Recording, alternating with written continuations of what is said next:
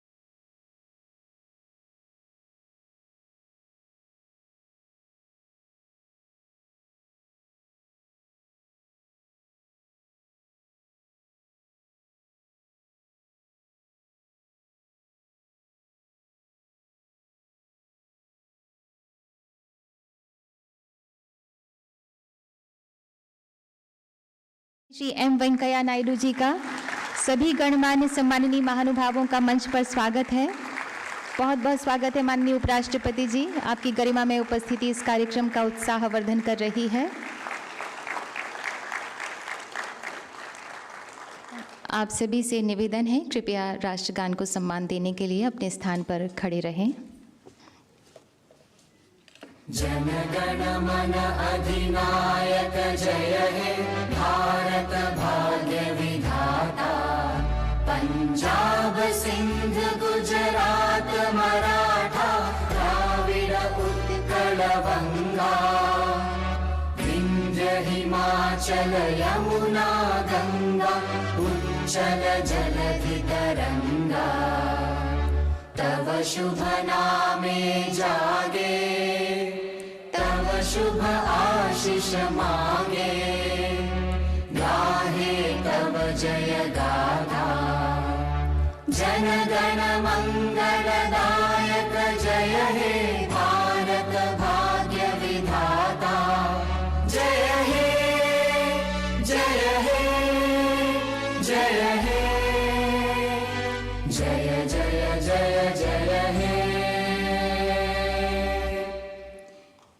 We extend a very warm and hearty welcome to Honorable Vice President of India, Shri M. Venkaiah Naidu ji. Sir, your gracious presence has blessed this occasion. We extend a very hearty welcome to the Honorable Union Minister of Textiles, Commerce and Industry, Consumer Affairs, Food and Public Distribution, Shri Piyush Goyal ji, respected Secretary, Ministry of Textiles, Shri Upendra Prasad Singh ji, respected Chairman, Confederation of Indian Textile Industry, Shri T. Rajkumar, respected Chairman, Standing Committee on Cotton of CITI, CDRA, and past Chairman, CITI, Shri P.D. Patodia, respected Shri Prem Malik, co-chairman Standing Committee on Cotton of CITI, CDRA and past chairman CITI, and respected Deputy Chairman CITI, Shri Rakesh Mehra. CITI, CDRA के द्वारा cotton sector की अथक सेवा और देश के प्रति अटूट श्रद्धा के 50 सालों को हम नमन करते हैं।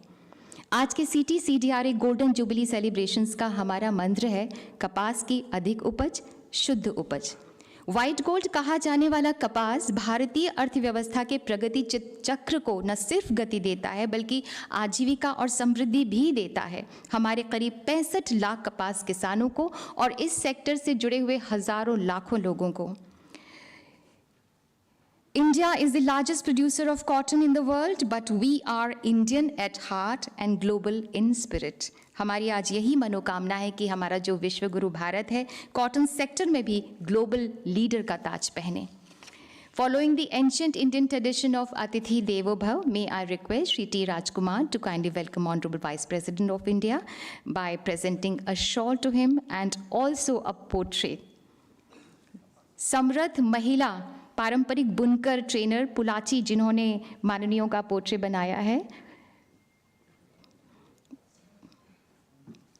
शॉल से और ये हस्तकला से माननीय उपराष्ट्रपति जी का सम्मान। और ये पोर्ट्रेट बनाया है पुलाची की जो पारंपरिक महिला बुनकर है, उन्होंने माननीयों का पोर्ट्रेट बनाया है।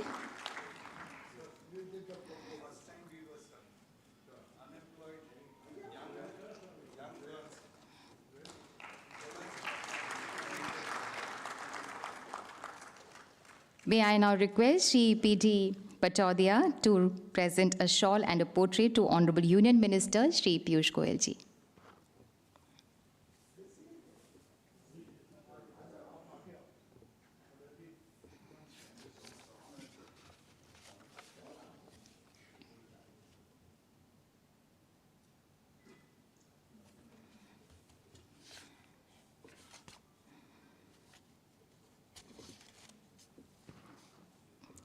माननीय श्री पीयूष गोयल जी को शॉल और पोट्रे प्रेजेंट करते हुए श्री मणि चिन्नस्वामी, कोऑर्डिनेटर अपाची कॉटन, और यहाँ पर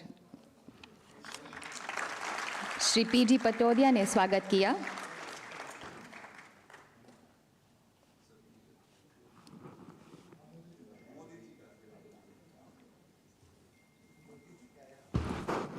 और एक और सरप्राइज़ है, हम कैसे भूल सकते हैं इस देश के प्रखर नेतृत्व को,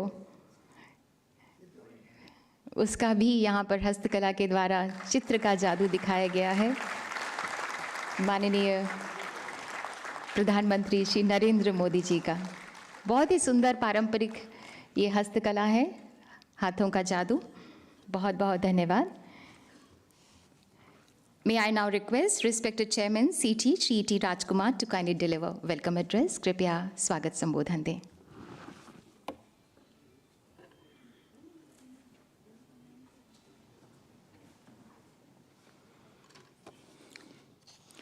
His Excellency, Honorable Vice President of India, Shri Venkaiah Naidu ji, Honorable Union Minister of Textiles, Commerce and Industry, Consumer Affairs, Food and Public Distribution, Shri Piyush Goyal ji, respected Secretary Textiles, Shri Upendra Prasad Singh ji, Standing Committee on Cotton of CITI Cotton Development and Research Association and past Chairman CITI, Shri P.D. Patodia ji, Co-Chairman Standing Committee on Cotton of CITI, CDRA and past Chairman CITI, Shri Prem Malik ji, Deputy Chairman CITI Shri Rakesh Mehraji, esteemed members, member associations and invitees of the Confederation of Indian Textile Industry, friends from media, delegates from and friends from all textile associations, ladies and gentlemen, namaskar and good morning to all of you.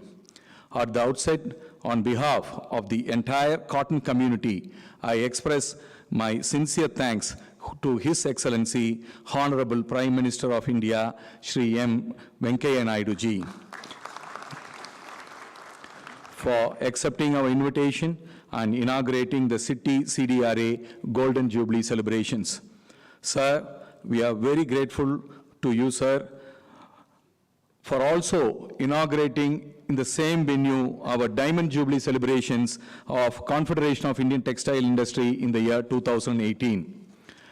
I extend a very warm welcome to our Honorable Union Minister of Textiles, Commerce and Industry, Consumer Affairs, Food and Public Distribution, Shri Piyush Goyal ji. Sir, your good self have been very kind enough for gracing today's celebration with your esteemed presence and kindly agreeing to deliver the keynote address. I welcome all the senior government officials, invitees of CITI, delegates from the textile industry, cotton farmers from the project areas of Rajasthan, Madhya Pradesh, Punjab and Gujarat, of CITI CDRA, friends from the media, and each and every one of you for gracing this occasion. The NDA government, led by our Honorable Prime Minister, Shri Narendra Modi ji, has been taking numerous path-breaking policy initiatives to enhance the global competitiveness of our country, especially the Indian textile and clothing industry, the second largest employment provider next only to agriculture. Our Honorable Minister for Textiles, Shri Piyush Goyal ji, has always been giving a major thrust for our industry and addressing all the structural issues on a fast-track basis. Our Honorable Minister deserves to have a loud applause to show our gratitude for making history in concluding the FTAs with the United Arab Emirates and Australia in a record time, and also making efforts to conclude FTAs with other important countries like United Kingdom, Canada, Japan, and European Union. Sir, we would achieve the target of US 400 billion 9 days in advance and create a record of achieving 418 billion US dollars during the financial year 2021-2022, a history in the history of our country. The cotton textile products could exceed the target by 25% owing to various proactive policies, and also with your constant encouragement, we are confident that we will comfortably achieve the target set for the next financial year. Indian cotton has over 5,000 years history and has been the engine of growth for the development of the Indian textile industry. Today, cotton is sustaining the livelihoods of around 6.5 million people involved in cotton cultivation and over 25 million people involved in the manufacture of various products out of the homegrown cotton. Cotton has been one of the attractive cash crops. The government has been protecting the cotton farmers by exercising the minimum support price whenever the market price ruled below the cost price, and also periodically revised the MSP too. The government has been encouraging the cotton farmers by extending numerous schemes and research and development activities so that the interests of both the farmers and the cotton textile industry are protected. Sir, the NDA government, during the regime of our late Prime Minister, Shri Atal Bihari Vajpayee ji, implemented the technology mission on cotton that enabled the country to increase cotton productivity per hectare from 275 kgs to 585 kgs. The scheme was closed by the end of 2010. Though we could sustain our production and productivity for a few more years, the hybrid BT technology could not sustain the productivity level. In the absence of appropriate technology through our country, accounts 38% of the world's cotton acreage and remains as the largest cotton producer in the world. Our country accounts only 23% of the world cotton production. The yield per hectare is constantly declining, and currently over 460 to 500 kgs per hectare is the production as against 800 kgs of the world production level. It may be noted that over 20 countries achieve over 1,500 kgs yield per hectare. In addition, our cotton quality also need to be improved. Several countries command 10 to 20 cents per pound premium when compared to our cotton. The various policy initiatives and the opportunities emerged in the post-COVID scenario has accelerated the business growth of the cotton textile value chain. We anticipate 40 to 50 lakh bales of cotton shortage during the current season that is likely to increase in the further years to come. Therefore, we appeal to our Honorable Minister and to the Union Government to implement the technology mission on cotton too. We have the potential to increase our yield to 750 kgs per hectare in the medium term. The Cotton Advisory Board has also submitted a proposal in this regard. Before I conclude my welcome address, I am glad to inform the August gathering that the CITI CDRA has been rendering women service to the Indian cotton farmers in various cotton development activities. Currently, CITI CDRA is aggressively developing cotton in the states of Rajasthan, Madhya Pradesh and Maharashtra by directly engaging around 9,000 cotton farmers. CITI CDRA closely works with the Department of Agriculture of various states and by giving quality seeds and other input supplies. And also various leading textile mills are supporting to implement the various programs relating to cotton and also constantly making efforts to improve the productivity and quality of cotton. I once again take this opportunity to thank His Excellency, the Honorable Vice President of India, Shri M. Venkaiah Naidu ji, and Honorable Union Minister of Textiles, Commerce and Industry, Consumer Affairs, Food and Public Distribution, Shri Piyush Goyal ji, and our beloved Secretary for gracing this celebration today. Thank you.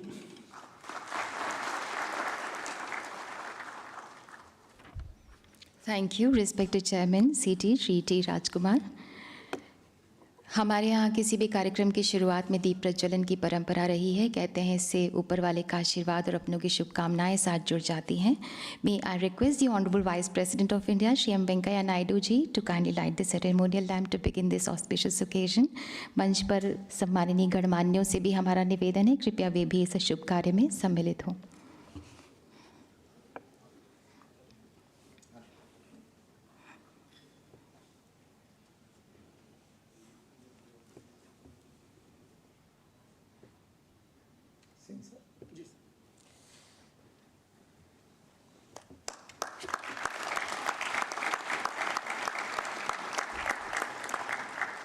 देख रही है दुनिया तुम में उजियाले विश्वास को, एक एक दिन दिव्य बनाकर तोहफा दो इतिहास को। नई रोशनी की तहरीरें लिख डालो आकाश में, उठो बांध लो सारा सूरज अपने बाहुपाश में।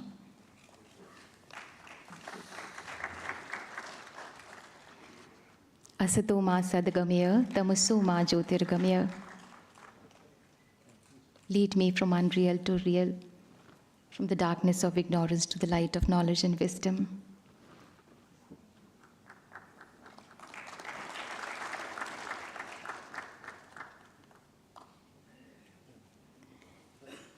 जब भी हम कोई शुभ कार्य करते हैं, अपने आदरणीयों का, सम्माननीयों का आशीर्वाद लेना नहीं भूलते हैं। आज हमारे बीच में माननीय उपराष्ट्रपति जी भी मौजूद हैं और माननीय मंत्री श्री पीयूष गोयल जी भी मौजूद हैं। May I request honourable union minister of textiles, consumer commerce and industry, consumer affairs, food and public distribution Shri Piyush Goyal ji to kindly address अस।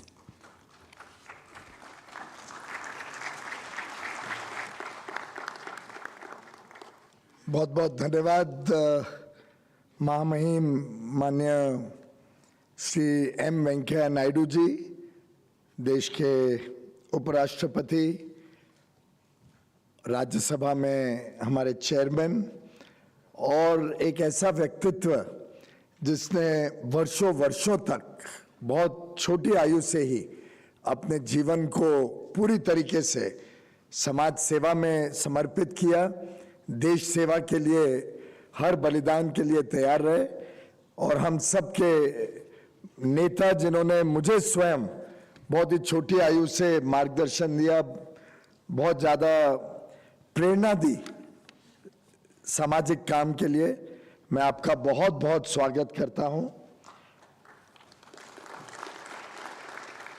कपड़ा विभाग के सचिव माननीय Shri UP Singh ji, chairman confederation of Indian textile industry Shri T Rajkumar ji, chairman CITI cotton development and research association standing committee on cotton Shri PD Patodia ji, यहाँ बड़ी संख्या में उपस्थित हमारे बीच जो किसान आए हैं, कारीगर, बुनकर उपस्थित हैं और जो हजारों की संख्या में वेबकास्ट के माध्यम से आज का एक कार्यक्रम में जुड़े हैं और कोविड के रहते सब यहाँ पे दिल्ली नहीं आ पाए, उद्योग जगत के हमारे मित्र और जितने इस पूरे क्षेत्र के साथ जुड़े हुए, इस इकोसिस्टम के साथ जुड़े हुए भाई बहन हैं, मैं सभी का साधुवाद करता हूं, वंदन करता हूं और धन्यवाद करता हूं कि आप सब ने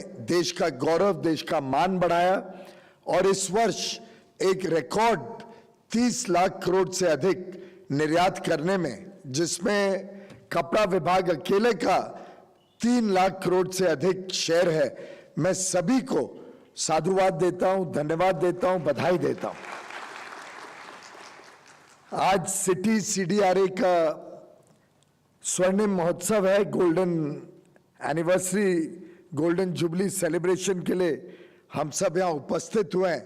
बड़ा अच्छा संजोग है कि जब देश आज़ादी का अमृत महोत्सव मना रहा है, उसी के साथ साथ हम सबको सिटी CDRA के गोल्डन जुबली का भी मनाने का अवसर मिला है। जैसे माननीय प्रधानमंत्री नरेंद्र मोदी जी ने कहा, अब अगले 25 वर्ष जो अमृत काल भारत का रहेगा, उसमें हमें कैसे देश को आगे बढ़ाना है, तेज गति से एक विकसित देश, एक विश्व गुरु बनाना है। इसके लिए हम सबको अपने आप को संकल्पित करना है, इसके लिए हम सबको काम करना है। और मेरा विश्वास है कि कपड़ा उद्योग जिस तेज गति से, जिस आत्मविश्वास के साथ आगे बढ़ रहा है, हम इस काम में अपना योगदान भली भांति देंगे। हमारी सोच है कि इस क्षेत्र का अगले 7-8 सालों में हमने 3 गुना निर्यात करना था। 33 बिलियन पिछले वर्ष हुआ था, इस वर्ष 43 बिलियन हुआ है। इसी स्पीड पे हम बढ़ते बढ़ते $100 बिलियन का निर्यात भारत से 2030 तक करें, ऐसी हम सबकी इच्छा है। मैं समझता हूं हम सबकी सामूहिक इच्छा है। और मैं माननीय उपराष्ट्रपति जी को विश्वास दिलाना चाहूंगा कि we will leave no stone unturned to achieve this aggressive growth and this substantial target. मित्रों, आज का जो ये कार्यक्रम है, इसकी जो थीम है कपास की अधिक उपज, शुद्ध उपज, ये वास्तव में हमारे लॉन्ग टर्म प्लान्स के लिए बहुत अहम भूमिका रखती है। एक प्रकार से माननीय प्रधानमंत्री जी कई बार कहते हैं कि हमने किसानों की आय को दुगना करना है, बढ़ाना है। उसके लिए किसानों की जो उत्पादन है वो बढ़ना आवश्यक है, उत्पादकता भी बढ़नी उतनी ही आवश्यक है। मैं सिटी CDRA को मुबारकबाद दूंगा, जिन्होंने कई सारे योजनाओं द्वारा इस काम में लगभग 90,000 कपास के किसानों को जोड़ा है और एक समुच्चय विकास हो इस क्षेत्र का, उसकी चिंता की है। कपास ये कोई एक फाइबर नहीं है सिर्फ, ये एक प्रकार से भारतीय संस्कृति का प्रतीक है। हमारी जीवन शैली, हमारी परंपराओं में कपास का जिक्र हमें बार बार देखने को मिलता है। वैसे तो 3000 सालों से भारत से बने हुए टेक्सटाइल्स, कपड़े की प्रसन्नता पूरे विश्व में इसको बड़े प्रभावी रूप से हम निर्यात कर रहे हैं। कहा जाता है कि मार्को पोलो ने 13वीं सदी में या वास्को डा गामा ने 15th सेंचुरी में एक प्रकार से भारत के कपड़े की उच्च स्तरीय गुणवत्ता की बहुत तारीफ की थी। मुझे लगता है कि 17th सेंचुरी तक अगर हम देखें तो हमारे भारत का कैलिको या चिन्स, जो अलग अलग प्रकार के कपास के फैब्रिक्स बनते थे, ये पूरे यूरोप में इसका प्रभाव देखने को मिलता था। चरखा ने तो हमारे भारत की आज़ादी की लड़ाई या जो स्वदेशी मूवमेंट था, इन दोनों के लिए भी एक प्रकार से प्रतीक का काम किया, प्रतीक के रूप में काम किया। मुझे लगता है अब हम सबको मिलके आत्मनिर्भर भारत के जो ये पूरी प्रवाह है, जो जर्नी है, इसको पूरी तरीके से सफल बनाना है। पूरे विश्व को बताना है कि भारत का जो कपड़ा उद्योग है ये सिर्फ गुणवत्ता ही नहीं पर विश्वसनीयता और अति आधुनिकता का भी प्रतीक है। और विश्व भर में भारत के टेक्सटाइल्स, भारत के कपड़ा उद्योग के प्रोडक्ट्स की सराहना हो, उसके लिए बड़ी मार्केट मिले।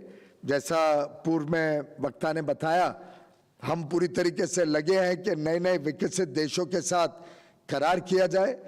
अब ऑस्ट्रेलिया में जो भी हमारा सामान जाएगा, 100% किसी भी प्रकार का सामान ऑस्ट्रेलिया जाएगा उस पे 0 ड्यूटी लगेगी। इसी प्रकार से UAE, United Arab Emirates, Dubai, जिसको हम ज़्यादा अधिक अबू धाबी, दुबई वगैरह हम जानते हैं, यहाँ भी कपड़ा उद्योग से बने हुए सभी वस्तुओं को 0 इंपोर्ट ड्यूटी पे, 0 शुल्क पे हम अभी निर्यात कर सकेंगे। हमारी कोशिश है कि यूरोप में, यूके में, कनाडा में, जीसीसी जो बाकी मिडिल ईस्ट कंट्रीज हैं, इन सब में भी 0 ड्यूटी पे भारत के कपड़ा उद्योग को एक्सेस मिले। हम तेज गति से वहाँ पे चर्चा में लगे हुए हैं। हम सब जानते हैं कि कुछ पाने के लिए कुछ देना भी पड़ता है। तो इस भावना के साथ कि जो लेबर इंटेंसिव इंडस्ट्री है, जहाँ लोगों को अधिक रूप में रोजगार मिले, लोगों को काम करने का अवसर मिले, ऐसे क्षेत्रों में हम प्रभावी रूप से विश्व में अपने सामान का निर्यात कर सकें, इसको हम प्राथमिकता दे रहे हैं। और इसके रहते कुछ सामान अगर भारत में भी बाहर से आते हैं, खासतौर पे कुछ हाई टेक्नोलॉजी मशीनरी, कुछ ऐसे रॉ मटेरियल्स जो भारत में पर्याप्त मात्रा में नहीं है, कुछ ऐसे मिनरल्स जो भारत में नहीं है, तो मुझे लगता है वो भी देश हित के लिए अच्छा है। क्योंकि सस्ते में मिनरल्स या रॉ मटेरियल्स, इंटरमीडिएट्स आएंगे तो भारत की कंपेटिटिवनेस, स्पर्धा में खड़े होने की क्षमता और सुधर जाएगी। साथ ही साथ अच्छी मशीनरी, अच्छी क्वालिटी के टेक्नोलॉजी जब भारत में आएगी तो उससे हमारा जो उत्पादन है वो भी अच्छा बनेगा, उस उत्पादन की विश्व में डिमांड बढ़ेगी और हम स्पर्धा में खरे उतर पाएंगे। मैं समझता हूं अब हम सब के लिए मौका है, ऐसे बदलती हुई अंतर्राष्ट्रीय परिस्थितियों में जब लोग भारत की तरफ देख रहे हैं, भारत के सामान को स्वीकार कर रहे हैं, भारत के सामान का स्वागत कर रहे हैं, भारत के उद्योग और हमारे किसानी क्षेत्र के सभी वस्तुओं का आज एक पूरे विश्व में डिमांड बढ़ते जा रहे हैं, ऐसी जियोपॉलिटिकल सिचुएशन डेवलप हो रही है कि भारत को अब मौका नहीं गंवाना चाहिए, रादर मौके पे चौका लगाना चाहिए। और मुझे विश्वास है कि हमारा कपास का उद्योग जो क्षेत्र है, हमारा जो कपड़ा का उद्योग है, ये इसमें चूकेगा नहीं, इस मौके को छोड़ेगा नहीं। आज भी विश्व का लगभग 1/4 हिस्सा कपास का भारत में बनता है। ये बात अलग है कि अब हमने मेहनत करनी है कि कैसे हम इन 65 लाख जो किसान और अलग अलग क्षेत्र में लोग काम कर रहे हैं, जो डायरेक्टली इनडायरेक्टली कपास क्षेत्र से जुड़े हुए हैं, इन सबके जीवन में और उमंग लाए और अच्छा भविष्य दें, उसके लिए उत्पादकता बढ़ानी पड़ेगी। आज जो हमारा लगभग 500 किलो प्रति हेक्टेयर उत्पादन है, ये दुनिया के एवरेज से आधा है लगभग, और अगर कुछ विकसित देश देखें तो उनसे लगभग 1/4 है। मुझे लगता है कि जैसा मैंने ऑस्ट्रेलिया के भी मित्रों से बात की है कि अब आने वाले दिनों में ऑस्ट्रेलिया से भी हम टेक्नोलॉजी भारत लाएं, ऑस्ट्रेलिया के किसानी क्षेत्र को समझने के लिए हमारे कुछ किसानों को वहां भेजें, उनके टेक्नोलॉजी को, जैसे उदाहरण के लिए स्प्रेइंग बड़ा इंपॉर्टेंट है कपास उद्योग में, तो क्या हम विश्व की स्प्रेइंग टेक्नोलॉजीज को भारत में ला सकते हैं क्या? आर्टिफिशियल इंटेलिजेंस से जो आधुनिक टेक्नोलॉजीज है उससे क्या हम स्प्रेइंग के हमारे सिस्टम्स को सुधार सकते हैं क्या? क्योंकि कपास का जो खेती है ये स्प्रेइंग के लिए बहुत सेंसिटिव है कि स्प्रे ठीक से हुआ कि नहीं। इसको डेटा को इस्तेमाल करके हम इसमें अगर किसानों को समझाएंगे, किसानों को जोड़ के उनकी भी इस क्षेत्र में अच्छी नॉलेज बढ़े, इन टेक्नोलॉजीज को समझें, तो मुझे लगता है कि बहुत अधिक लाभ किसानों का भी हो सकता है और भारत के कपड़ा उद्योग को भी पर्याप्त मात्रा में और अच्छी गुणवत्ता वाला कपास मिलने की संभावना बढ़ सकती है। वैसे ऑस्ट्रेलिया में तो मैंने बड़ा विचित्र स्थिति देखी कि किसान सिर्फ किसानी नहीं करते हैं, वो ड्रोन भी चलाते हैं, ड्रोन के पायलट भी हैं, वो कंप्यूटर पे डेटा भी देखते हैं और उसको भी समझते हैं कि डेटा के हिसाब से हमें पानी कितना देना, किस प्रकार के बीज इस्तेमाल करना, फर्टिलाइजर कितना इस्तेमाल करना, कम ज़्यादा पेस्टिसाइड से क्या लाभ होगा। तो एक प्रकार से agri scientist, agri pilot, agri data analyst, इस रूप में हमारे किसानों को भी हमें तैयार करना है। मेरा मानना है कि हमारे किसान पूरी क्षमता रखते हैं, क्षमतावान है, उनमें पूरी कैपेसिटी, कैपेबिलिटी है इन चीज़ों को समझने की। और हम सबको, और ख़ास तौर पे जो हमारे रिसर्च एसोसिएशंस हैं, जो कपड़ा विभाग है, हमारे अन्य जो किसान क्षेत्र के जो रिसर्च इंस्टीट्यूट्स हैं, हम सबको मिलके इस काम में पहल करनी है, बढ़त करनी है। साथ ही साथ ड्रिप इरिगेशन हो या रेन वाटर हार्वेस्टिंग हो, इंटरक्रॉपिंग टेक्नोलॉजीज हो, इन सब से भी हम किसानों की आय को बढ़ाने में सफल हो सकते हैं।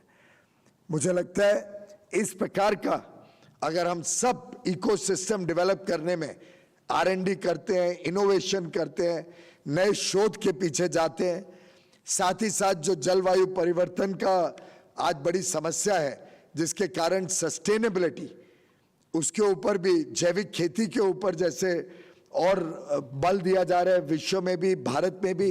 प्रधानमंत्री जी भी प्राकृतिक खेती की बात कई बार कर चुके हैं। मुझे लगता है इन सब चीज़ों को जब ICAR, हमारी agri universities, IARI, cotton research universities, हम सब मिलके इस काम को जब लेंगे तो इससे भविष्य भी किसानों का उज्जवल होगा और हमारे क्षेत्र का भी भविष्य में विकास तेज गति से हो पाएगा। मैं समझता हूँ विदेश से जो कॉटन आ रहा है, जो कापूस आता है, एक्स्ट्रा लॉन्ग स्टेपल या लॉन्ग स्टेपल, इस पे भी हमें निर्भरता अपनी कम करनी चाहिए और भारत में कैसे अच्छी गुणवत्ता वाला कॉटन बने, इसके बारे में भी हम सबको मिलकर चिंता करने की आवश्यकता है। प्रधानमंत्री जी ने एक नया विजन दिया था जिसको 5F कहा गया था। 5F यानी farm to fibre, fibre to factory, factory to fashion और फैशन से फॉरेन। मुझे लगता है हम सबको मिलके इस कल्पना को भी आगे बढ़ाने में अपना योगदान देना आवश्यक है। साथ ही साथ एक नया प्रोडक्ट जो विश्व में बहुत प्रसिद्ध है, जिसका अच्छा दाम मिलता है, वो है ऑर्गेनिक कॉटन। हम ऑर्गेनिक कॉटन के पीछे भी थोड़ी चिंता करें, शोध करें, तो मैं समझता हूँ उससे भी भारत का नाम और भारत के जो टेक्सटाइल्स हैं, इनकी एक्सेप्टेबिलिटी, इन पे सही दाम मिलने में हमें आगे फायदा होगा। साथ ही साथ कॉटन की जो आज के दिन कपास के दाम बहुत ऊंचे हैं, उसके ऊपर भी सरकार निरंतर नियंत्रण रखे हुए है। उसका प्रभाव टेक्सटाइल क्षेत्र पे भी हो रहा है, लेकिन एक जरूर है कि हमें इक्विलिब्रियम, राइट बैलेंस, जैसे किसानों को भी सही दाम मिले और सही दाम पे कॉटन उपलब्ध हो, जिससे हम टेक्सटाइल में हमारा निर्यात बढ़ा सके, कॉटन का हमारा निर्यात बढ़ा सके, इसको बैलेंस करने की आवश्यकता है। साथ ही साथ जो आज देश में बीइंग वोकल फॉर लोकल, जो एक नई एक प्रकार से मूवमेंट शुरू हुई है और जो देश में एक नया आह्वान दिया है प्रधानमंत्री जी ने, लोकल गोज ग्लोबल, कि भारत के वस्तु भारत की डिमांड भी पूरी करे और भारत की डिमांड अच्छी गुणवत्ता वाली जब देंगे तो साथ ही साथ विश्व में भी भारत का सामान ग्लोबल स्टेज पे बड़े रूप में जा सकेगा। जैसे कि हमारा कस्तूरी कॉटन है।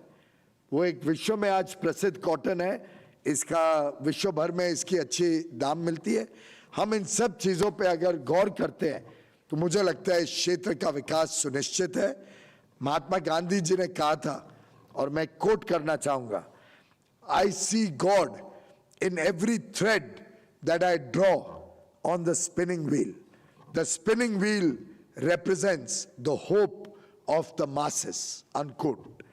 मेरा मानना है हमें इसको पूरी प्रतिबद्धता से अपनाना है। सरकार अपनी तरीके से, अब पूरी तरीके से आपके साथ खड़ी है। अपना पूरा समर्थन आपको देने के लिए मैं विश्वास दिलाता हूं। कपड़ा उद्योग अच्छी तरीके से विकसित तरीके से आगे बढ़े, ये हम सबकी सामूहिक संकल्प है। और हम सब मिलके, मेरा विश्वास है, भविष्य में अंतर्राष्ट्रीय पटल पर भारत के कपड़ा उद्योग को बड़े रूप में, प्रभावी रूप में लेके जाएंगे। एक आत्मनिर्भर भारत में कपड़ा उद्योग भी आत्मनिर्भर बने, कपड़ा उद्योग का भी बड़ा योगदान हो आत्मनिर्भर भारत के लिए। इस कॉन्फिडेंस के साथ, इस संकल्प के साथ हम सब माननीय उपराष्ट्रपति जी को सुनेंगे और उनके मार्गदर्शन के लिए हम सब उत्सुक हैं। अवार्ड्स भी आज माननीय उपराष्ट्रपति जी के कर कमलों द्वारा दिए जाएंगे। मैं पुनः एक बार आपका तहे दिल से धन्यवाद करता हूं कि आपने अपना बहुमूल्य समय हमारे इस कार्यक्रम के लिए दिया। बहुत बहुत धन्यवाद। नमस्कार। बहुत बहुत धन्यवाद माननीय, आपके आत्मीय संबोधन के लिए। Thank you sir. कपास के धागे की रील मानो समय की रील में गुथ गई हो, बुन गई हो। प्राचीन से आधुनिक तक का ताना बाना है हमारी कॉफी टेबल बुक, जिसमें समय चक्र ने अपने रंग भी छिटकाए हैं। It also describes how technology has impacted the cotton sector as a whole. इसमें इंडस्ट्री लीडर्स के, एक्सपर्ट्स के आर्टिकल भी हैं। The coffee table book also sketches the activities of CITI CDRA during last 50 years while leaving a blueprint for its future activities। भविष्य की मंजिलों के रास्ते भी हमने तय कर रखे हैं। अब हम विनम्र विनती करते हैं माननीय उपराष्ट्रपति जी आपसे कि कृपया CITI coffee table book millennium shades of cotton का विमोचन अपने कर कमलों द्वारा करें।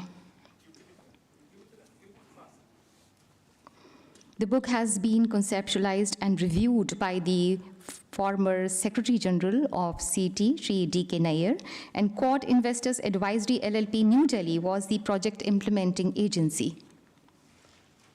Millennial Shades of Cotton.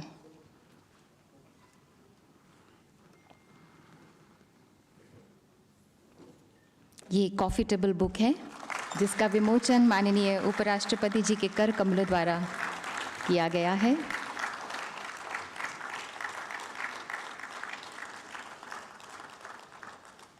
बहुत बहुत धन्यवाद माननीय उपराष्ट्रपति जी। On this spectacular occasion, CITI CDRA has decided to honor those scientists and farmers who made us proud, who have raised the bar of achievement, who have played their duties exceptionally well in the past few years, जिन्होंने एक मशाल जलाई, प्रेरणा की, एक मिसाल बनाई, उपलब्धि की। अब हम विनम्र विनती करते हैं माननीय उपराष्ट्रपति जी आपसे कि कृपया CITI CDRA प्रोजेक्ट एरियाज़ के फार्मर्स तथा लीडिंग साइंटिस्ट्स को अपने कर कमलों द्वारा पुरस्कारों से सम्मानित करें।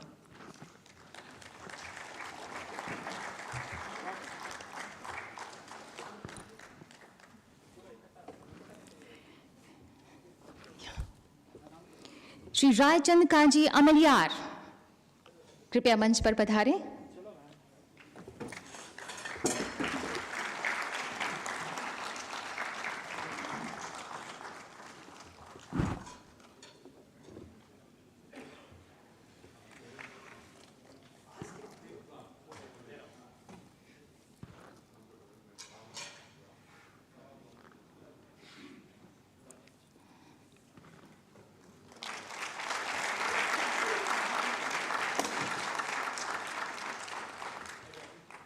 श्री दिनेश रामा डाबी।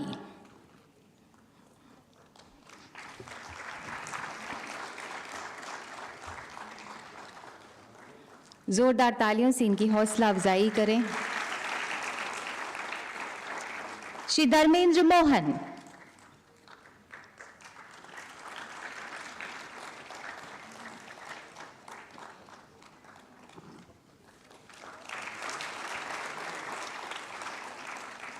श्री कैलाश माला सिंगाद,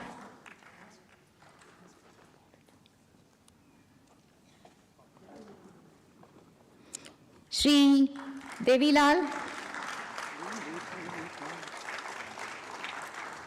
जी मंच पर जाइए। श्री मदन सिंह, आप भी आइए मंच पर।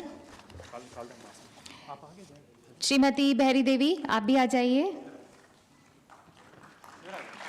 श्री बहरूलाल, आप भी आ जाइए।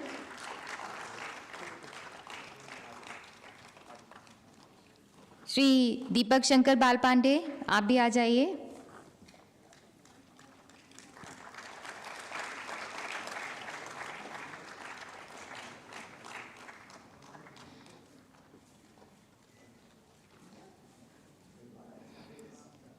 श्रीमती बहरी देवी जी अभी पुरस्कार ग्रहण कर रही हैं। उसके बाद श्री बहरूलाल, श्री दीपक शंकर बाल पांडे, श्री रविंद्र वसंत वैद्य,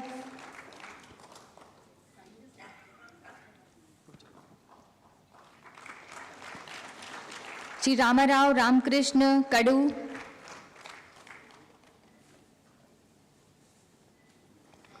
जोरदार तालियों से इनका उत्साहवर्धन करते रहें। Shri Bhanudas Uddhav Bodhane, doctor Sujit Kumar Shukla, principal scientist CIR COT Nagpur,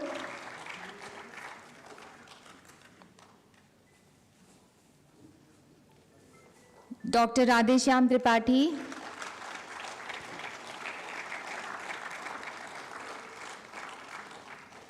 Shri Purushottam N Sharma, Shri Govind H वैराले,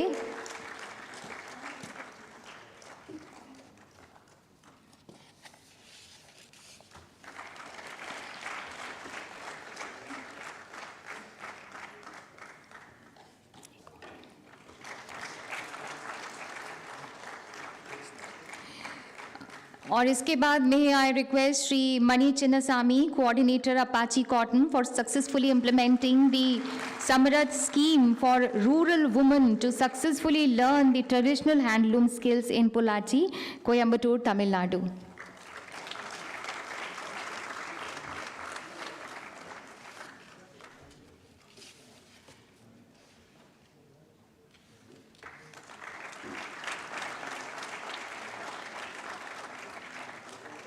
सभी पुरस्कार विजेताओं को बहुत बहुत बधाई और शुभकामनाएं। कोटि कोटि धन्यवाद माननीय। Ladies and gentleman, the time has arrived for that momentous occasion. वो शुभ घड़ी आ पहुंची है। May I request the honourable vice president of India to kindly guide us, bless us and show us the way forward. एक बार जोरदार तालियां माननीय उपराष्ट्रपति महोदय के लिए।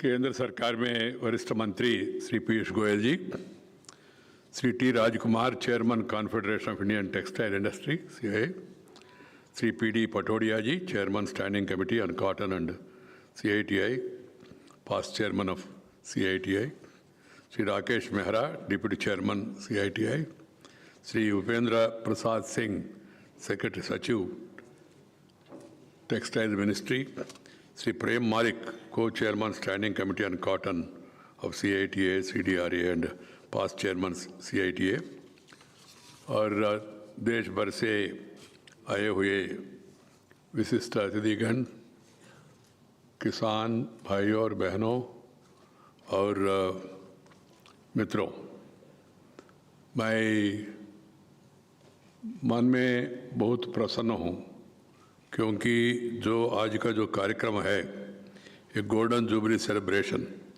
ऑफ CIT, ये आज़ादी का अमृत महोत्सव के संदर्भ में उसके साथ ये कार्यक्रम आप लोग कर रहे। मैं पहले टेक्सटाइल मंत्रालय को और आपका एसोसिएशन को मैं हृदय से अभिनंदन देना चाहता हूँ।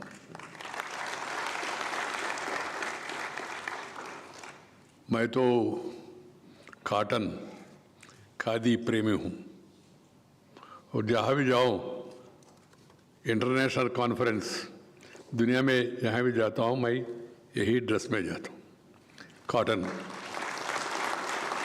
Cotton is comfortable, simple, dignified, and also majestic. And also, cotton was our livelihood. We should focus more and more on this sector by way of research, by way of guidance, by way of policy formulation in the interest of this sector. The interest of the farmers should be kept in mind.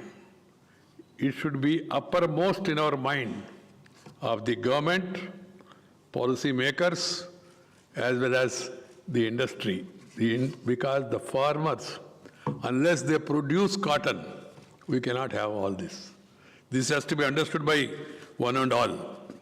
My hearty congratulations to the CITI, Cotton Development and Research Association, for completing 50 years of its existence and the seed development service in the Indian cotton sector. I'm happy to learn that CDRA is working across 1,700 villages of Rajasthan, Madhya Pradesh and Maharashtra in association with about 90,000 farmers for improving yield, production of cotton in a sustainable way. Sustainable development के लिए sustainable way में इस sector को मदद करना बहुत आवश्यक है. Before proceeding further, I take this opportunity to congratulate all the Indian industry leaders and stakeholders for achieving the target of $400 billion goods export during the year 2021-22. 400 billion goods, 400 plus, which is about 37% higher than the previous year.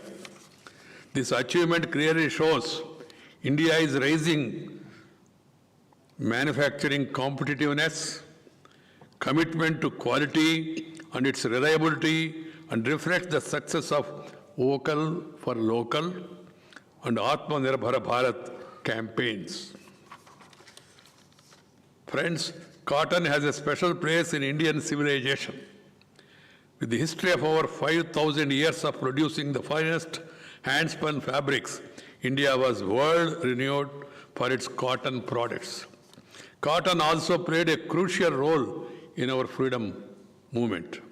Starting with the Swadeshi movement, the spinning of khadi and charka became a great symbol of Swaraj, and that led to the rise of national consciousness. Connecting the poor and the rich, peasants and craftsmen, and people from all the religions, cotton was one of the most important binding factor for people to fight against the British Raj. This importance of cotton to Indian people and the Indian economy has not diminished over the years. It's well known that cotton-based textiles are the mainstay of the Indian textile and apparel industry. Along with the largest acreage of cotton cultivation in the world, India is the largest producer of cotton globally, accounting for about 23% of the world's total cotton production. The cotton textile industry today is the second largest employer in the country after agriculture, while also sustaining the livelihood of an estimated 6.5 million cotton farmers and driving a large export market. Thus, cotton is certainly still at the core of the Indian economy. My dear sisters and brothers, despite its importance to our economy, cotton yield in India is still low when compared to other major cotton growers in the world. While countries like China, Brazil, and Turkey have been able to achieve yields as high as about 1,800 kgs per hectare, India, on the other hand, have a yield of about 460 kg lint per hectare, which is less than the world average yield of about 800 kg. Through our country accounts for 39% of the world area under cotton cultivation, we account only for 23%. This is the issue. This issue has to be analyzed, understood by the ministry, by the industry, by the research team who are focusing their attention why we are lagging behind in per acre cotton production. It's a very serious matter because Indian farmers have the ability to understand what, and if they need proper counseling, proper seeds and proper cultivation methods, if they are passed on to the cotton farmers, I'm sure they will definitely excel. There is an inherent knowledge among the farming community. What is required is you need to upgrade their skills.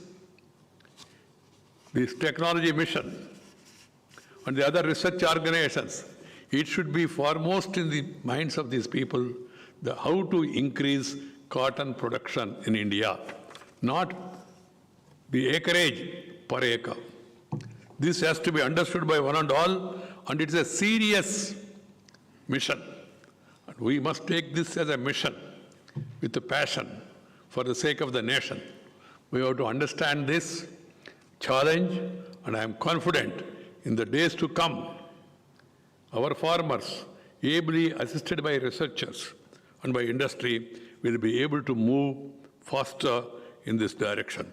I understand that the technology mission on cotton, unique scheme launched by former Prime Minister Sri Atal Bihari Vajpayee, enabled the country to become the world's largest cotton producer by increasing the yield per hectare from 275 kgs to 585 kgs.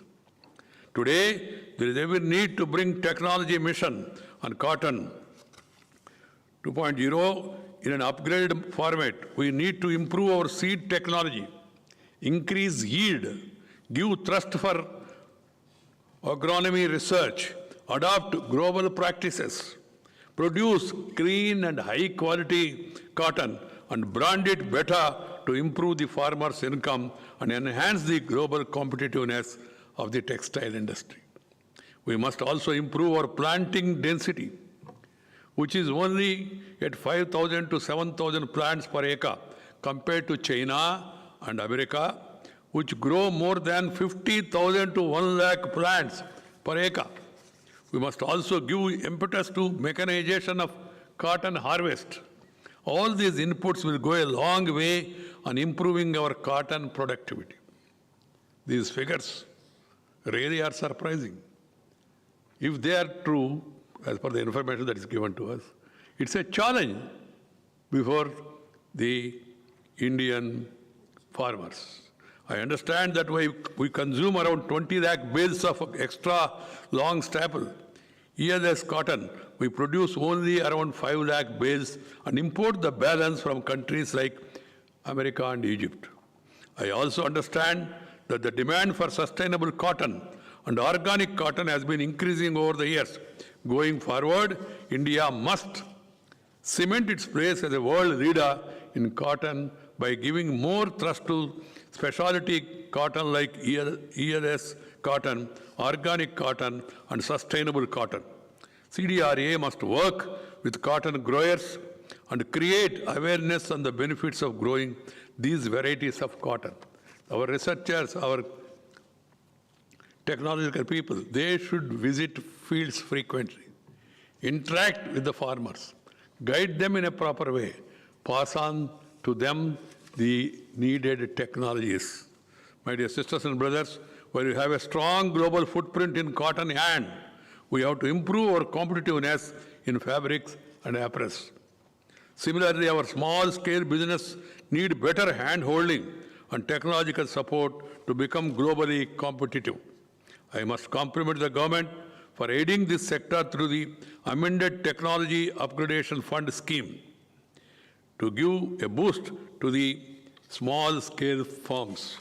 Similarly, programs that can take up upscale of textile workers should be taken up in a big way. This way, we can ensure our competitive edge is not limited to technology and cheap labor. Something like Samartha scheme for capacity building in textile sector aim to address the shortage of skilled workers in the textile sector with a target of training 10 lakh persons and must be implemented earnestly. While improving our export competitiveness in traditional textiles, we cannot ignore sunrise sectors such as technical textiles, which are seeing a rapid rise in demand across the world. We must gain competitiveness in these new areas of textile and upgrade and upskill our workers and entrepreneurs to have an edge compared to the rest of the world. The National Technical Textile Mission, initiated with an aim to position India as a major producer, consumer, and exporter of technical textile products in the world, map is laudable. My dear sisters and brothers, textiles, especially those of cotton, have a great symbolic value to our civilizational heritage, continue to employ millions of our people, and fetch billions of dollars, giving employment to millions of people, fetching billions of dollars, and having a great cultural value. It should be given all the support that is needed. It is indeed one of the most important industries to achieve inclusive growth for the nation, and thus government gives utmost priority for the textile industry in all its policies. Going forward, we must capitalize further on our traditional strength, abundant resources, and bring in technological and modern agronomical practices into cotton industry to further consolidate our position as global leader. I am sure that with the collective efforts of the government and all the stakeholders, this is possible in the near future. I once again applaud CITI, CDRA for its concerted efforts towards improving the production, productivity, and quality of Indian cotton. I wish them all success for their future endeavors. Dhanyavad, Namaskar, Jai Hind.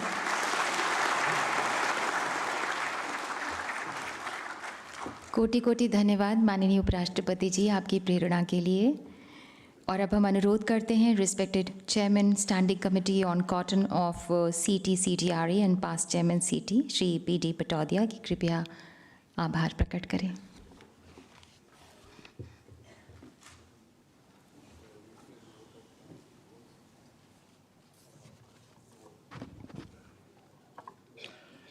His Excellency, Honorable Vice President of India, Sri M. Venkaiah Naidu ji, Honorable Union Textiles, Commerce and Industry, Consumer Affairs, Food and Public Distribution, Sri Piyush Goyal ji, respected Secretary Textiles, Upendra Prasad Singh ji, IAS, and other dignitaries present today in our midst here.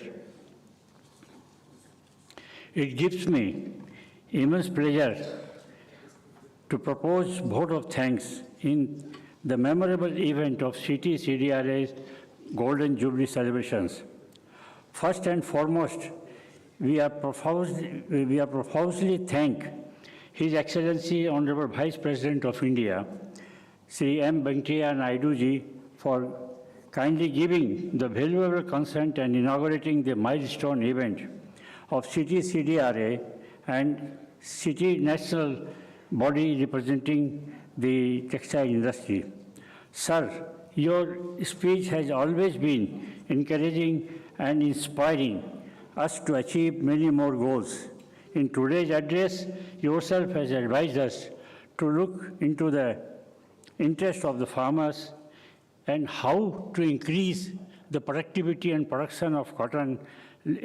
New ideas you have given, and we are sure that with the more working by us and also the concerned departments, cotton can be still, production can be still increased, and the yield and the quality and upgradation is very, very important in our cotton, which has to be done further in the time to come.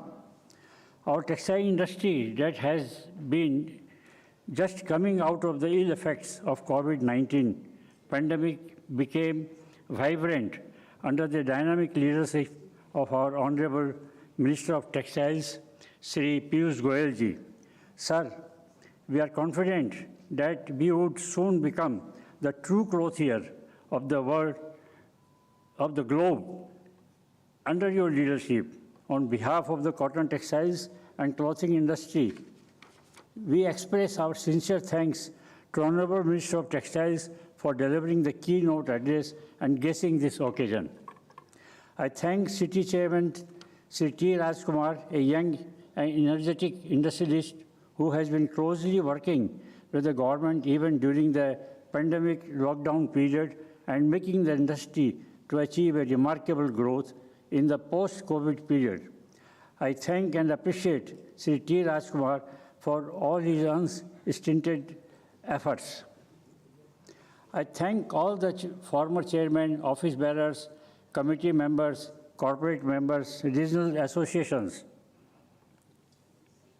Department of Agriculture of Rajasthan, Maharashtra, Madhya Pradesh, cotton scientists, seed manufacturers, cotton textile mills, and all these stakeholders in the value chain for extending their valuable support and cooperation to enable CITI-CDRA to render 50 years of glorious service to the cotton fraternity. I thank friends from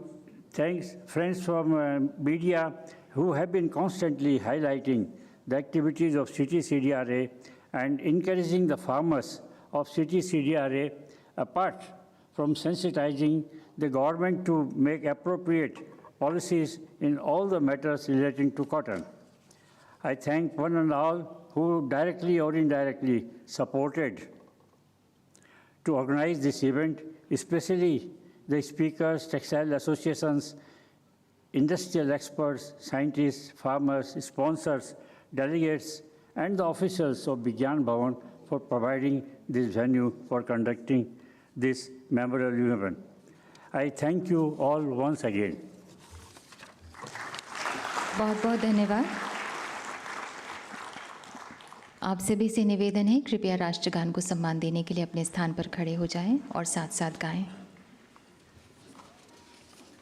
Jana Gana मन अधिनायक जय हे भारत भाग्य विधाता, पंजाब सिंध गुजरात मराठा द्राविड़ उत्कल बंगा, विंध्य हिमाचल यमुना गंगा उच्चल जलधि तरंगा, तव शुभ नामे जागे, तव शुभ आशीष मांगे, गाहे तव जय गाथा, जन गण मंगलदायक जय हे भारत भाग्य विधाता, जय हे जय हे जय हे जय जय जय जय हे।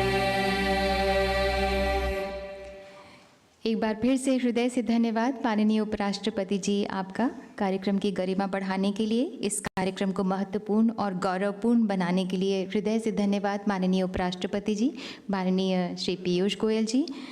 आप सभी से निवेदन है कुछ देर अपने ही स्थान पर रहें, माननीय उपराष्ट्रपति जी प्रस्थान कर रहे हैं।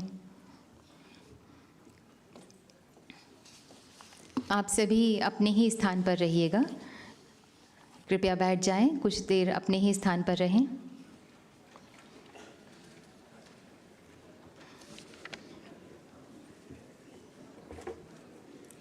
आप सभी से निवेदन है कि कृपया अपने ही स्थान पर रहें।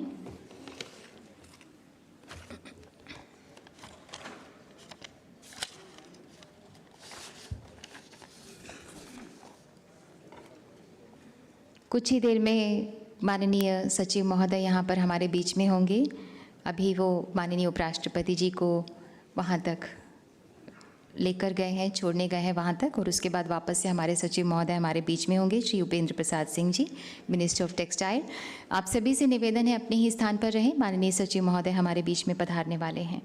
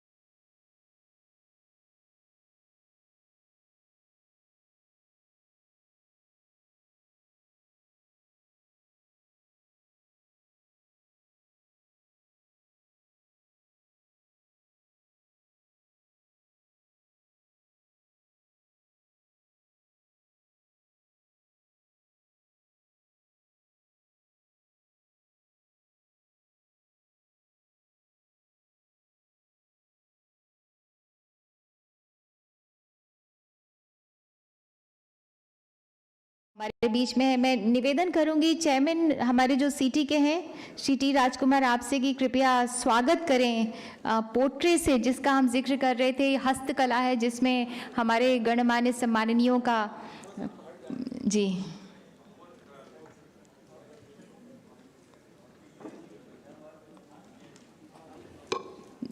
हम माननीय सचिव महोदय के बारे में भी बताना चाहेंगे कि आपने जो अपनी छत्र छाया दी है इस मंत्रालय को सचिव के रूप में।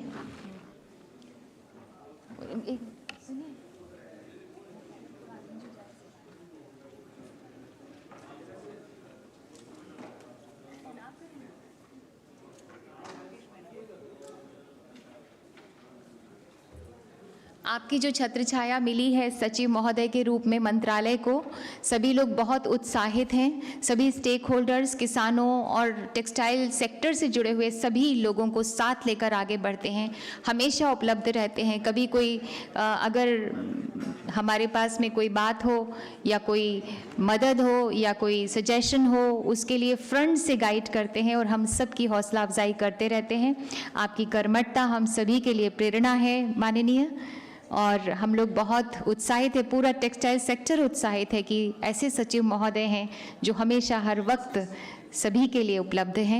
और आपकी जो छत्र छाया है उससे एक बहुत कंफर्ट की फील होती है, ऐसा सभी का एक मानना है। और आपने सामने से सभी को लीड किया है माननीय मंत्री जी और उसके बाद सचिव महोदय। जिस तरीके से स्टेक होल्डर्स और सभी टेक्सटाइल सेक्टर से जुड़े हुए लोग हैं और किसान हैं, उन सभी की चिंता है उन्हें। तो अब मैं निवेदन करूंगी टी राजकुमार जी जो कि चेयरमैन है सीटी के, कि कृपया रिस्पेक्टेड सचिव महोदय का स्वागत करें फूल से और पोर्ट्रे से, जो कि हस्तकला का हमने आपका जिक्र किया था कि हमारे गणमान्यों के चेहरे बनाए गए हैं, उनकी तस्वीर बनाई गई है। तो स्वागत करेंगे रिस्पेक्टेड सचिव महोदय का।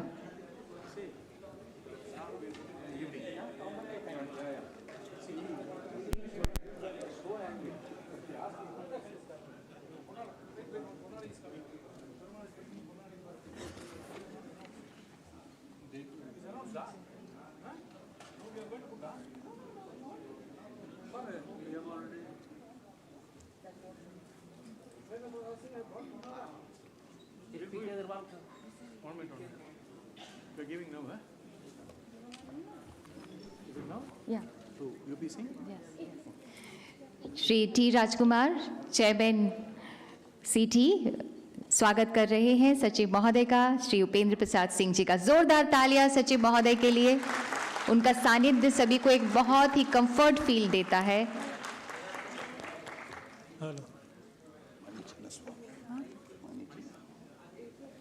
मणि चिन्ह स्वामी यहाँ पर मौजूद हैं, उनका पोर्ट्रे उन्हें प्रदान कर रहे हैं। ये महिलाओं द्वारा बनाया गया है।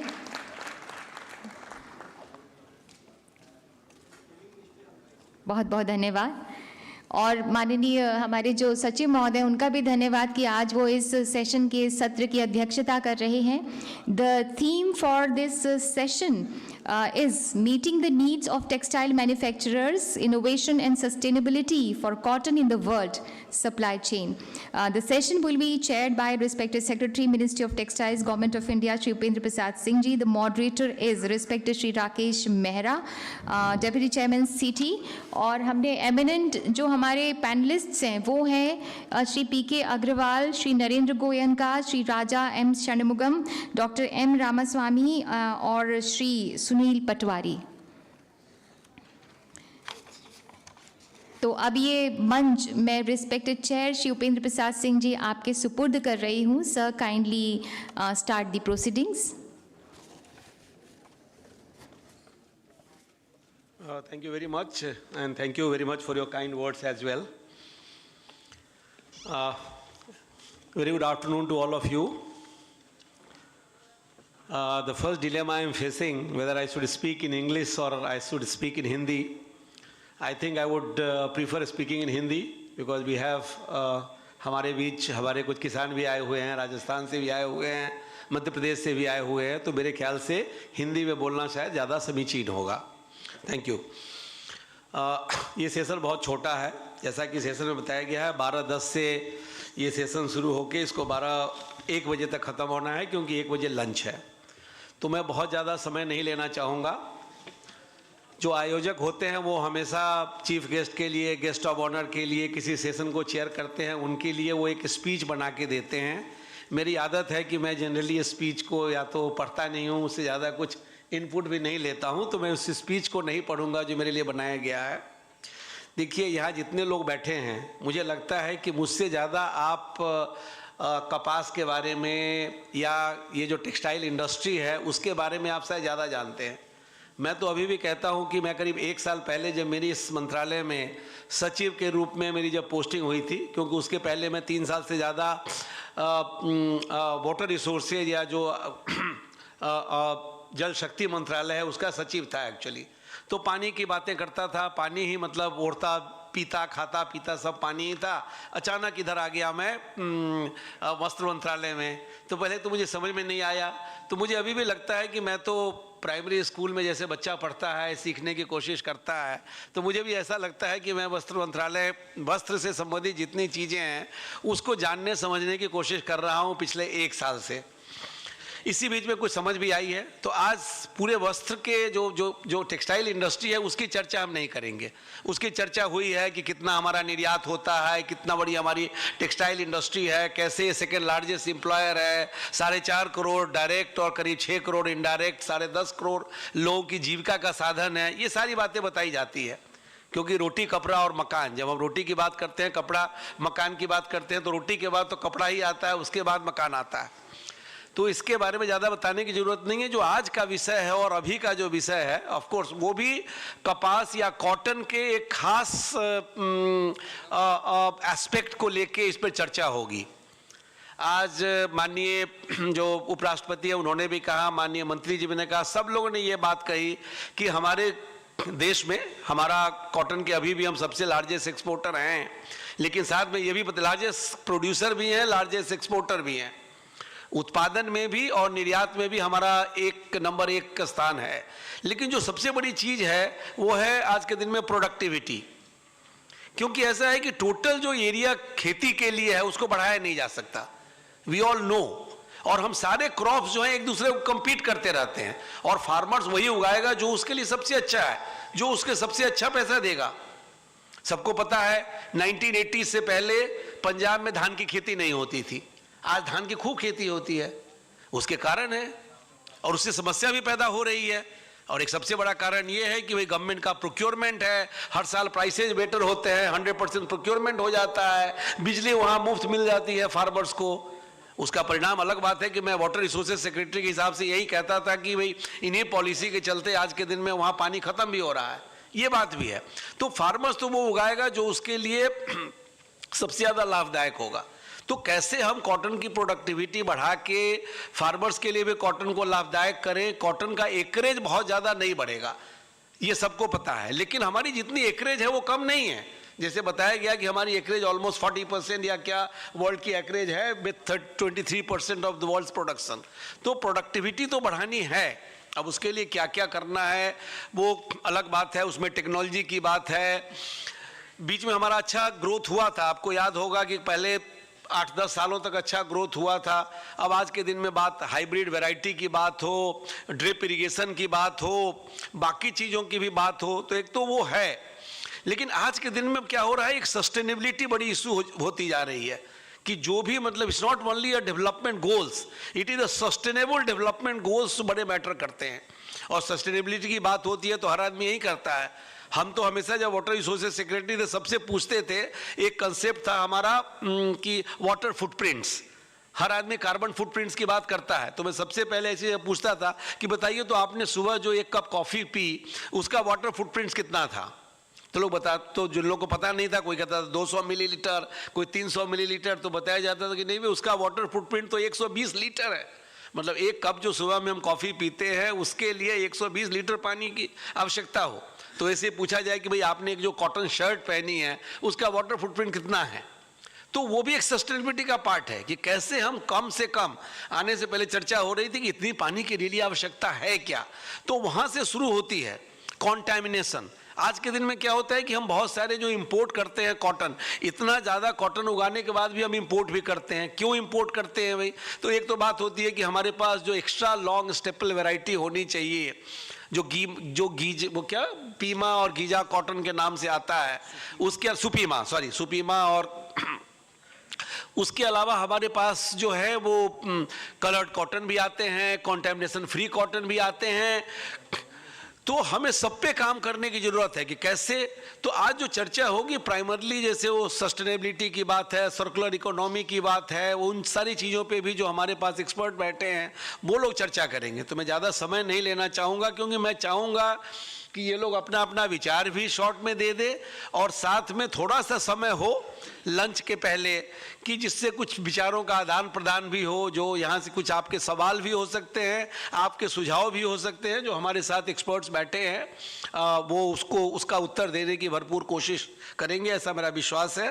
तो बिफोर वो हमारे पैनलिस्ट बात करें उसके पहले बहुत संक्षेप में मैं राकेश मेहरा जी जो डिप्टी चेयरमैन सिटी हैं उनसे ओपनिंग रिमार्क्स देने को बोलूँगा और वो सेशन को मॉडरेट भी करेंगे।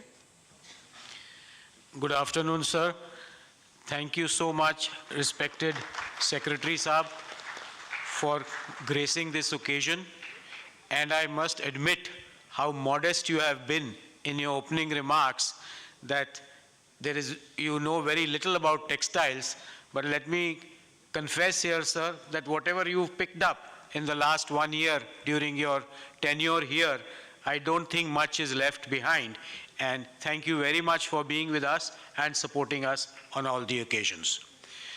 जैसे सेक्रेटरी साहब ने बोला, मैं भी वो पॉइंट्स रिपीट नहीं करूंगा, परंतु मैं अपने फार्मर भाइयों को ये जरूर बताना चाहता हूं कि जो रुई का उत्पादन है, जो ग्रोथ है, वो पूरे दुनिया में 75 कंट्रीज में बनता है। 75 कंट्रीज हैं जिनमें हमारा एक नंबर ऑलरेडी बताया गया है और कुल 25 करोड़ लोग इस उत्पादन के ऊपर उनकी लाइवलीहुड है, वो उसके ऊपर उनका घर बार चलता है। तो 25 करोड़ बहुत होते हैं। सो बहुत सिग्निफिकेंट, बहुत जरूरी इंडस्ट्री है ये। आजकल आप टीवी में सुनते होंगे save the water, save the soil. यही आज हमारा विषय है कि नॉर्मली जब सस्टेनेबिलिटी एक और वर्ड यूज होता है कि ये भाव कॉटन के कब तक सस्टेन करेंगे, हम उसकी बात नहीं कर रहे आज। हम ये बात कर रहे हैं कि कॉटन की कंजम्पशन, कॉटन कैसे हम ऐसा बनाएं जिससे लोग इसको और यूज करें। जो सेव द वाटर है, सेव द सॉइल है, जो भी हम इसको पेस्टिसाइड डालते हैं या जो भी एनर्जी लगती है और वो सॉइल के अंदर जाती है और सॉइल को खराब करती है, सॉइल को इनफर्टाइल करती है, आपकी जो खेत हैं उनको खराबी पहुंचती है। तो इसीलिए अपने अभी वर्ड्स आ रहे हैं ऑर्गेनिक कॉटन बनाने के। BCI इनिशिएटिव शुरू हो गया, अभी कुछ देशों में ऑलरेडी रंगी हुई रुई बननी शुरू हो गई। सो ये सारे जो इनिशिएटिव हैं वो इसीलिए हैं कि जो हमारी इमिशंस हैं, जो कार्बन इमिशंस हैं, वो कम से कम हो और उससे कॉटन की हमको उसी तरफ देखना चाहिए और कॉटन का उत्पादन ऑर्गेनिक कॉटन बननी चाहिए। आपको मालूम होगा आज जो मोस्ट कस्टमर्स हैं वो भी मांगने लगे हैं कि हमको तो रिसाइकल्ड कॉटन का माल चाहिए, रिसाइकल्ड कपड़ा चाहिए। और आगे जाके ऐसे लगता है कि इसी चीज की जरूरत होगी। कुछ साल पहले फास्ट फैशन माना जाता था कि बहुत इंपॉर्टेंट है, fast, you have to be in fast fashion, but now the feeling is that we should use that garment for as long as possible we can. तो I don't know whether it is good for the industry और not, but this is where we are all heading towards. The other day I was reading the total green emissions from the textile industry is probably more than those emissions from the entire airline and the maritime industry. I haven't found confirmation to this, but I did read somewhere, so I'm sure whoever has written it has some credit to it. And it is definitely, if that is true, we are a very polluting country. We are a very polluting industry. तो अपने को ये pollution कैसे कम करें, वही सोचने की ज़रूरत है कि रिन्यूएबल रिसोर्सेज कम से कम वो जो अपने यूज़ करें उसको, और जो मटेरियल मतलब जो लैंडफिल में डाले जाते हैं वो बंद करें, इसको कैसे रीयूज़ करें। तो इसी विषय में आज हम अपने इंडस्ट्री वालों से बात करेंगे। और काफ़ी इंडस्ट्रियों में ये सर्कुलैरिटी आ गई है, फर्नीचर में हो गई है, ऑटोमोबाइल में हो गई है, कुछ हद तक टेक्सटाइल में भी हो गई है। तो with this I would now request the panelist to start and I have set some questions. हमने कुछ सवाल बनाए हैं जिनका जवाब हम इनसे एक्सपेक्ट करेंगे। ये मैं इंग्लिश में बोलता हूँ क्योंकि हमारे इधर कुछ साउथ इंडियन भाई हैं जो हिंदी नहीं इतना क्लियर बोल पाएंगे, इसलिए हम, पर you are free to answer in Hindi if you like. So my question towards is Texprosil, AEPC and Tirupur Exporters Association. जो मैंने अब, what are your views on the business case for sustainability? Will India gain from initiatives to improve the sustainability of the cotton value chain? If yes, in what ways? Circularity has come up in a, एक एक करके करें कि बोल दें and then we can combine all together. I think that will be better. Circularity has come up in a big way as a major tool to achieve sustainability. What are your views on opportunities and challenges in adopting circularity at the production level and in the supply chain of overall product life cycle mapping? How can Indian traditional textile and apparel companies innovate their current business models to become sustainable and get a competitive advantage? What are your organization's present and future roadmap for integrating sustainability in the production, distribution, and procurement process? What should the government and brands' role in promoting innovation and sustainability be? What kind of incentivization policies are needed for promoting technologies that support sustainability in terms of energy optimization, water optimization, chemical usage, etc.? How is India positioned to leverage itself as a responsible sourcing destination? Can India gain from this? What are the steps being taken at institutional levels and policy levels to ensure increasing India's share in the global market for better cotton? What are the biggest sustainability issues regarding the cotton sector? What could be various innovative business models, and what are the priority areas where these transformative business models need to be applied to take care of these issues? I think I'll pose these questions, so we'll just leave it open. Whoever would like to answer, can we start with Aapse Goenka ji, start kar le? Since he's represent AEPC, which is the single largest contributor to the export of textiles, और जब तक हमारी garment industry नहीं grow करेगी तो backward industry को कुछ होने वाला नहीं है। सो इनको मार्ग दिखाना है कैसा कपड़ा चाहिए इनको और कैसे गारमेंट ग्रो कर सकता है इस देश का। धन्यवाद। मैं सबसे पहले सिटी का बहुत आभारी हूँ जिन्होंने ये programme of cotton development and research और 50 सालों से चालू रखा है और उसमें काफ़ी उन्नति करी है, और आज हम सबको यहाँ मौका दिया है ये इस पे चर्चा करने की फॉर सस्टेनेबिलिटी। सर, आपने कहा कि आप बहुत इमेच्योर थे इस लाइन में, आप प्राइमरी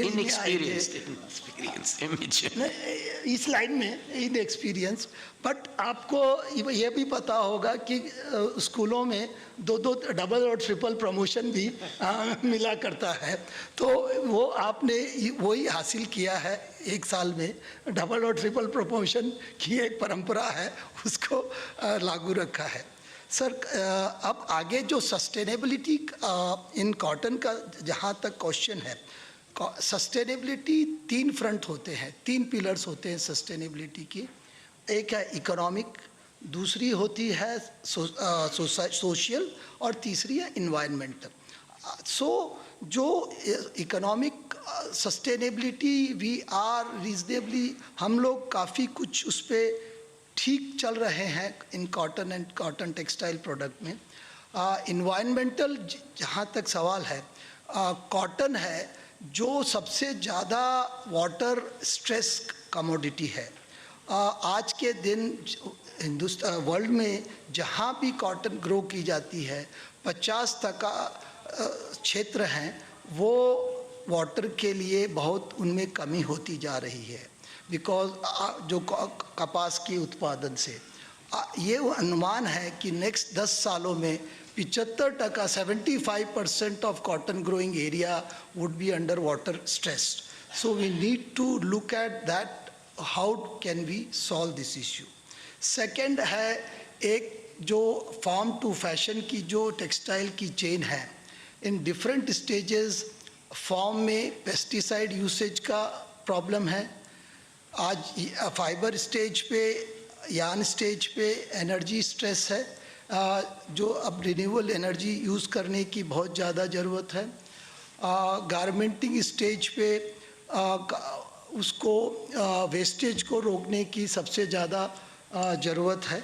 तो इस तरह से इसको एनवायरमेंटल जो सस्टेनेबिलिटी है उसको रोका जा सकता है। तीसरा है सोशल सस्टेनेबिलिटी। सोशल सस्टेनेबिलिटी है कि सबसे कम इसमें फार्मर को कंप्लीट फेयर वेजेस मिले, चाइल्ड लेबर का कोई भी इसमें यूसेज ना हो, इस तरह के, और minimum wages. And most important current topic is gender equality. इस इंडस्ट्री में gender equality is biggest sustainability challenge है, which is getting solve in upstream industry of apparel and all, which is getting very solved. In apparel we have a good 70 से 80% female काम करती हैं। तो overall industry में apparel का सहयोग है to for a general equalization. So now I would quickly take a business case study of sustainability. आज कॉटन जो है 150 देशों में बहुत इम्पॉर्टेंट ट्रेडिंग कमोडिटी है, उनमें बहुत ज़्यादा इसको महत्व, ट्रेडिंग में इसका बहुत ज़्यादा हिस्सा है 150 कंट्री में। इंडिया ने अपना नाम as a number 1 cotton producer country कर लिया है, बट जो सस्टेनेबल कॉटन है, जिसको बोलेंगे एक अच्छे तरीक़ों से जो कपास की खेती होती है, उसमें हमारा नंबर 4थे पे आता है। ब्राज़ील, पाकिस्तान और इन सब से नीचे 4थे नंबर पे अच्छे तरीक़ों से जो कपास उगाई जाती है उसमें 4थे नंबर पे आता है। बट हमने आज बेटर प्रोडक्शन इनिशिएटिव, जो बेटर कॉटन इनिशिएटिव है, हमने सबसे पहले 2011 में स्टार्ट कर ली थी, और आज we are very happy to say that 70-80, if I am right, 70-80 cotton production is on a better cotton, जो अच्छे तरीक़ों से उगाई जाती है, उसका रेशियो अप्रॉक्सीमेटली 70-80% हो चुका है। So we are going towards good sustainability in cotton.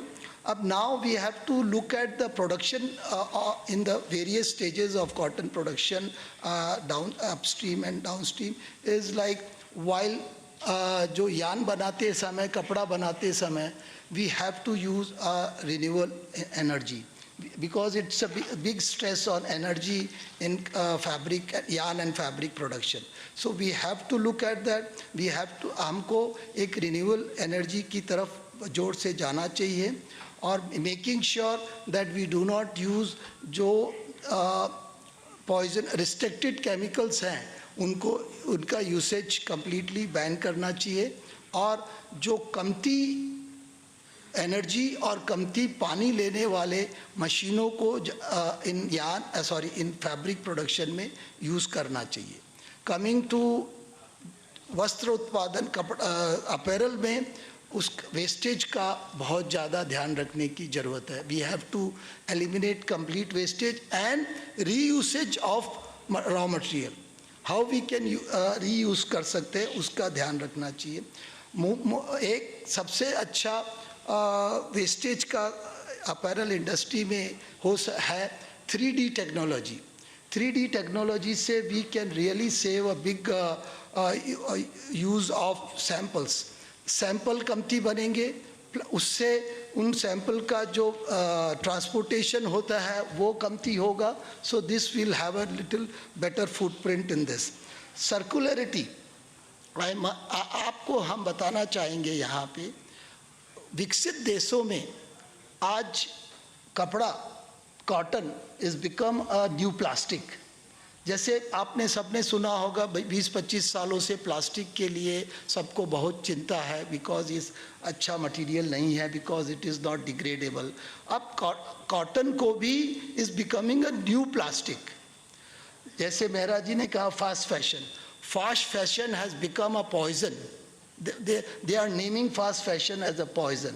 अब जो उदाहरण आ रहे हैं कि fast fashion has to go out of fashion very fast. Now fast fashion has to go out of fashion, मतलब जो फास्ट फैशन है उसको जल्दी से जल्दी बाहर जाना है. बट अगर हम फास्ट फैशन और इन सब को बाहर करेंगे तो हमारे कपास उत्पादन, हमारे एम्प्लॉयमेंट में बहुत प्रॉब्लम आएगी. इसके लिए we have to have a little via media of this. Circularity को लाना पड़ेगा. सर्कुलरिटी इज़, जब आप डिज़ाइन करते हो कोई प्रोडक्ट को तो उसको we have to see the durability and recyclability. So we have to use the raw material, we have to design it accordingly. हमको और उसका प्रोसेस भी है, वो sourcing of raw material should be based on recyclability and durability. Then आज उसका जो process है, प्रोडक्शन प्रोसेस है, उसमें भी रिन्यूएबल एनर्जी यूज़ करके लेस वाटर कंजम्पशन से करके उसको प्रोडक्शन करना चाहिए. एंड बेसिकली जिस high fashion industry can survive only if we use durability. कई विकसित देशों में एक लेजिस्लेशन, कानून बनने की तैयारी है. 2022 में यूरोप में एक कानून का ड्राफ्ट रेडी हो जाएगा जो सबको फॉलो करना होगा. 2024 तक उसका नक्की हो जाएगा. Customers will start demanding all the transparency in production and all the complete value chain का उसमें ट्रांसपेरेंसी होना पड़ेगा कि कितना ड्यूरेबल माल यूज़ किया गया है, कितनी ड्यूरेबिलिटी प्रोडक्ट की है. There is something like a digital passport. वो लेबल पे एक कोडिंग होगी, उस कोडिंग से सबको ट्रांसपेरेंसी होगी कि कॉटन कहाँ बना है, कॉटन कैसा सिस्टम से बना है, बेटर कॉटन इनिशिएटिव से बना है, नहीं बना है, ऑर्गेनिक है. ऑल ट्रेसेबिलिटी उसमें रहेगी. प्रोडक्शन में कैसे यूज़ हुआ है in the complete production chain. So वो and all the big brands will start demanding in 2024 में डिमांड करना चालू कर देंगे on labelling. So the European parliament would be passing this law finally and 2026 में उनकी टाइमलाइन है. They will pass this legislation. वो कानून बन जाएगा कि इसको ट्रांसपेरेंसी होनी पड़ेगी कंप्लीट चेन की. सो इसके लिए so this is what the circularity is. Now I give it to Mr. Time constraints. Yes. I would like to involve everyone, all of the panelists. Thank you. So thank you, Goenka ji. Can I ask Mr. Shanmugam to add whatever has been missed out by Mr. Goenka, especially the point that what are your views on the business case for sustainability? How are you going to, we have all talked about sustainability, how it is going to impact our businesses. What are we doing? I know there is zero liquid discharge has already come in. People are already talking about renewable energy. All those things, what do you feel more about this aspect of the subject? Amongst the other questions which we have asked, you can pick up any one, then I'll go to Mr. Patwari, and then he can look after the questions which have been left out. Thank you, sir.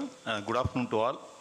And I hail from Tirupur, which is the hub for the knitwear production center of the country. And regarding the sustainable factors, what has been narrated by our AEPC chairman, those are all the facts need to be seriously looked into, and we have to take forward our mission of sustainable in all front. So as far as Tirupur is concerned, we have done a lot of many achievements on the sustainable factors. One of the main thing is that we incorporated the zero liquid discharge practice first of its kind across the globe since 2000 onwards, and now it is all in functioning. And seriously, it has been well taken since 2011 onwards. And now we are proclaiming ourselves as a environmental friendly cluster, and by incorporating the multiple evaporator system and reverse osmosis system, and thereby no single drop is let out to any riverlets. So thereby we are protecting the environment. And as a resultant factor of this, we are conserving water to the extent of 10 crore liter a day. So I used to tell that even Sirapunji used to might miss a day without rain, but Tirupur is not. So such much of we have taken a step forward, and we have got it implemented, and it has been in execution. And second thing is Tirupur, the entire cluster's connected load of electricity is 250 megawatts, but wherein we have got installed more than 2,000 megawatt of green energy through wind and solar, and got connected to the grid. So 10 times more than what we consume, we have created the green energy, and it is being declared to the global buyers. And the third factor is that we were being blamed for log burning, wood burning for the boilers. So what we have corrected, we have taken a corrective measure is that we have, through the NGOs, few of NGOs, we have created a concept called forest, Tirupur in forest. So in that, we have done more than 15 lakh trees tree sapling got planted, and it is being maintained by engaging more than 100 tractors. So for watering and other maintenance. So on all these sustainable factor, Tirupur has got grown, and for everyone's appreciation, I just want to place it on record here, that out of 18 billion of total exports of our country, Tirupur got a share of 1.06% of its own. So we have 750 districts in the country. If each district could crop up on Tirupur cluster with the related products, we can easily achieve 3 trillion in near future itself. So I wish that to happen. Our Secretary Saab is there, so he will take this message and he will make it sure that to happen. I think Tirupur is a great success story. When this ZLD came, the biggest resistance, I think, was from that area. And the way they have taken it up and matched all the needs of all the requirements, commendable job. Thank you, Mr. Shanmugam. Now, I'm now requesting Patwari ji, Vice Chairman of TexProsil, to address 2 straight questions I'll ask so that, we don't have a cocktail. How can Indian traditional textile and apparel companies innovate their current business models to become sustainable and get a competitive advantage? And second is, what kind of incentive policies are needed for promoting technologies that support sustainability in terms of energy optimization, water optimization, and chemical usage? I'm pointing this to you because TexProsil is, as an Export Promotion Council, I'm sure they would be going to the government with a wish list, and maybe you can throw some light, and Secretary Saab is also here. Though he has heard it before, also we'll also like to hear. Good afternoon, everybody. Thank you, Secretary Sir, for giving me the opportunity to be on this panel, and thank you, Meera ji.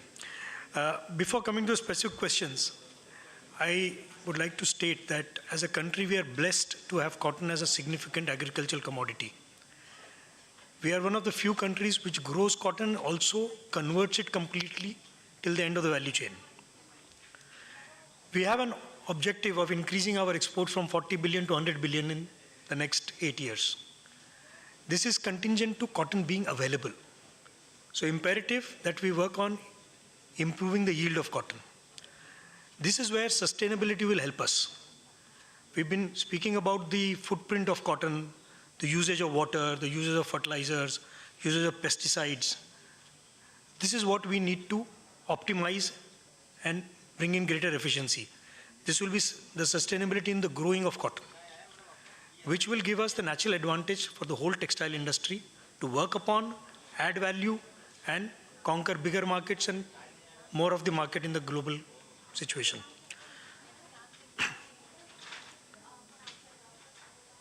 Coming to the question about traditional textile and apparel companies innovating to building and taking advantage. So the first advantage we derive is from the better availability in terms of quantity, quality of the raw material itself. Because we already have built up over time the expertise to process all this efficiently and economically for the world. We are already, as a country and in the industry, working on various reuse and recycling. Already pre-consumer level, there is usage of textile waste, garment making waste, there is usage of thread waste, weaving waste, is all being reconverted to fiber and is already being blended and used for making fresh yarn, which is again being used to make different textile products. This needs to grow. So far, we have only worked upon mechanical recycling. There is need to have more of chemical and other recycling. So this is where the industry has an opportunity, and in spite of our large raw material base, this is where we lie. Again, in India, we have what we can call the waste economy.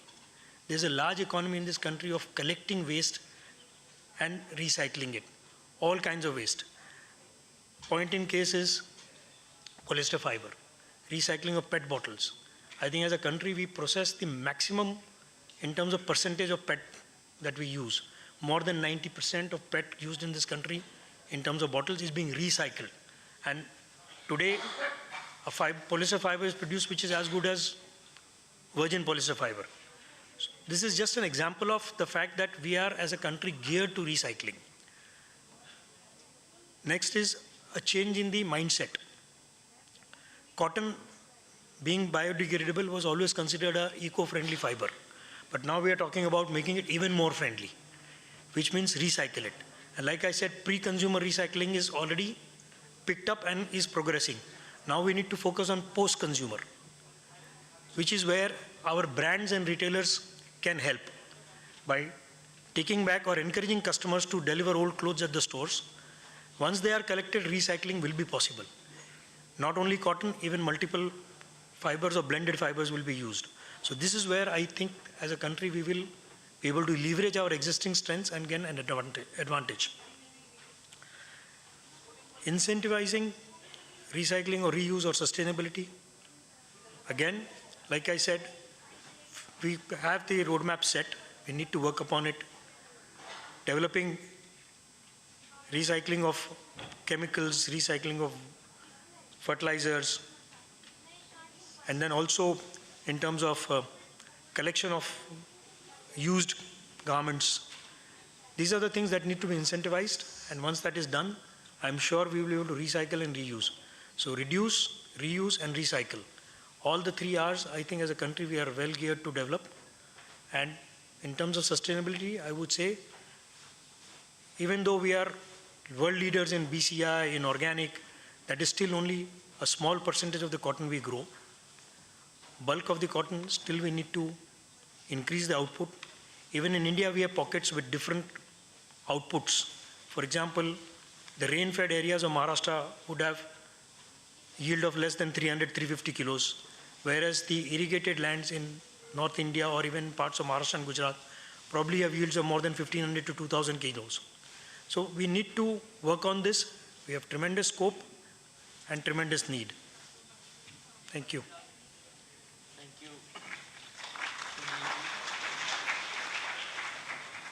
I would like to ask Goenka ji once again, what are your views on the business case of sustainability in case of the Indian industry vis-a-vis our competitive industries?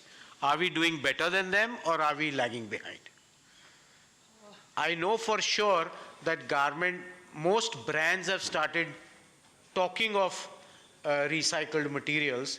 So where does India position itself? Is it amongst the leaders or is it lagging behind? Thank you, Mehraji. I must say that all brands have started asking for recyclability, circularity, but it is in world over, ये अभी एक nascent stage पे है.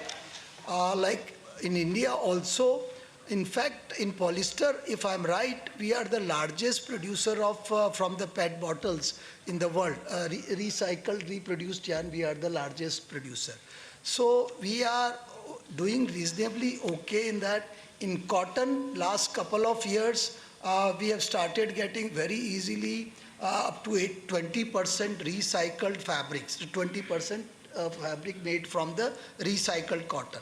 So that is a very, very good achievement. And all the sampling, like what I said earlier also, we are doing much better than our competitor as far as the 3D technology usage is concerned. Virtual meetings are happening. So we are doing reasonably good there. All the samples these days, all buyers, they stopped asking for physical samples. They are doing the fit approvals. जो एक fit approval आज भी आपको हिंदुस्तान में अगर tailor made जाना है 4 बार एक सूट बनाने के लिए जाना पड़ता है फिजिकली आपको उसमें we are doing all the fittings on virtually. There are models, there are mannequins, there are softwares which tell you कि कहाँ क्या कमी है. So that has helped us in saving a lot of energy, lot of fabric, lot of transportation.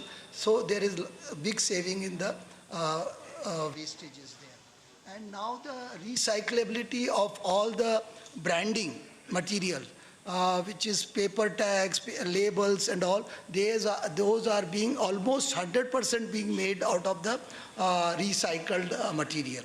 So there also we are doing reasonably good. And in India, with the government initiative now, we are not allowed in our textile plants, we are not allowed to discharge any effluent out, and new project has to be with the zero liquid discharge.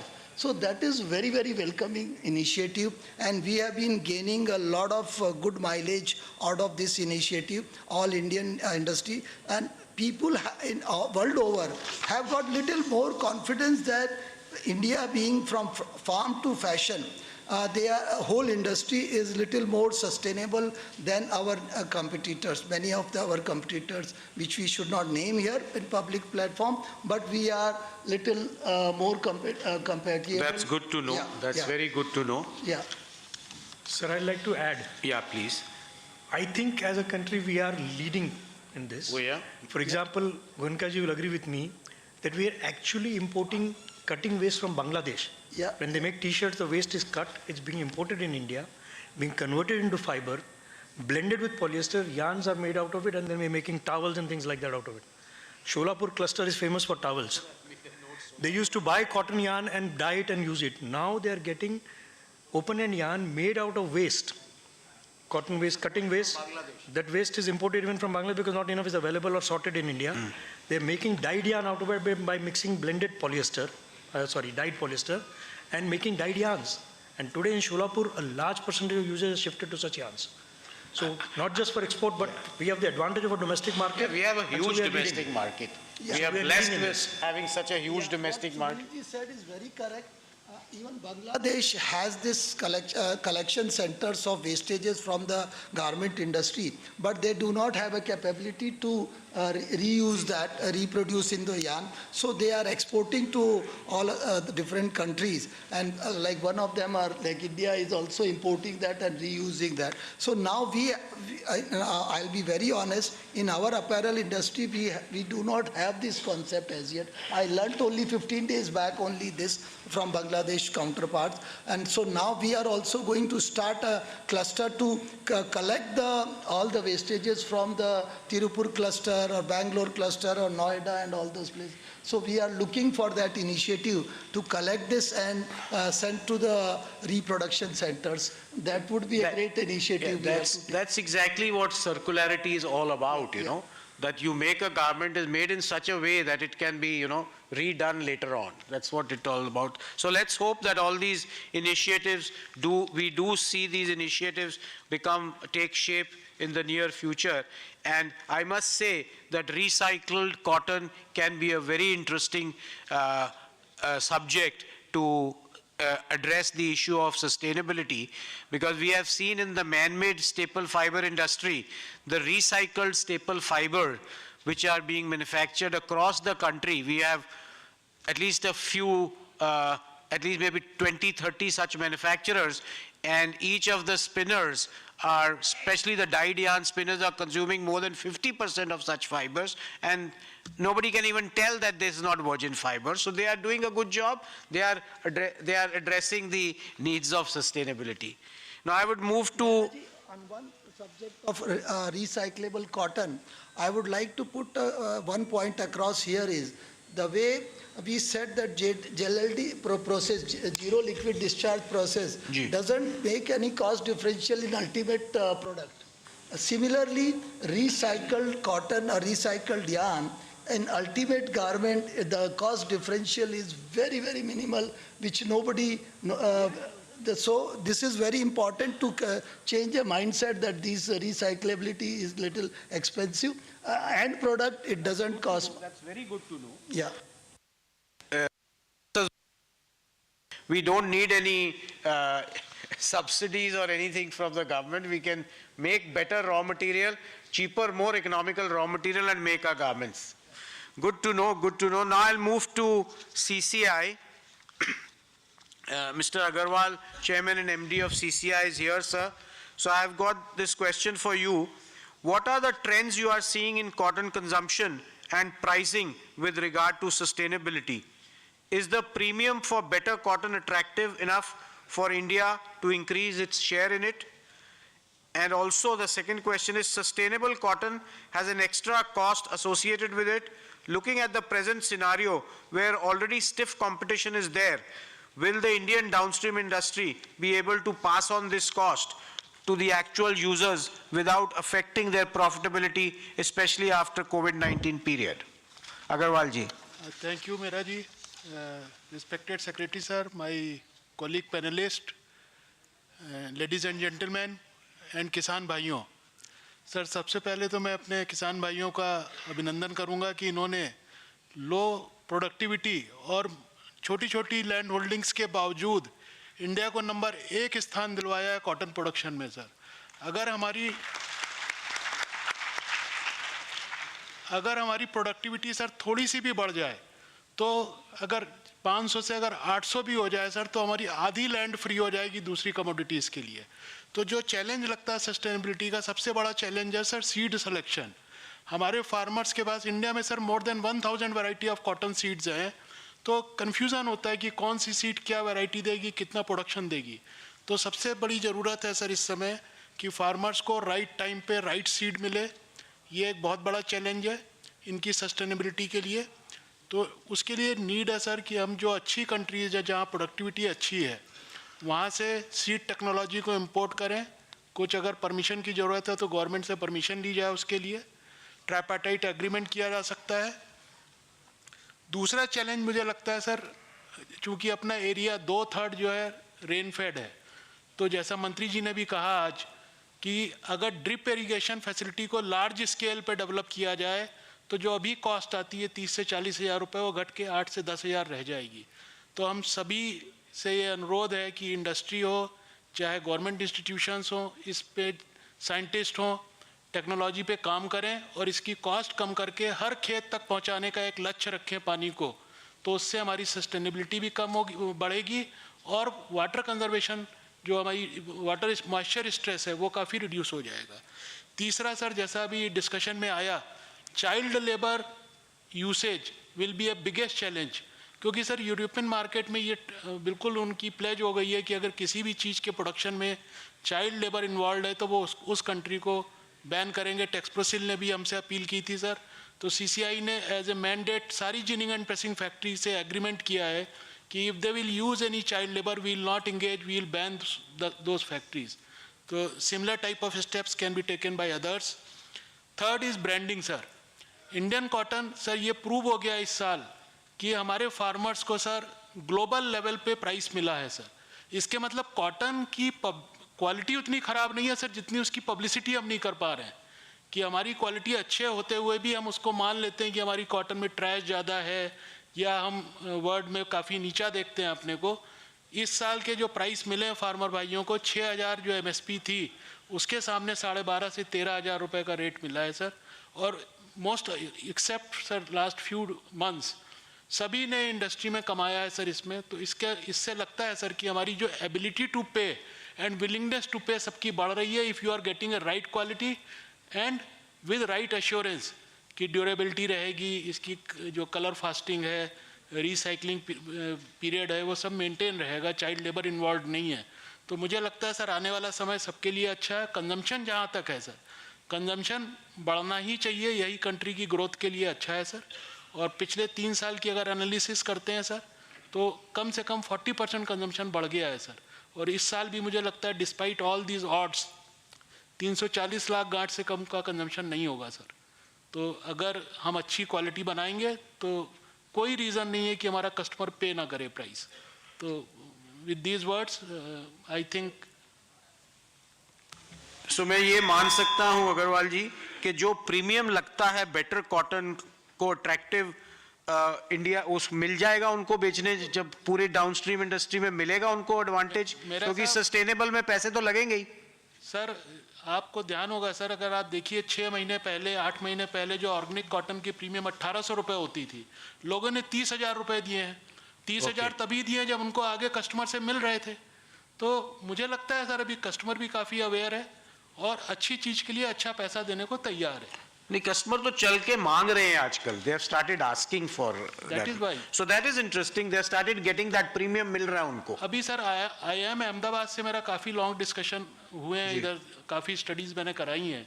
तो उन्होंने 2 चीज़ें बहुत अच्छी बताई कि जो post Covid period है इसमें capacity to pay and willingness to पे दोनों चीज़ें कस्टमर्स की बढ़ी हैं सर। ठीक है, so that's good to know, that's good to know. So now we'll go to Rasi Seeds.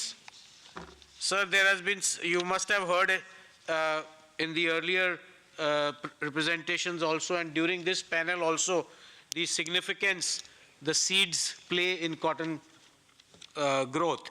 You know, we have been told that we should import better seeds, we should look at better seeds which give better, which gives better productivity.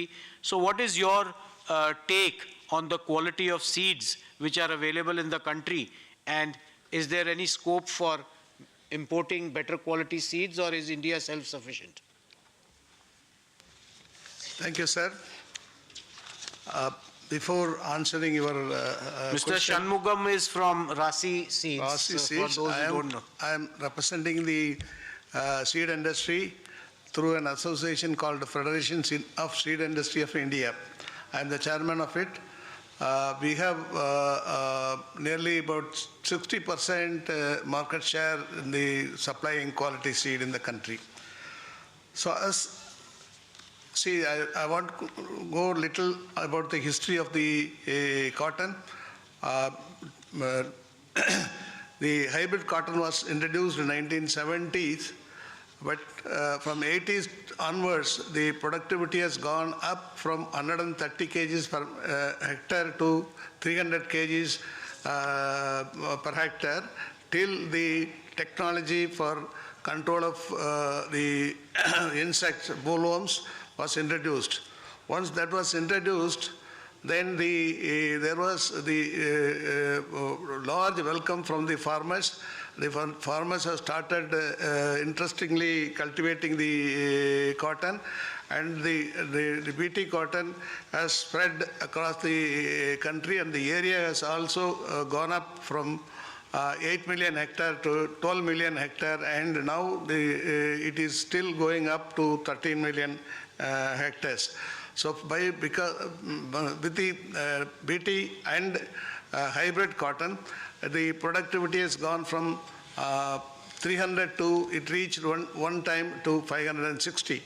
Unfortunately, from 2014 onwards, the productivity has slightly started coming down. The productivity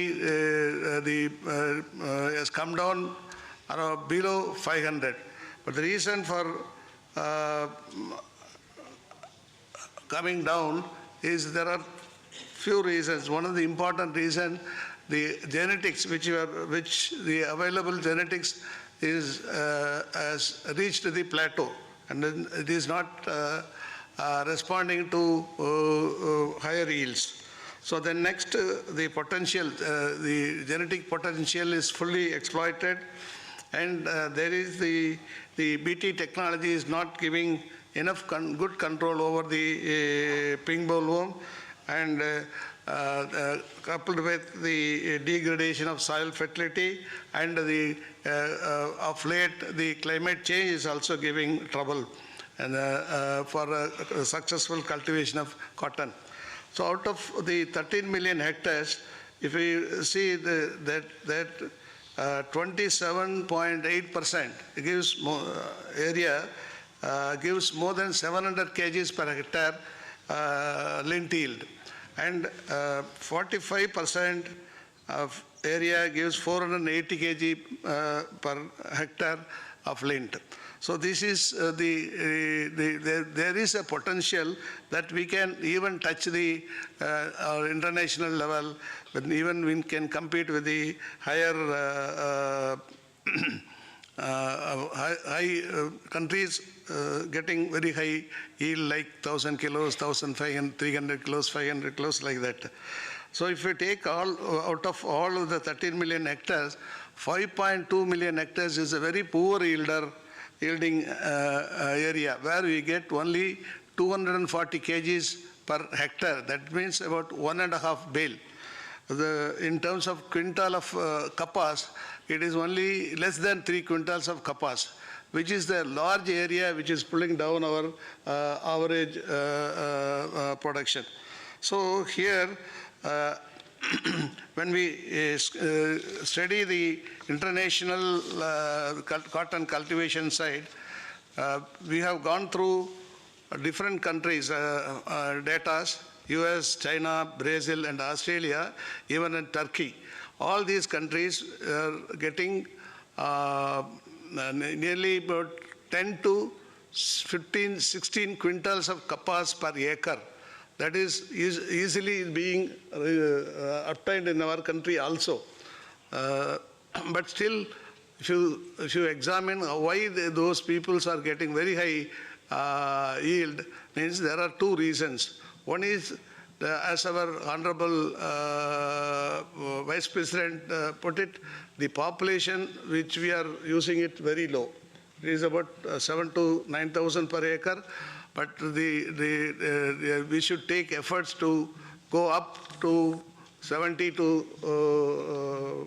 1 lakh plant population per hectare. So that is number one step. The another step is the countries which have got more than 100,000 kilos of lint, they are getting the lint outturn 40 to 45%. Whereas in India, it is only 35%. This is where we are lacking. This is where our productivity goes down. Here, I would say that because of the large farmers base, 6.5 million farmers base, the trade has started by kapas. But whereas the other countries, they started doing the trade by lint lint basis, no kapas basis, it's only lint basis. So when the farmer's interest is to produce more lint. Here in India, we have trained the farmer to produce more cotton. So we increase the lint. Sometimes there is a reduction in yield. So farmers is always interested to go for higher yield. So there need to be a fundamental change in trading. So trading should happen only on the taken care of, Mr. Shanmugam. My question was more towards that. Do you think our seeds are good enough, or should we? I'm coming, sir. I'm coming to that. Okay. So that's where, see, I said one point, there were the production in various developed countries comes into 10 to 16 quintals, 17 quintals. The same yield is being taken in nearly 40 to 50% of the area in the country. So thereby, it is clear that there is no difference in seed. It is much better than the other seeds in the other countries. Okay. And I would say the seed development happens only in India only by Indian companies. No multinational companies are working here. In multinational companies have tried, they have failed, they have withdrawn from cotton seed business. Okay. So this is the situation, and seeds are, we have no dearth. We have all the technology, all the strength, all the expertise to come out. But we need policy changes from industry and also the ICR, and we also request the government to put up a joint working group to see that this is new directions we take in our production system. Total change is required. If we don't initiate that, I am sure that we will be suffering very badly in the coming years. Thank you, Mr. Shanmugam. Another question I had, in the seeds, we are talking of sustainability. In the seeds, is there any initiative to bring about traceability of the seed in the end product, in the cotton? Traceability, see, every company has got their own system, so that whether the seed produced by them is not duplicated, it reaches the farmer. The farmer can cross-check whether he has purchased the genuine seed. Okay, okay, fine. Thank you very much. So, I think, thank you very much all the panelists, and we have heard each one, and I think we have all something to learn from this session. And in fact, one thing I really appreciated, which I also knew of, but we didn't talk earlier, is the 3D sampling. This itself will save millions or billions of dollars if you look at no courier costs, no emissions of aircrafts, and fabric is saved. So this is going to be a very big thing in the days to come. So thank you, everyone. May I now request Secretary Saab just to conclude, and if he has any questions or any observations to this. Yeah, we'll come to question answer. No, I think that will be better, because let's have a, see, I know we are already delayed, we are already at 1:07. So what we can do is maybe we can spend next 10 minutes or so on audience. I will take only 2 minutes. Okay, okay. Haji. Yes, sir. No mic somewhere down there? चलिए जोर से थोड़ा बोलिए फिर.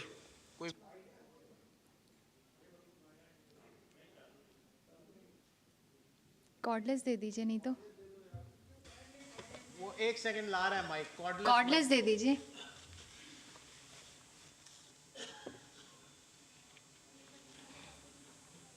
पहले please introduce yourself so that we all know. Sir, hello. I am a Kishore Motwani, India's pioneer consultant to set up this industry. Mr. Goenka, if you remember his cousin, Nagesh Goenka, in 1992, I set up his industry. Then I started with the Shahi Exports. I set up all the leading exporters of India. Their manufacturing units, when they were not totally organized, there was no perk machine, there was no washing, there was no imported machines were being used. So all these things I had done. So today I see that this opportunity, you should invite the manufacturers also sometimes, let them understand their problems. I have studied their problem.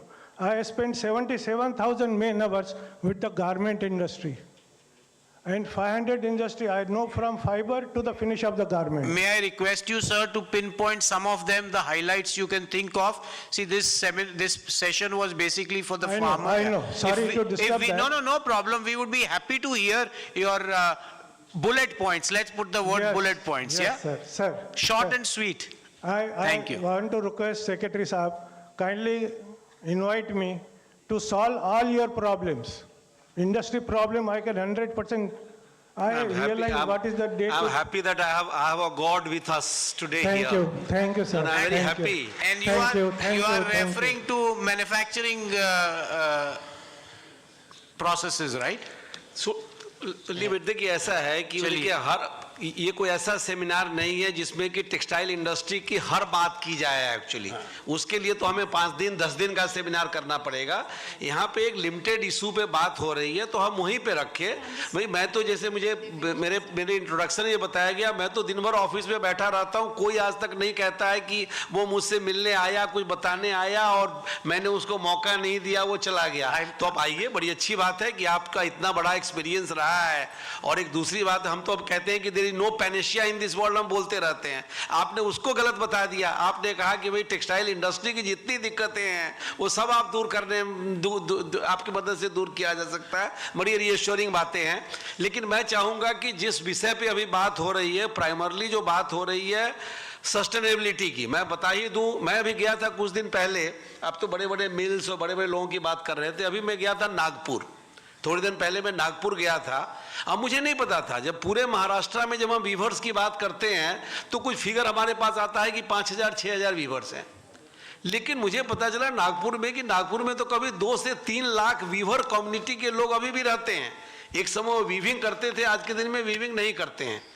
तो वहाँ पे मैं गया, मुझे गडकरी साहब ले गए थे, क्योंकि वहाँ वो कुछ नॉन वीवर्स जो हैं, कुछ उन्होंने गांव लिए हैं, 3 गांव लिए हैं जो नॉन वीवर्स के गांव हैं, वहाँ वीविंग करा रहे हैं। तो मैं वहाँ वीवर सर्विस सेंटर में गया तो मैंने देखा बड़ी अच्छी दरियाँ बन रही थी। तो मुझे लगता है कि जैसे होता है ना कि योगा डे अभी शुरू हो गया है, योगा मैट्स, तरह तरह के बेकार मैट्स मिलते हैं। तो मैंने वहाँ देखा जो दरी बन रही थी, मैंने पूछा तो ये दरी जानते हैं किस चीज़ से बन रही थी? वो दरी बन रही थी बेसिकली होजियरी का जो कटिंग होता है ना, उससे, उस वेस्ट से वहाँ पे लोग दरी बना रहे थे। तो बड़ा अच्छा लगा कि भाई चलो, जैसे अब ये बताया गया कि हम लार्जेस्ट हैं जो कि ये पेट बॉटल्स। एक समय बड़ी लोग बात करते थे ना कि नहीं भाई ये केवल ये इसी में पानी रखो, पेट बॉटल में पानी नहीं रखो, हम क्या करेंगे पेट का। टेक्नोलॉजी की यही तो सबसे बड़ी खासियत है कि भाई हम जिसको सोचते हैं कि बहुत बड़ा हमारे लिए प्रॉब्लम हो जाने वाला है, उसका भी हल कुछ ना कुछ हम निकाल लेते हैं। वही इनोवेशन है, वही टेक्नोलॉजी है। तो इसका भी निकला। आज के दिन में देयर आर प्लांट्स।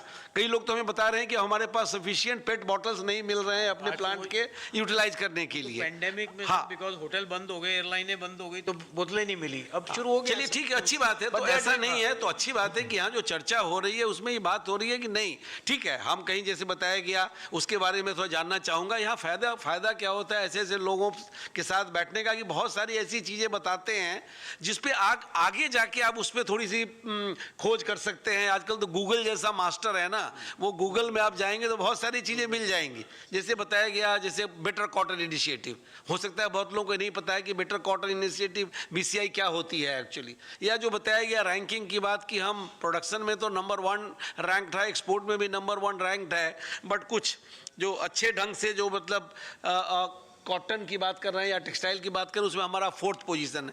क्यों ऐसा है, उसके आगे हम क्या कर सकते हैं। तो एनीवे मैं अब आगे कुछ नहीं बोलना चाहूँगा, केवल चूंकि समय कम है तो ये आपका काम है, बट ऐसा है कि केवल 3 आप प्रश्न ले लीजिए। 3 प्रश्न या 3 सुझाव। बाकी जो लंच है, सबके लिए लंच है ना? हाँ, सबके लिए लंच है, तो बाकी लंच पे आप डिस्कशन करते रहिए, आफ्टरनून सेशंस में मिलेगा। I'll make very small 3 bullet points which somehow are missed. One is, and it's in context of sustainability only. One is about the energy, because energy, especially in textile area, is a very it's a significant area. And I won't name the company. It's a Ludhiana-based company, but they are very proactive in terms of energy conservation. I know that firsthand because I have been an auditor in that. So that's one area where we should, मतलब industry as a whole should look into. जो अच्छी चीज के लिए नाम भी बता सकते हैं। It's Vardhman, sir, Mahavir Spinning Group. So I found them proactive in each and every area where they can save energy. वो तो देखिए आज के दिन में हर कोई ट्राई कर ही रहा है जी, कोयले के भाव इतने हो गए हैं कि it is unsustainable, so people are looking at initiatives and alternatives, let's सब कर ही रहे हैं जी। And the other point I wanted to make that it need not be recycled in the conventional textile field itself. For example, if I'm using this PPE mask, so now it is coronavirus laden. Now how to use it? I can use it in build tech. I can use it in geotech, because if I treat it at 200, 300 degrees centigrade, the virus will be burnt.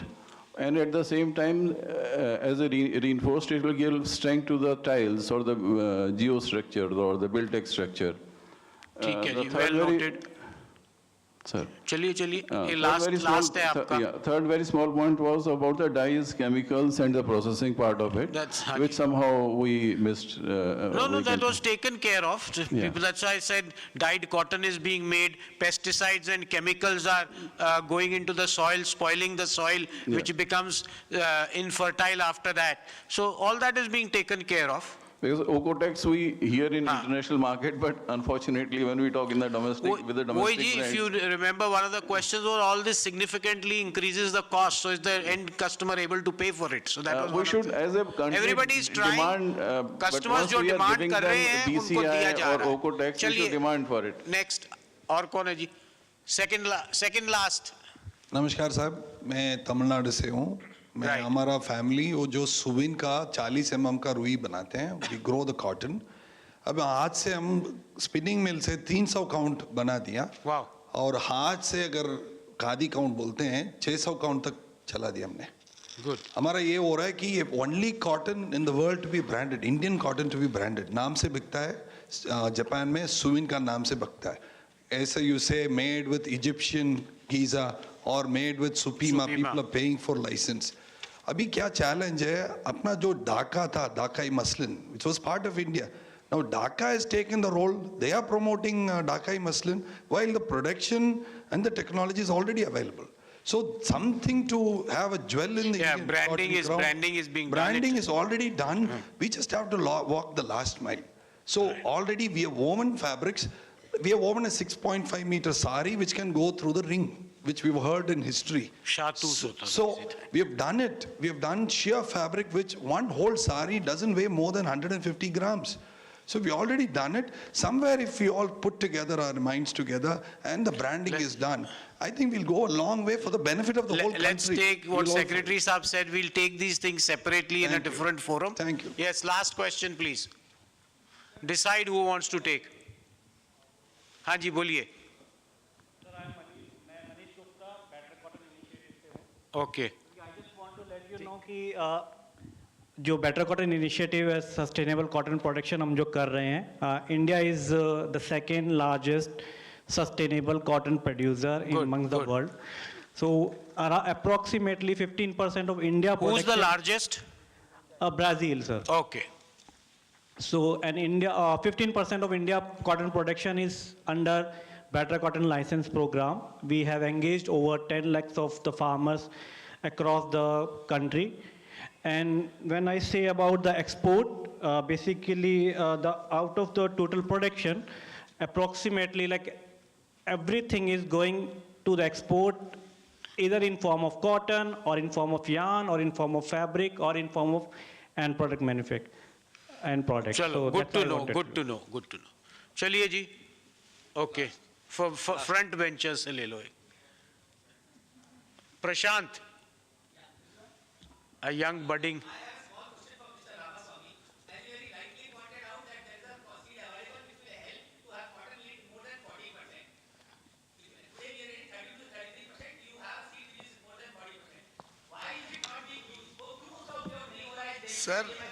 Sir, see, the industry always develop their product based on the consumer market requirement.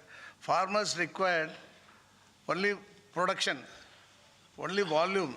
Prashad, let's talk. It's a commercial question. Let's talk it over lunch. Let's talk it over lunch. This is more of a commercial question. Chalo. Question, Manish. I had question for everybody, but I'll restrict to only one. Yeah, please. Dr. Ramasamy. So this is Manish Daga from Cotton Guru. I'm basically a farmer, and I'm CEO of a farmer producer company federation, which has a family of 1 lakh farmers. We work on organic projects, we work on HDP projects, and also conventional. So there are 3 things that impact us directly. One is the farmer is asking for a higher yield, the ginner is asking for a higher ginning outturn, and our spinners are asking for better strength. What is the percentage of impact that the seeds have on the yield? See, strength is a different factor. So just the one question, what is the percentage of impact that the seeds have on the yield? Yeah, just on this, what is on the cotton yield? On the yield, what is the percentage the seed plays or contributes to the? Sir, seed plays the directly 20-30%, but whatever input you put inside for the crop, if the seed is better, then only it will respond. If you don't have good seed, good genetics, you will not get the good response for the inputs. Okay. I think this seed is a full subject on its own. We should take it up separately at another occasion. We're already much late. It's a very extensive and a very debatable subject. Thank you everyone. Thank you. अभी हमारे जो मेहमान हैं उनका हम स्वागत करेंगे. इसके बाद आप लोगों को भी एक इन्फॉर्मेशन देनी है, खासकर जो पुरस्कार जिन्होंने प्राप्त किया है उनको भी एक बहुत सूचना देनी है अच्छी सी. तो सबसे पहले तो मैं निवेदन करूंगी राकेश मेहरा जी आपसे कि कृपया रिस्पेक्टेड श्री उपेंद्र प्रसाद सिंह जी को एक मेमेंटो भेंट करें हमारी आज की याद को हमेशा के लिए उनके हृदय में अंकित करने के लिए.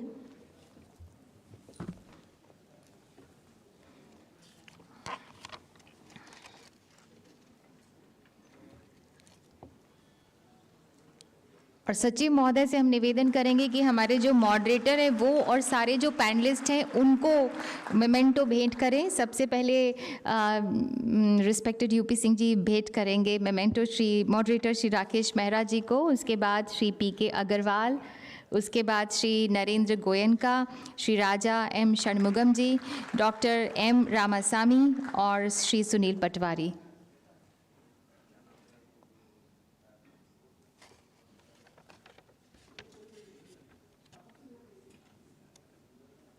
ज़ोरदार तालियां बजाइए हमारे सभी मेहमानों के लिए, एमिनेंट पैनलिस्ट जो हमारे आए हैं. और रिस्पेक्टेड सेक्रेटरी महोदय आज खुद आपसे रूबरू हो रहे थे और आपके बातचीत आपसे कर रहे थे, आपकी बातचीत का जवाब दे रहे थे.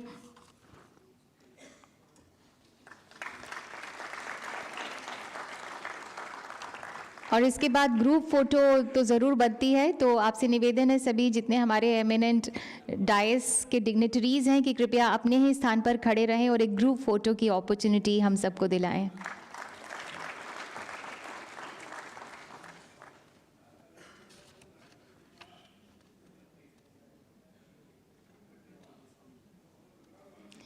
जो हमारे पुरस्कार विजेता हैं उन लोगों के लिए भी एक बहुत अच्छी खुशखबरी ये है कि अगले कुछ देर में हमारे कृषि एवं किसान कल्याण मंत्री भी यहाँ पर होंगे. तो आप लोगों को उनके द्वारा सम्मानित किया, आप लोगों का सम्मान उनके द्वारा किया जाएगा. तो आप लोग बिल्कुल ज़रूर रुकिएगा. इस बहुत अच्छी जो हमारी उपलब्धि है उसके लिए एक अवसर बहुत अच्छा है. माननीय कृषि एवं किसान कल्याण जो मंत्री हैं नरेंद्र सिंह तोमर जी वो आएंगे और आप लोगों को सम्मानित करेंगे. तो हमारे सारे जितने पुरस्कार विजेता हैं ज़रूर से अभी खाना खाने के बाद वापस आएंगे, हम लोग रुकेंगे. आप लोगों से भी निवेदन है कि कृपया जो हमारे माननीय कृषि एवं किसान कल्याण मंत्री जी आएंगे उनके लिए भी हम लोग सब रुकेंगे लंच के बाद भी.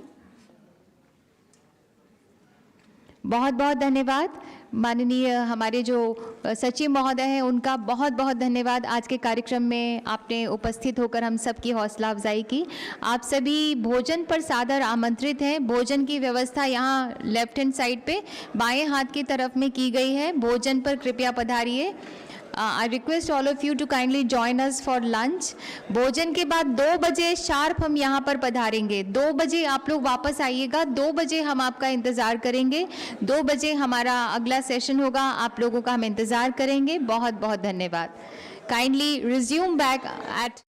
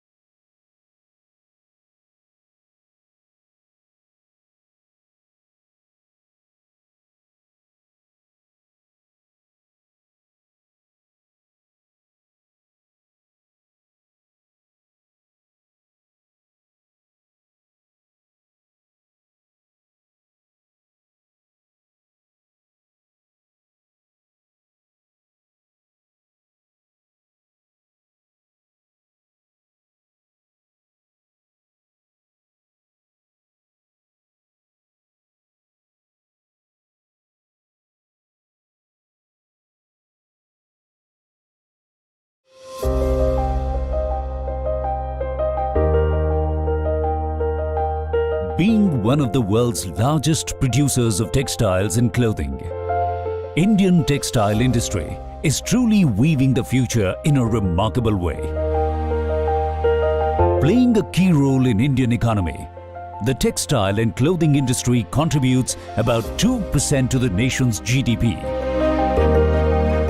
The textiles and clothing industry in India is the second largest employer in the country by providing direct employment to 45 million people and more than 100 million people in allied industries, including a large number of women and rural population. The textile and clothing industry in India has strength across the entire value chain, ranging from natural and man-made fiber, yarn, fabric to apparel. It is a highly diversified sector which consists of large, medium, small and micro enterprises. The textile industry in India is gearing up to reach new paradigms of growth. The market size of the Indian textile and clothing industry is estimated to reach $350 billion, including export of $100 billion by 2025-26. Established as the Indian Cotton Mills Federation, ICMF, in 1958, it got transformed into Confederation of Indian Textile Industry, CITI, in 2005 to assume the leadership of broad-based textile and clothing value chain. It represents the major leading regional textile industry associations and its corporate members, thus covering the entire textile value chain from farm to apparel and made-ups. It works as an interface between the government and various segments of the textile industry, providing policy inputs to the government and supporting the textile and clothing sector to move in the value chain. It also gives unstinted leadership to the textile and clothing industry to adopt cutting-edge technologies to enhance production, productivity and quality to cater to the national and international market. CITI promotes and protects the common interests of its members through research, dissemination of information, consultation, cooperation and by mentoring member industries to adopt best business practices. Its well-crafted policy tailwinds help the government in taking timely and informed decisions on important textile-related matters.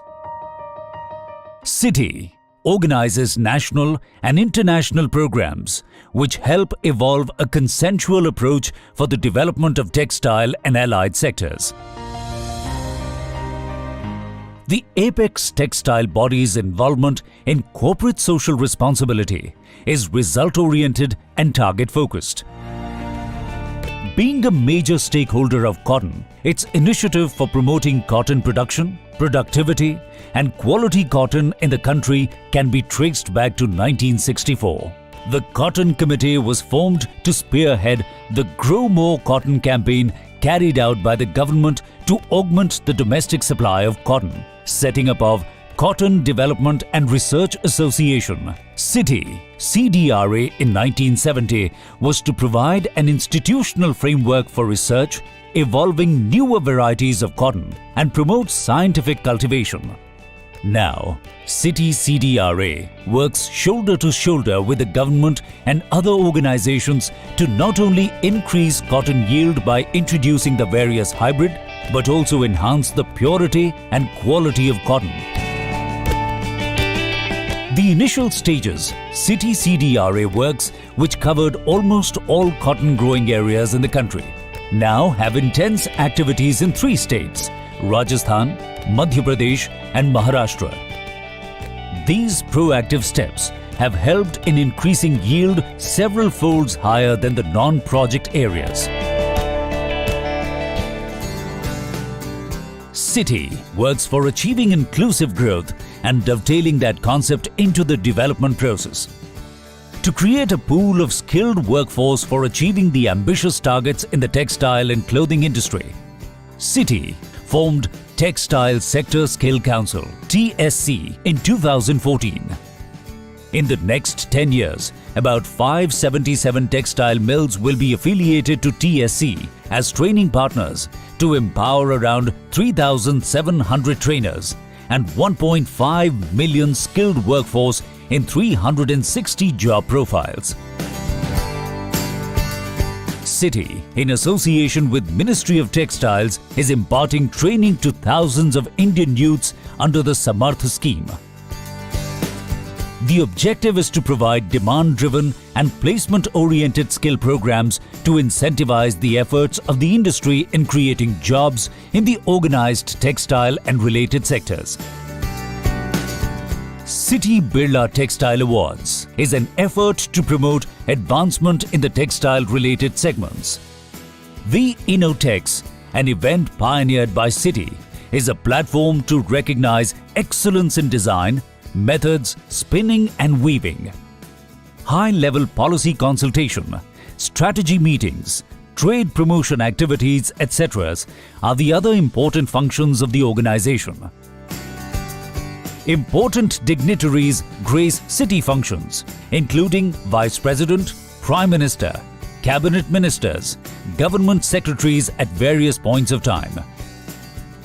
CITI has been sending delegations abroad and receiving them regularly to pave the way for trade facilitation and hand-holding between Indian and overseas businessmen and investors. The Apex Textile Body has signed MOUs with 13 major international textile organizations to promote trade and investment. CITI has long-term vision on textiles which synchronizes with Atmanirbhar Bharat.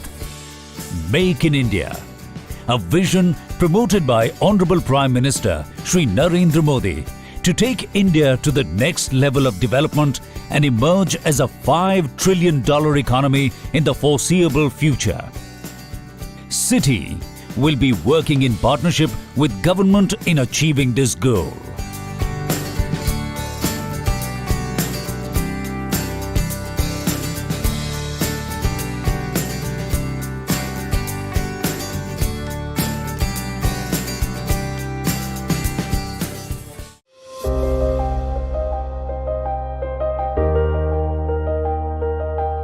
Being one of the world's largest producers of textiles and clothing, Indian textile industry is truly weaving the future in a remarkable way. Playing a key role in Indian economy, the textile and clothing industry contributes about 2% to the nation's GDP. The textiles and clothing industry in India is the second largest employer in the country by providing direct employment to 45 million people and more than 100 million people in allied industries, including a large number of women and rural population. The textile and clothing industry in India has strength across the entire value chain, ranging from natural and man-made fiber, yarn, fabric to apparel. It is a highly diversified sector which consists of large, medium, small and micro enterprises. The textile industry in India is gearing up to reach new paradigms of growth. The market size of the Indian textile and clothing industry is estimated to reach $350 billion, including export of $100 billion by 2025-26. Established as the Indian Cotton Mills Federation, ICMF, in 1958, it got transformed into Confederation of Indian Textile Industry, CITI, in 2005 to assume the leadership of broad-based textile and clothing value chain. It represents the major leading regional textile industry associations and its corporate members, thus covering the entire textile value chain from farm to apparel and made-ups. It works as an interface between the government and various segments of the textile industry, providing policy inputs to the government and supporting the textile and clothing sector to move in the value chain. It also gives unstinted leadership to the textile and clothing industry to adopt cutting-edge technologies to enhance production, productivity and quality to cater to the national and international market. CITI promotes and protects the common interests of its members through research, dissemination of information, consultation, cooperation, and by mentoring member industries to adopt best business practices. Its well-crafted policy tailwinds help the government in taking timely and informed decisions on important textile-related matters. CITI organizes national and international programs which help evolve a consensual approach for the development of textile and allied sectors. The apex textile body's involvement in corporate social responsibility is result-oriented and target-focused.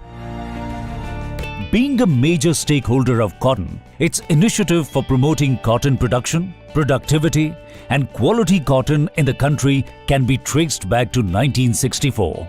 The Cotton Committee was formed to spearhead the Grow More Cotton campaign carried out by the government to augment the domestic supply of cotton, setting up of Cotton Development and Research Association, CITI, CDRA in 1970 was to provide an institutional framework for research, evolving newer varieties of cotton and promote scientific cultivation. Now, CITI CDRA works shoulder to shoulder with the government and other organizations to not only increase cotton yield by introducing the various hybrid, but also enhance the purity and quality of cotton. The initial stages, CITI CDRA works, which covered almost all cotton growing areas in the country, now have intense activities in 3 states, Rajasthan, Madhya Pradesh and Maharashtra. These proactive steps have helped in increasing yield several folds higher than the non-project areas. CITI works for achieving inclusive growth and dovetailing that concept into the development process.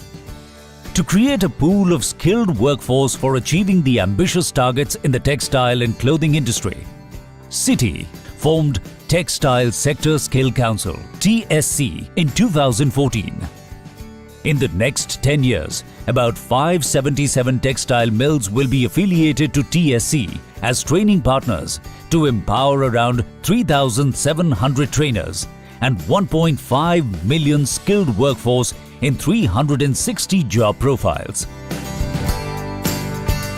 CITI, in association with Ministry of Textiles, is imparting training to thousands of Indian youths under the Samarth scheme. The objective is to provide demand-driven and placement-oriented skill programs to incentivize the efforts of the industry in creating jobs in the organized textile and related sectors. CITI Birla Textile Awards is an effort to promote advancement in the textile-related segments. The InnoTex, an event pioneered by CITI, is a platform to recognize excellence in design, methods, spinning and weaving. High-level policy consultation, strategy meetings, trade promotion activities, etc. are the other important functions of the organization.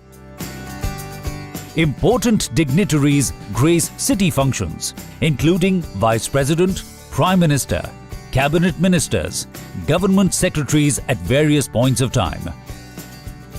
CITI has been sending delegations abroad and receiving them regularly to pave the way for trade facilitation and hand-holding between Indian and overseas businessmen and investors. The Apex Textile Body has signed MOUs with 13 major international textile organizations to promote trade and investment. CITI has long-term vision on textiles which synchronizes with Atmanirbhar Bharat. Make in India, a vision promoted by Honorable Prime Minister Shri Narendra Modi to take India to the next level of development and emerge as a $5 trillion economy in the foreseeable future. CITI will be working in partnership with government in achieving this goal.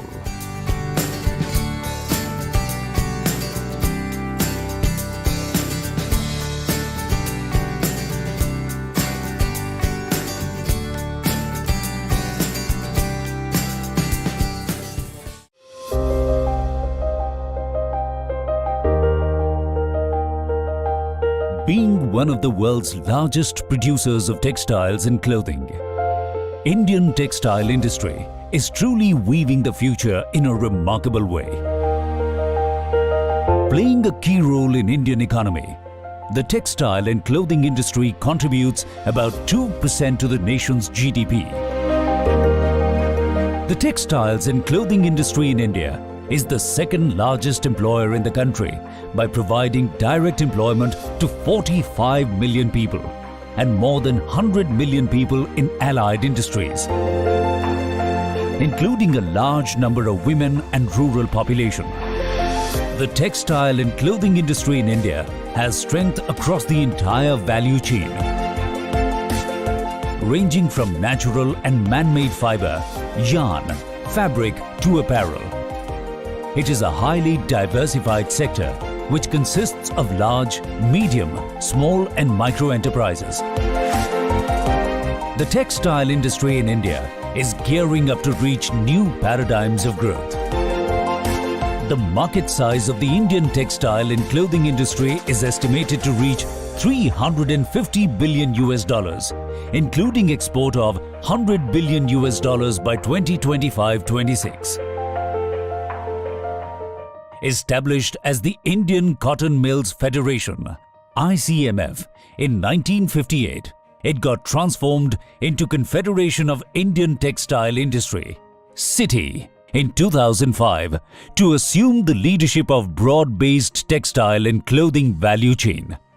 It represents the major leading regional textile industry associations and its corporate members, thus covering the entire textile value chain from farm to apparel and made-ups.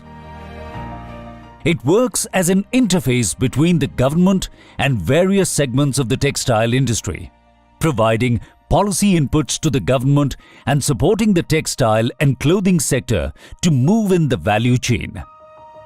It also gives unstinted leadership to the textile and clothing industry to adopt cutting-edge technologies to enhance production, productivity and quality to cater to the national and international market. CITI promotes and protects the common interests of its members through research, dissemination of information, consultation, cooperation and by mentoring member industries to adopt best business practices.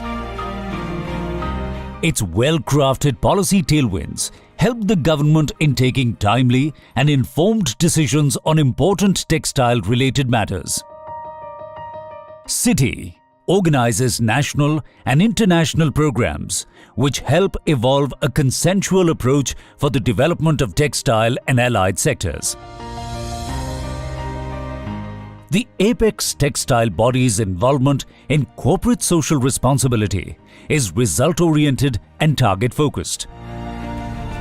Being a major stakeholder of cotton, its initiative for promoting cotton production, productivity, and quality cotton in the country can be traced back to 1964. The Cotton Committee was formed to spearhead the Grow More Cotton campaign carried out by the government to augment the domestic supply of cotton. Setting up of Cotton Development and Research Association, CITI, CDRA in 1970 was to provide an institutional framework for research, evolving newer varieties of cotton and promote scientific cultivation. Now, CITI CDRA works shoulder to shoulder with the government and other organizations to not only increase cotton yield by introducing the various hybrid, but also enhance the purity and quality of cotton. The initial stages, CITI CDRA works, which covered almost all cotton growing areas in the country, now have intense activities in 3 states, Rajasthan, Madhya Pradesh and Maharashtra. These proactive steps have helped in increasing yield several folds higher than the non-project areas. CITI works for achieving inclusive growth and dovetailing that concept into the development process. To create a pool of skilled workforce for achieving the ambitious targets in the textile and clothing industry, CITI formed Textile Sector Skill Council (TSC) in 2014. In the next 10 years, about 577 textile mills will be affiliated to TSC as training partners to empower around 3,700 trainers and 1.5 million skilled workforce in 360 job profiles. CITI, in association with Ministry of Textiles, is imparting training to thousands of Indian youths under the Samarth scheme. The objective is to provide demand-driven and placement-oriented skill programs to incentivize the efforts of the industry in creating jobs in the organized textile and related sectors. CITI Birla Textile Awards is an effort to promote advancement in the textile-related segments. The InnoTex, an event pioneered by CITI, is a platform to recognize excellence in design, methods, spinning and weaving. High-level policy consultation, strategy meetings, trade promotion activities, etc. are the other important functions of the organization. Important dignitaries grace CITI functions, including Vice President, Prime Minister, Cabinet Ministers, Government Secretaries at various points of time.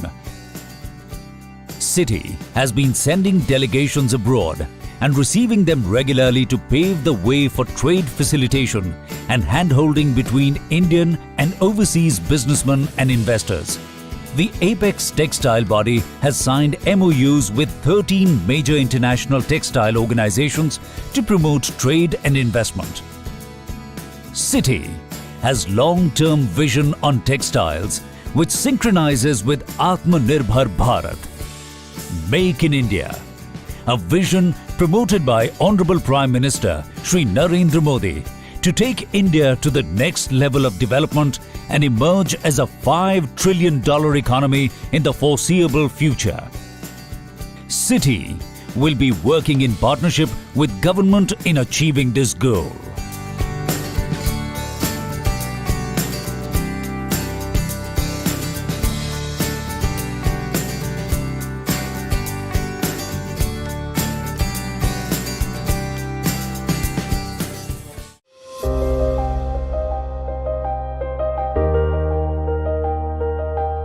Being one of the world's largest producers of textiles and clothing, Indian textile industry is truly weaving the future in a remarkable way. Playing a key role in Indian economy, the textile and clothing industry contributes about 2% to the nation's GDP. The textiles and clothing industry in India is the second largest employer in the country by providing direct employment to 45 million people and more than 100 million people in allied industries, including a large number of women and rural population. The textile and clothing industry in India has strength across the entire value chain, ranging from natural and man-made fiber, yarn, fabric to apparel. It is a highly diversified sector which consists of large, medium, small and micro enterprises. The textile industry in India is gearing up to reach new paradigms of growth. The market size of the Indian textile and clothing industry is estimated to reach $350 billion, including export of $100 billion by 2025-26. Established as the Indian Cotton Mills Federation, ICMF, in 1958, it got transformed into Confederation of Indian Textile Industry, CITI, in 2005 to assume the leadership of broad-based textile and clothing value chain. It represents the major leading regional textile industry associations and its corporate members, thus covering the entire textile value chain from farm to apparel and made-ups.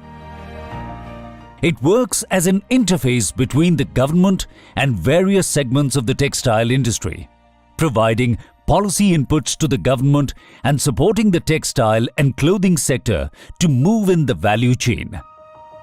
It also gives unstinted leadership to the textile and clothing industry to adopt cutting-edge technologies to enhance production, productivity and quality to cater to the national and international market. CITI promotes and protects the common interests of its members through research, dissemination of information, consultation, cooperation, and by mentoring member industries to adopt best business practices. Its well-crafted policy tailwinds help the government in taking timely and informed decisions on important textile-related matters. CITI organizes national and international programs which help evolve a consensual approach for the development of textile and allied sectors. The apex textile body's involvement in corporate social responsibility is result-oriented and target-focused. Being a major stakeholder of cotton, its initiative for promoting cotton production, productivity, and quality cotton in the country can be traced back to 1964. The Cotton Committee was formed to spearhead the Grow More Cotton campaign carried out by the government to augment the domestic supply of cotton. Setting up of Cotton Development and Research Association, CITI, CDRA in 1970 was to provide an institutional framework for research, evolving newer varieties of cotton and promote scientific cultivation. Now, CITI CDRA works shoulder to shoulder with the government and other organizations to not only increase cotton yield by introducing the various hybrid, but also enhance the purity and quality of cotton. The initial stages, CITI CDRA works, which covered almost all cotton growing areas in the country, now have intense activities in 3 states, Rajasthan, Madhya Pradesh and Maharashtra. These proactive steps have helped in increasing yield several folds higher than the non-project areas. CITI works for achieving inclusive growth and dovetailing that concept into the development process. To create a pool of skilled workforce for achieving the ambitious targets in the textile and clothing industry, CITI formed Textile Sector Skill Council (TSC) in 2014. In the next 10 years, about 577 textile mills will be affiliated to TSC as training partners to empower around 3,700 trainers and 1.5 million skilled workforce in 360 job profiles. CITI, in association with Ministry of Textiles, is imparting training to thousands of Indian youths under the Samarth scheme. The objective is to provide demand-driven and placement-oriented skill programs to incentivize the efforts of the industry in creating jobs in the organized textile and related sectors. CITI Birla Textile Awards is an effort to promote advancement in the textile-related segments. The InnoTex, an event pioneered by CITI, is a platform to recognize excellence in design, methods, spinning and weaving. High-level policy consultation, strategy meetings, trade promotion activities, etc. are the other important functions of the organization. Important dignitaries grace CITI functions, including Vice President, Prime Minister, Cabinet Ministers, Government Secretaries at various points of time.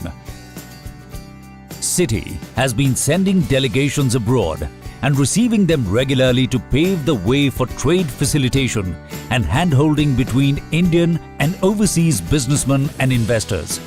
The Apex Textile Body has signed MOUs with 13 major international textile organizations to promote trade and investment. CITI has long-term vision on textiles which synchronizes with Atmanirbhar Bharat. Make in India, a vision promoted by Honorable Prime Minister Shri Narendra Modi to take India to the next level of development and emerge as a $5 trillion economy in the foreseeable future. CITI will be working in partnership with government in achieving this goal.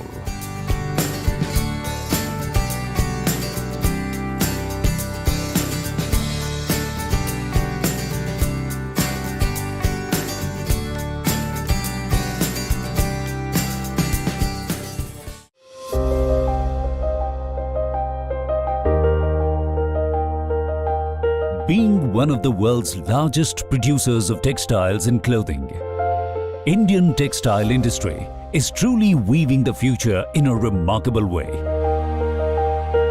Playing a key role in Indian economy, the textile and clothing industry contributes about 2% to the nation's GDP.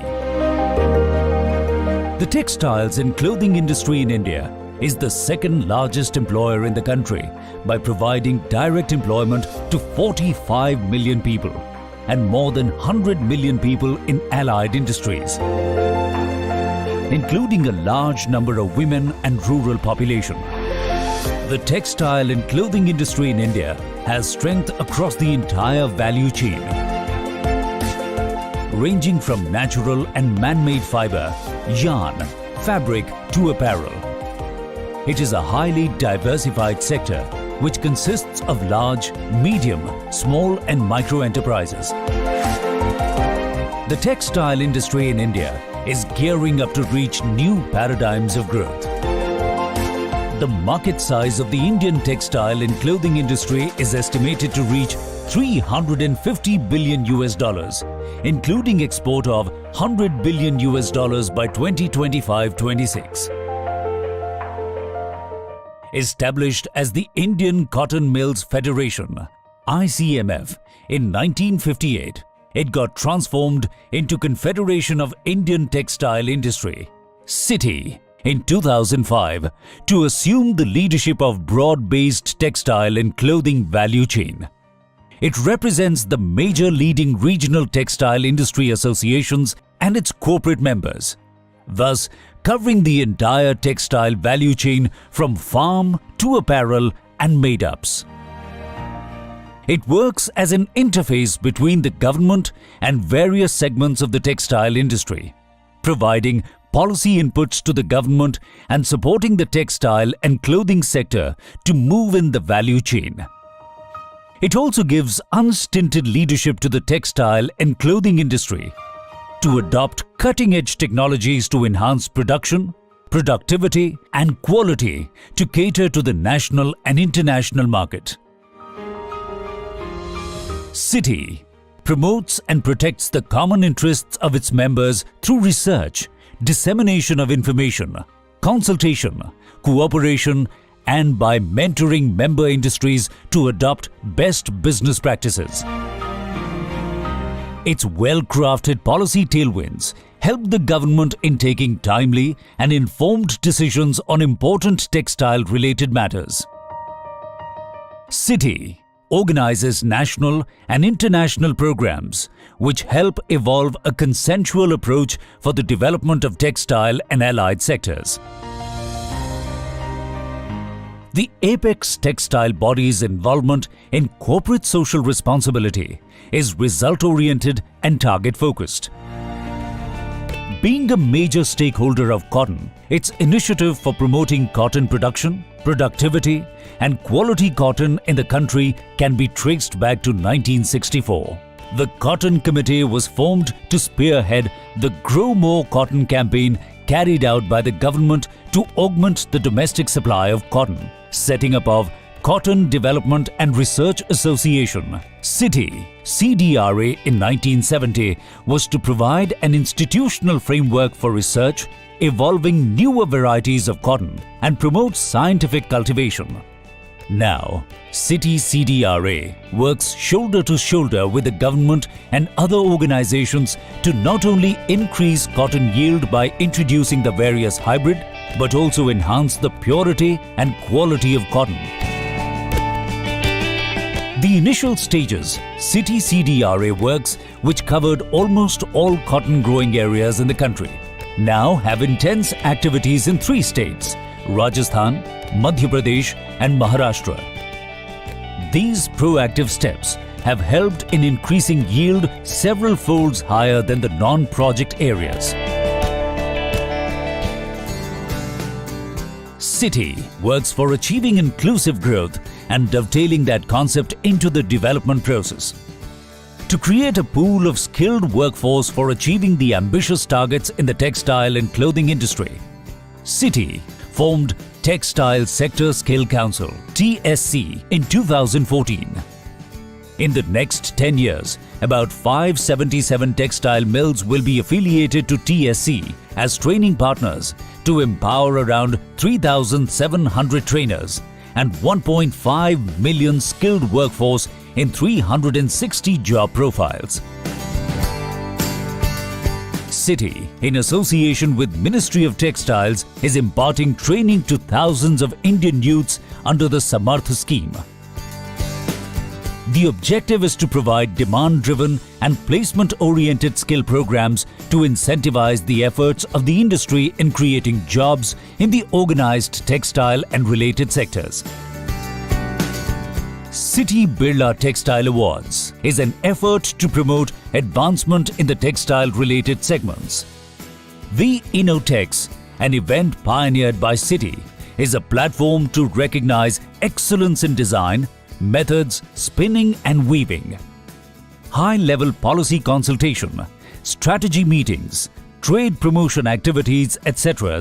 are the other important functions of the organization. Important dignitaries grace CITI functions, including Vice President, Prime Minister, Cabinet Ministers, Government Secretaries at various points of time. CITI has been sending delegations abroad and receiving them regularly to pave the way for trade facilitation and hand-holding between Indian and overseas businessmen and investors. The Apex Textile Body has signed MOUs with 13 major international textile organizations to promote trade and investment.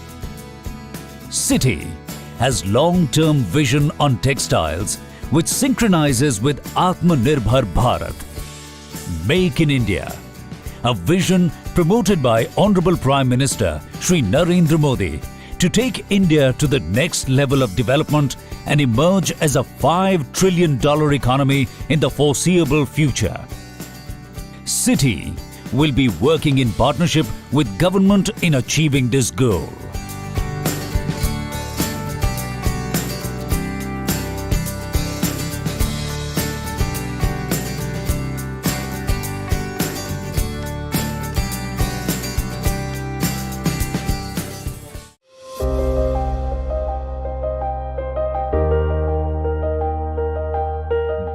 one of the world's largest producers of textiles and clothing. Indian textile industry is truly weaving the future in a remarkable way. Playing a key role in Indian economy, the textile and clothing industry contributes about 2% to the nation's GDP. The textiles and clothing industry in India is the second largest employer in the country by providing direct employment to 45 million people and more than 100 million people in allied industries, including a large number of women and rural population. The textile and clothing industry in India has strength across the entire value chain, ranging from natural and man-made fiber, yarn, fabric to apparel. It is a highly diversified sector which consists of large, medium, small and micro enterprises. The textile industry in India is gearing up to reach new paradigms of growth. The market size of the Indian textile and clothing industry is estimated to reach $350 billion, including export of $100 billion by 2025-26. Established as the Indian Cotton Mills Federation, ICMF, in 1958, it got transformed into Confederation of Indian Textile Industry, CITI, in 2005 to assume the leadership of broad-based textile and clothing value chain. It represents the major leading regional textile industry associations and its corporate members.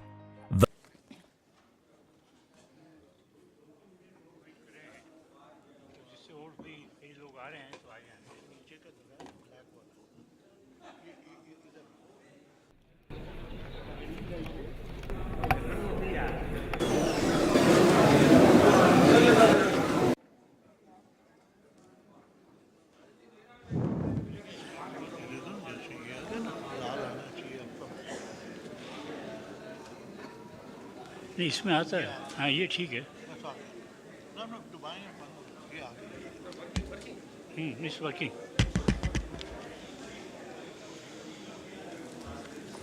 कृपया अपना स्थान ग्रहण कर लें, हमारा ये सत्र शुरू होने जा रहा है। जैसा कि मैंने बताया है, अगले सत्र में माननीय मंत्री कृषि एवं किसान कल्याण भी पधारने वाले हैं। अभी ये दूसरा टेक्निकल सेशन है, मैं सुपुर्द कर रही हूँ अध्यक्ष महोदय के।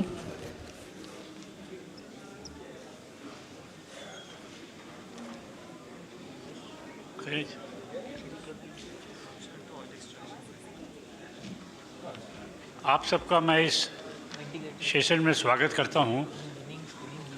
वैसे इंग्लिश में बोलने का प्रोग्राम था, लेकिन चूंकि अपने हिंदी वाले बहुत हैं इसलिए हिंदी इंग्लिश मिक्स में रखते हैं। ये जो सेशन है ये अपना कॉटन कोलैबोरेटिव प्रोजेक्ट जो अपने कर रहे हैं CITI CDRA का, उसके बारे में है।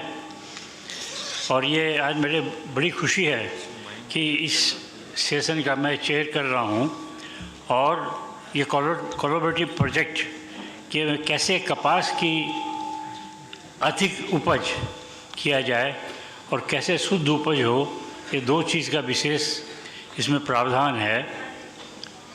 CITI CDRA एसेंशियली जो यील्ड और प्रोडक्शन ऑफ कॉटन, यील्ड भी और कॉटन का प्रोडक्शन कैसे बढ़े किसानों के अंदर में, और कैसे अराजकता मतलब ये कैसे अवेयरनेस हो, कैसे जानकारी हो, प्लांट प्रोटेक्शन और न्यूट्रिशन मैनेजमेंट टेक्नोलॉजी कैसे दी जाए, फार्मर्स को अच्छी प्रैक्टिसेस एग्रीकल्चर प्रैक्टिसेस का उनको बताया जाए, सस्टेनिंग कॉटन प्रोडक्शन को इम्प्रूव और उनका इकोनॉमिक स्टेटस फार्मर्स का कैसे अच्छा हो, जो कि वीक लिंक है हमारे, और उसको इम्प्रूव करना है अपने को।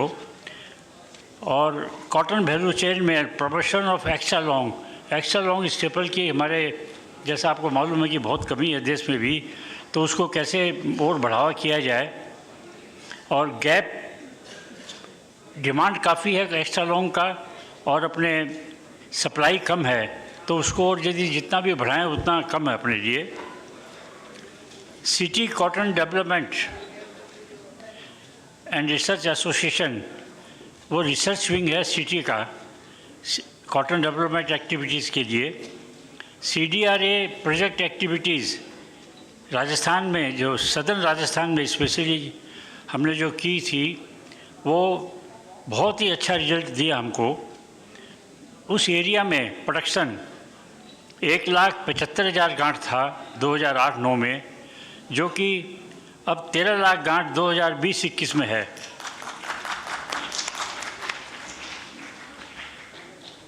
लास्ट 2 साल से ये खाली यील्ड के लिए नहीं, मैंने प्रति हेक्टर यील्ड बढ़े, लेकिन कैसे प्योर कॉटन उपजाई जाए और स्पिनर्स को कैसा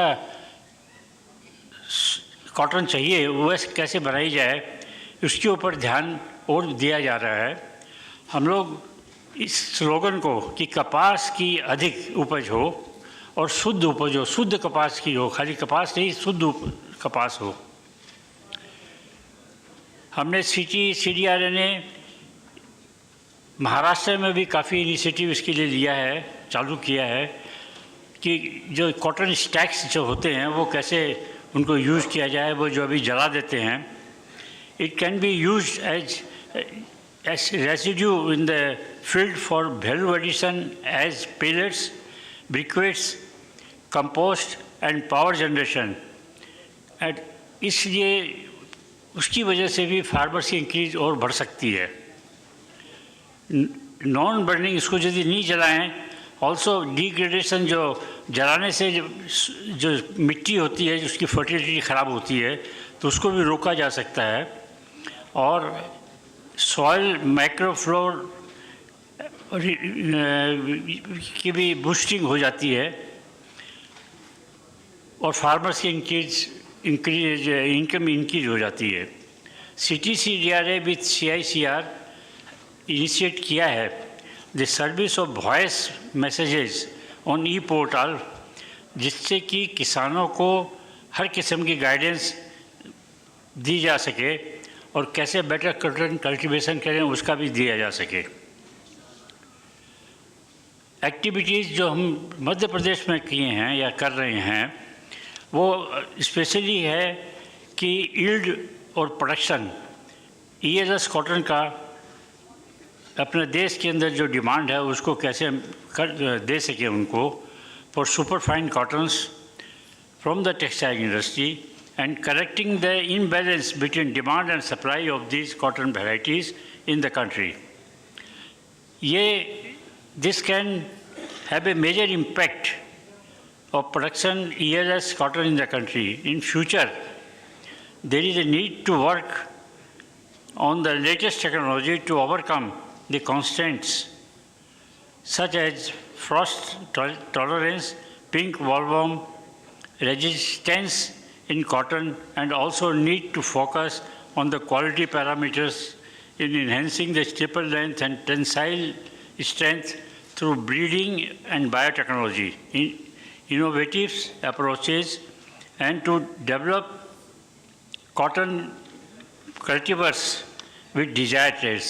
तो ये सब चीज़ों का आगे जाके और भी हमको काम करना पड़ेगा। ये मेन चीज़ आपको 3 चीज़ बताना चाहता था, राजस्थान, मध्य प्रदेश और महाराष्ट्र, ये 3 जगह इस प्रकार से कार्य चल रहा है और आगे अपने कुछ को बढ़ाना है। अब इतनी बात कह कर के मैं मलिक साहब को देता हूँ कि जिससे कि वो आगे अपना कार्यक्रम चालू रखें।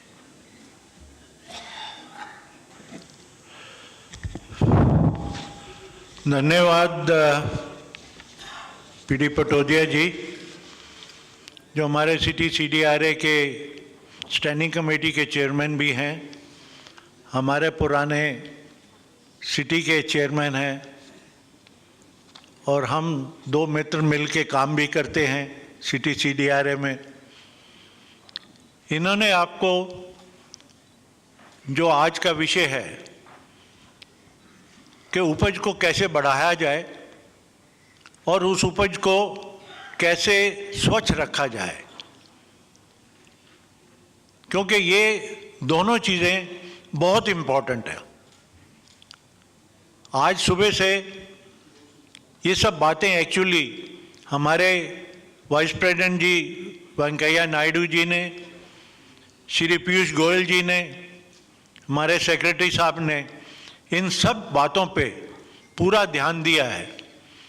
एक्चुअली जो गवर्नमेंट ने खुद इस चीज़ों के लिए बात किया है उससे ये बिल्कुल साफ हो जाता है कि हमारी सरकार फार्मर्स के लिए, इंडस्ट्री के लिए और देश के प्रोडक्शन और एक्सपोर्ट के लिए कटिबद्ध है। अब समय ऐसा है कि इन सब बातों के बाद हमारा ये ध्येय होना चाहिए कि हम इसको कैसे इम्प्लीमेंट करें। बातें बहुत होती हैं, एक्शन कम होते हैं। हमको करना ये है कि हम इसको कैसे एक्शनेबल बनाएं, तो उसी के लिए अपने को आगे प्रयत्न करना पड़ेगा। ये बात तो सच्ची है कि हमारा किसान भाई हमारा अन्नदाता है, देश का अन्नदाता है। ऐसे ही टेक्सटाइल इंडस्ट्री के लिए जो ये किसान कपास की उपज करते हैं तो उनकी इनकम, जैसे श्री नरेंद्र मोदी जी हमारे आदरणीय प्रधानमंत्री जी बार बार कह चुके हैं कि किसान की इनकम डबल करनी है। तो अगर अपने किसान की इनकम डबल करनी है तो वो खाली कहने से नहीं, अपने करने से होगी। तो अपने कैसे कर सकते हैं उसके बारे में भी 2-3 पिछले सेशन में भी इसके बारे में चर्चा हुई। जैसे आज आप अपने खेत में जो प्लांटेशन है, जो पौधे आप लोग लगाते हैं, अगर हम अंतर्राष्ट्रीय प्रैक्टिसेस को देखें तो वो 1 हेक्टेयर में 50,000 से 1 लाख तक, depending upon the different countries, plants लगाते हैं। तो उससे जो उपज है वो भी बढ़ती है और जो बीमारियों का जो डर है वो भी कम होता है, क्योंकि पौधा जो है वो ज़्यादा लंबा और ऊंचा जाता है। ये सवाल जो हमारे साइंटिस्ट हैं उनको हम पूछेंगे और वो इसके बारे में विस्तार पूर्वक अपने को बताएंगे कि क्या कर सकते हैं। कि यदि हम अपनी प्रोडक्शन बढ़ाना चाहते हैं, यील्ड बढ़ाना चाहते हैं, तो अपने को अपने पौधे ज़्यादा बढ़ाने पड़ेंगे। अब उसके लिए आपको क्या साधन चाहिए, चाहे वो बीज के साधन हो या और साधन है, वो आप बताइए। हम उसके ऊपर अपने CITI CDRA के जो प्रोग्राम हैं उसमें उनको लेने की चेष्टा करेंगे और उसको आगे बढ़ाने का प्रयत्न करेंगे। दूसरा रास्ता जो आमदनी को बढ़ाना और इंडस्ट्री के लिए ज़्यादा पैदावार होने से रॉ मटेरियल का सीमलेसली अवेलेबिलिटी होना, मिलना, क्योंकि व्यापार को, इंडस्ट्री को लगातार यदि रेशा नहीं मिलेगा तो इंडस्ट्री आगे नहीं बढ़ पाएगी। तो ये दोनों के हित में है कि हम लोग एग्रीकल्चरिस्ट, जो हमारे फार्मर्स भाई हैं और जो इंडस्ट्री के लोग हैं, दोनों मिलके और जहाँ कहीं भी पॉलिसी इंटरवेंशन की ज़रूरत है वहाँ पे अपनी सरकार से बात करके इसको आगे बढ़ाएं। तो पहला ध्येय तो जो अपना है कि अपनी कपास की उपज कैसे बढ़ाई जाए। दूसरा ये है कि आज हमारे पास उपज होते हुए भी, जैसा अभी डिस्कस हुआ पहले, कि हमारा जो आउटटर्न है, अगर हमारा आउटटर्न उतना हो जाए जैसे कि बाकियों का है, कि आज हम 32 से 35% आउटटर्न में खेलते हैं, उसके बदले अगर 38 से 40% हो जाए तो 20% लिंट तो वैसे ही बढ़ जाएगी। तो उसको कैसे बढ़ाना है, उसके लिए क्या प्रैक्टिसेस अपने को, फॉर्म प्रैक्टिसेस क्या करनी है, फॉर्म से उसको जब यार्ड तक लाया जाता है उसके लिए क्या करना है, यार्ड से जिनिंग तक आता है उसमें क्या करना है, और जिनिंग वाले उसके ऊपर क्या और जो है काम अपना कर सकते हैं, जिससे कि अगर आउटटर्न बढ़ता है तो जिनर को भी फायदा होता है, अवेलेबिलिटी ऑफ कॉटन, कपास की जो है अवेलेबिलिटी भी बढ़ती है, तो सबका फायदा होता है। तो ये दो तो मेजर मुद्दे हैं जिस पे अपने को अपनी कपास की उपज को बढ़ाना है। इसके साथ साथ अपने को ये भी देखना है कि हमारा सिर्फ पैदावार पैदा करने से या उसका सूता या कपड़ा या गारमेंट बनाने तक काम खत्म नहीं हो जाता है। उसके बाद कंज्यूमर है, जिसके पास वो कपड़ा पहुंचता है, और उसके पहुंचाने वाले जो लोग हैं, चाहे वो डिस्ट्रीब्यूटर हैं, डिस्काउंटर्स हैं, रिटेलर्स हैं, तो आज दुनिया में ट्रेसेबिलिटी और ट्रांसपेरेंसी, सस्टेनेबिलिटी की बात काफ़ी हो गई, तो ट्रेसेबिलिटी और ट्रांसपेरेंसी का जो है सिलसिला, ये भी बहुत इम्पोर्टेंट है।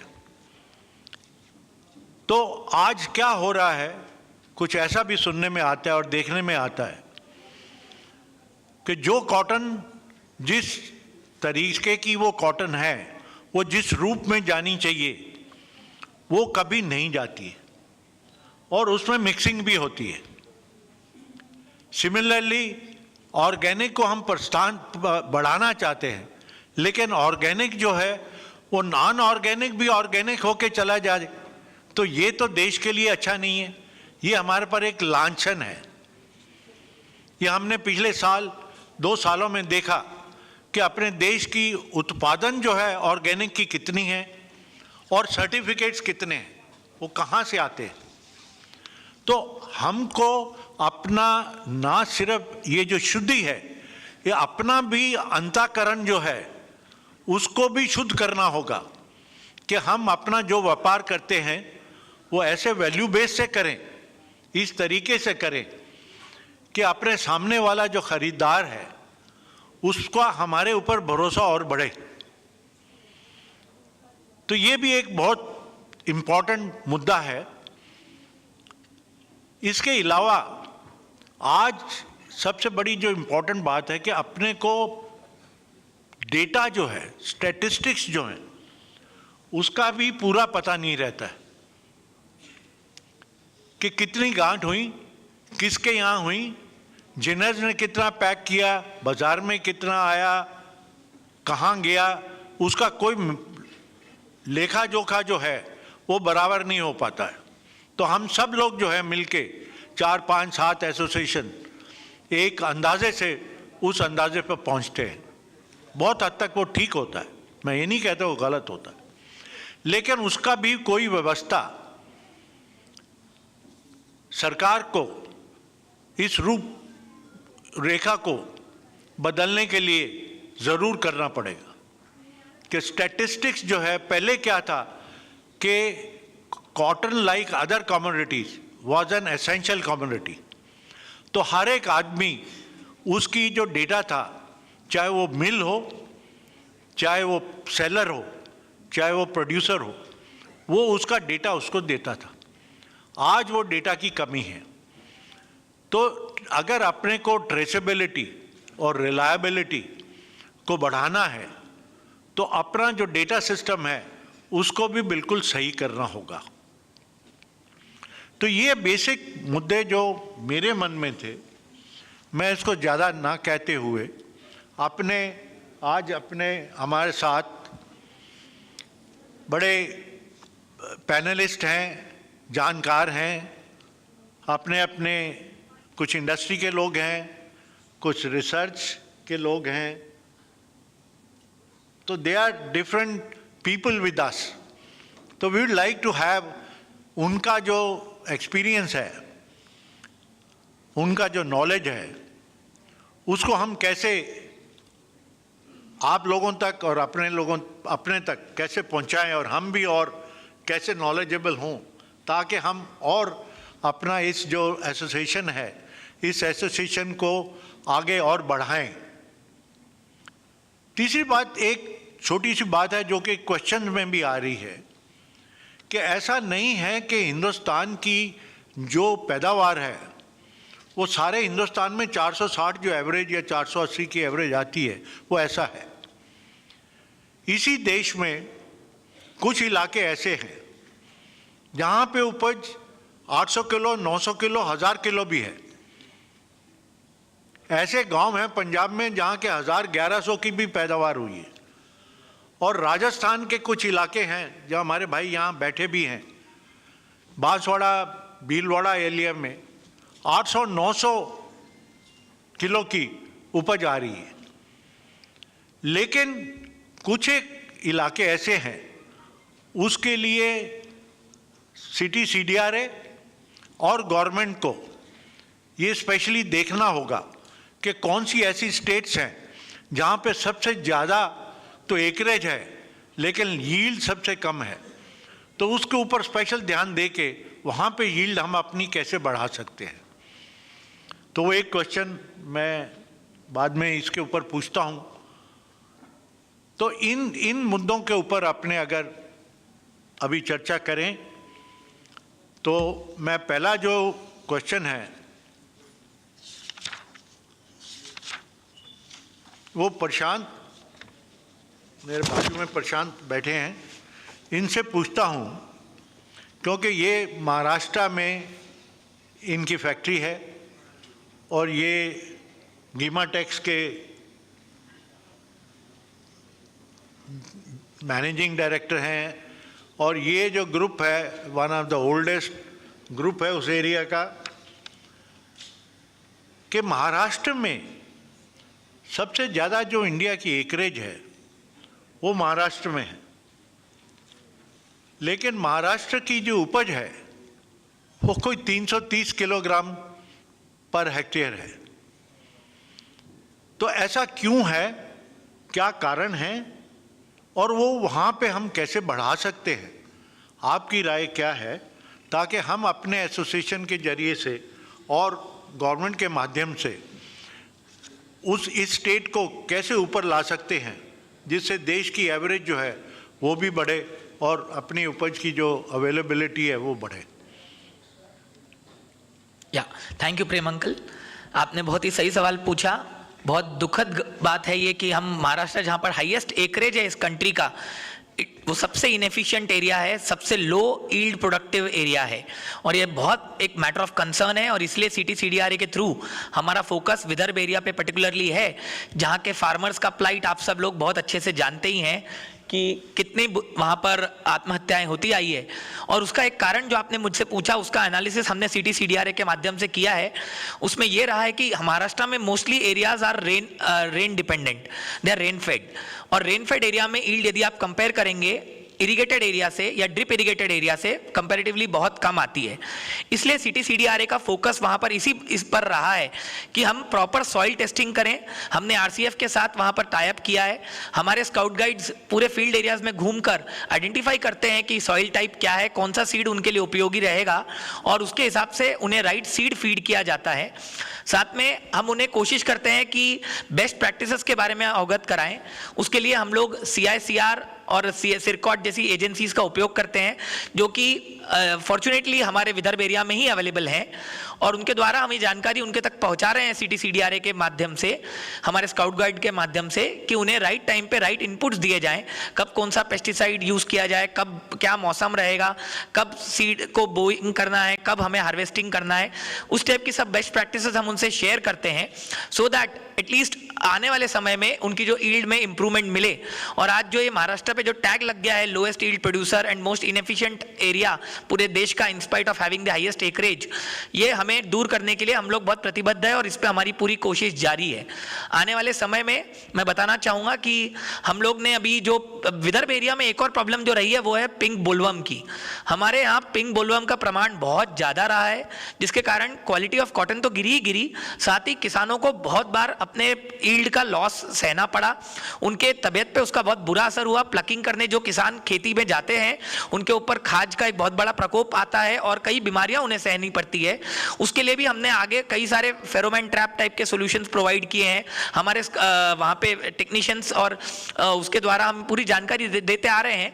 कुछ इंप्रूवमेंट हुआ है और आने वाले समय में जैसा कि ड्रोन टेक्नोलॉजी का उपयोग हम करने का सोच रहे हैं अभी CITI CDRA के माध्यम से, क्योंकि एक बहुत बड़ा, जब वहाँ पर पेस्टिसाइड के भी आपने सुना होगा कि पेस्टिसाइड से भी डेथ्स हुई है, जब स्प्रे करते हैं तो वो इनहेल हो जाती है, तो that kind of problem also हमने कुछ एनकाउंटर किया है।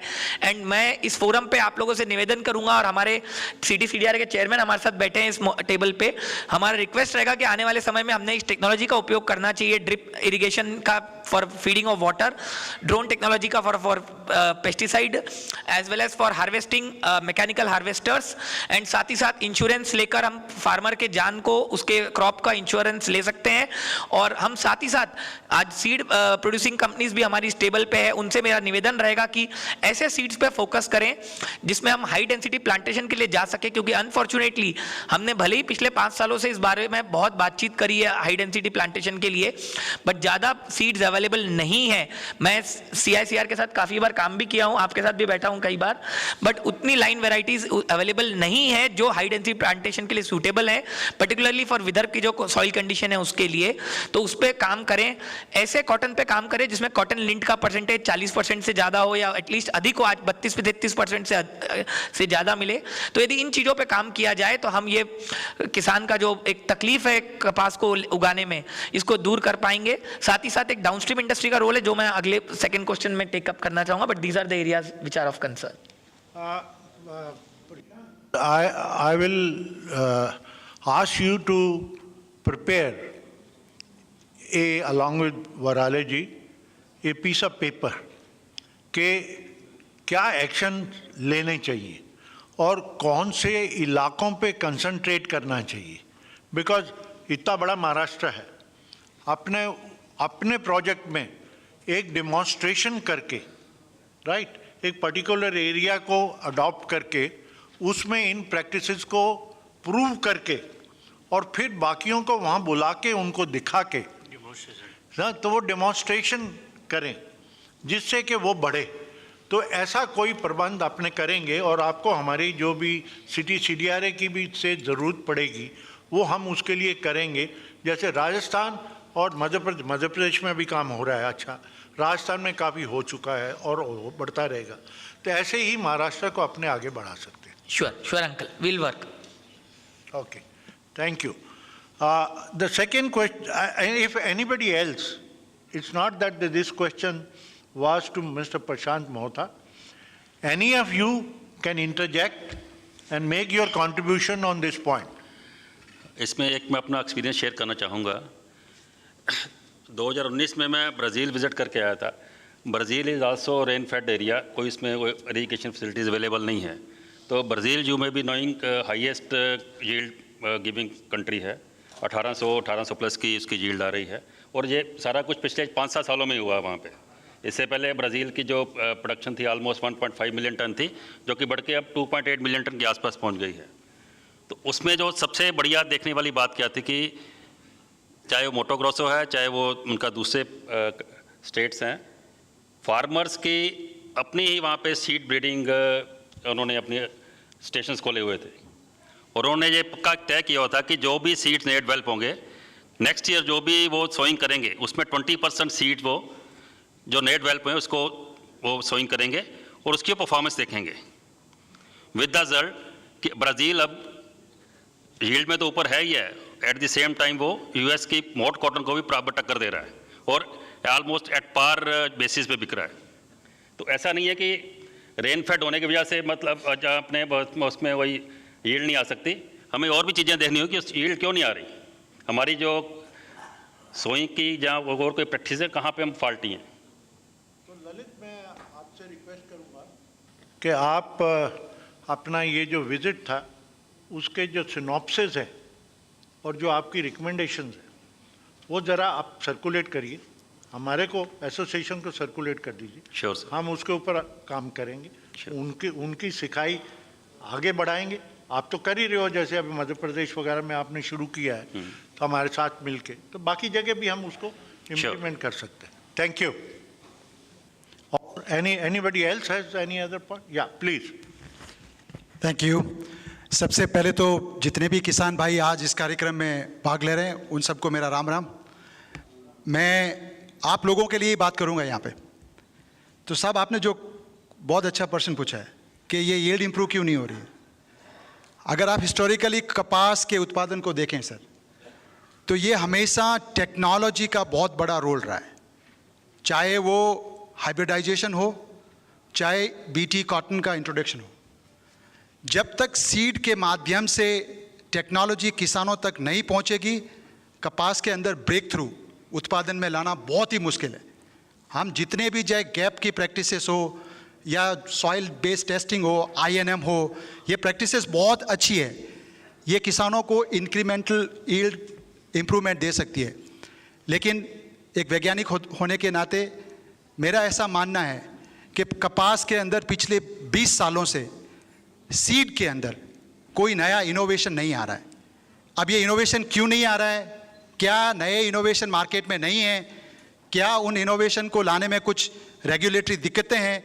इन सब को हम CTC आपके जो ऑर्गेनाइजेशन के माध्यम से अगर हम इनका कोई सॉल्यूशन निकाल सकते हैं, तो मैं एक छोटा सा एग्जांपल आपको देता हूं। आज जो किसान कपास लगाता है, सबसे बड़ी समस्या उसकी खरपतवार को मैनेजमेंट करना है। खरपतवार 30 से 35% जो यील्ड है उसको नहीं होने देता। उसमें 30% यील्ड आप इंक्रीज कर सकते हो अगर आप प्रॉपर खरपतवार का मैनेजमेंट करो। किसानों के लिए पिकिंग की बहुत बड़ी समस्या है, लेबर बहुत बड़ी समस्या है। सबसे बड़ी कपास के अंदर समस्या आज लेबर की है, चाहे खरपतवार मैनेजमेंट की हो चाहे पिकिंग की हो। जो टेक्नोलॉजी आप ब्राजील की बात कर रहे हैं, ऑस्ट्रेलिया की बात कर रहे हैं, जहां बहुत अच्छी यील्ड है, वो कंट्रीज आज हमसे 3 पायदान आगे हैं टेक्नोलॉजी एक्सेप्टेंस के लिए, और वो सारा रेनफेड है। जब तक इस देश के अंदर रामास्वामी जी यहाँ बैठे हैं, हमारे CSR के डायरेक्टर साहब भी यहाँ बैठे हैं, ये सब जानते हैं कि जब तक सीड के माध्यम से ब्रेक थ्रू नहीं लाएंगे, तब तक कपास के अंदर जो नेक्स्ट यील्ड रिवोल्यूशन हमारे देश में मिल नहीं सकता। तो आपसे मैं ये निवेदन करूंगा, अभी बाद में क्वेश्चंस हैं तो अपना रिपीट नहीं हो तो इसको अभी छोड़ते हैं, फिर इसके बाद आते हैं टेक्नोलॉजी पे आते हैं, ठीक है। दी अदर इशू जो इंडस्ट्री फेस करती है, हमारा कस्टमर फेस करता है, वो ये है कि हमारी जो कॉटन्स है, आज हालांकि मेरे CCI के चेयरमैन अग्रवाल जी ने बड़े ऑप्टिमिज्म से कहा कि हमारी कॉटन बहुत अच्छी है। मैं कहता हूँ कहाँ नहीं अच्छी है, हमारी कॉटन अच्छी है, लेकिन हमारी कॉटन कंटेमिनेटेड है। आज जो मुआवजा मिलना चाहिए वो पूरी कॉटन का मुआवजा कॉटन को नहीं मिल पाता है। हमारी कॉटन कंटेमिनेट होने की वजह से काफ़ी कंप्लेंट हमारे कस्टमर से हमको सुननी पड़ती हैं। तो अब प्रशांत जी, मेरा आपको सेकंड क्वेश्चन ये है कि जो कंटेमिनेशन की दुविधा आपके सामने आती है, अगर आप एक्सपोर्टर हैं या बड़े बड़े ब्रांड्स को आज काम करते हो, तो जो कंटेमिनेशन की इशू है वो कितनी ग्रेव है और उसके लिए आपका क्या सुझाव है कि कैसे अपनी कॉटन को कंटेमिनेशन से बचा के कंट्रोल को। कंटेमिनेशन तो आज अपने हाथ से करते हैं, मशीनों से करते हैं, लेकिन जहाँ उपजती है और जहाँ तक पैक होती है उस पीरियड में क्या किया जाए जिससे कि अपना कॉटन जो है लीस्ट कंटेमिनेटेड हो। प्रेम अंकल, कंटेमिनेशन जो मैं समझता हूँ, अभी 2 प्रकार के कंटेमिनेशन हम फेस कर रहे हैं। पहला तो एक फॉरेन मटेरियल है, बेसिकली कलर्ड मटेरियल जो कॉटन नहीं है, उसमें प्लास्टिक्स हैं, जूट है, any other material which is not suppose to be cotton जो उसमें मिक्स हो जाता है। ये प्लकिंग के समय होता है, स्टोरेज के समय होता है, या फिर इवन जिनिंग सेंटर्स में because of not using the best practices, right practices नहीं होने के कारण होता है। और ये प्रॉब्लम काफ़ी एक्यूट है इंडिया में, जिसके कारण एटलीस्ट 5 से 10 सेंट का नुकसान हम हमारे कपास पे झेल रहे हैं।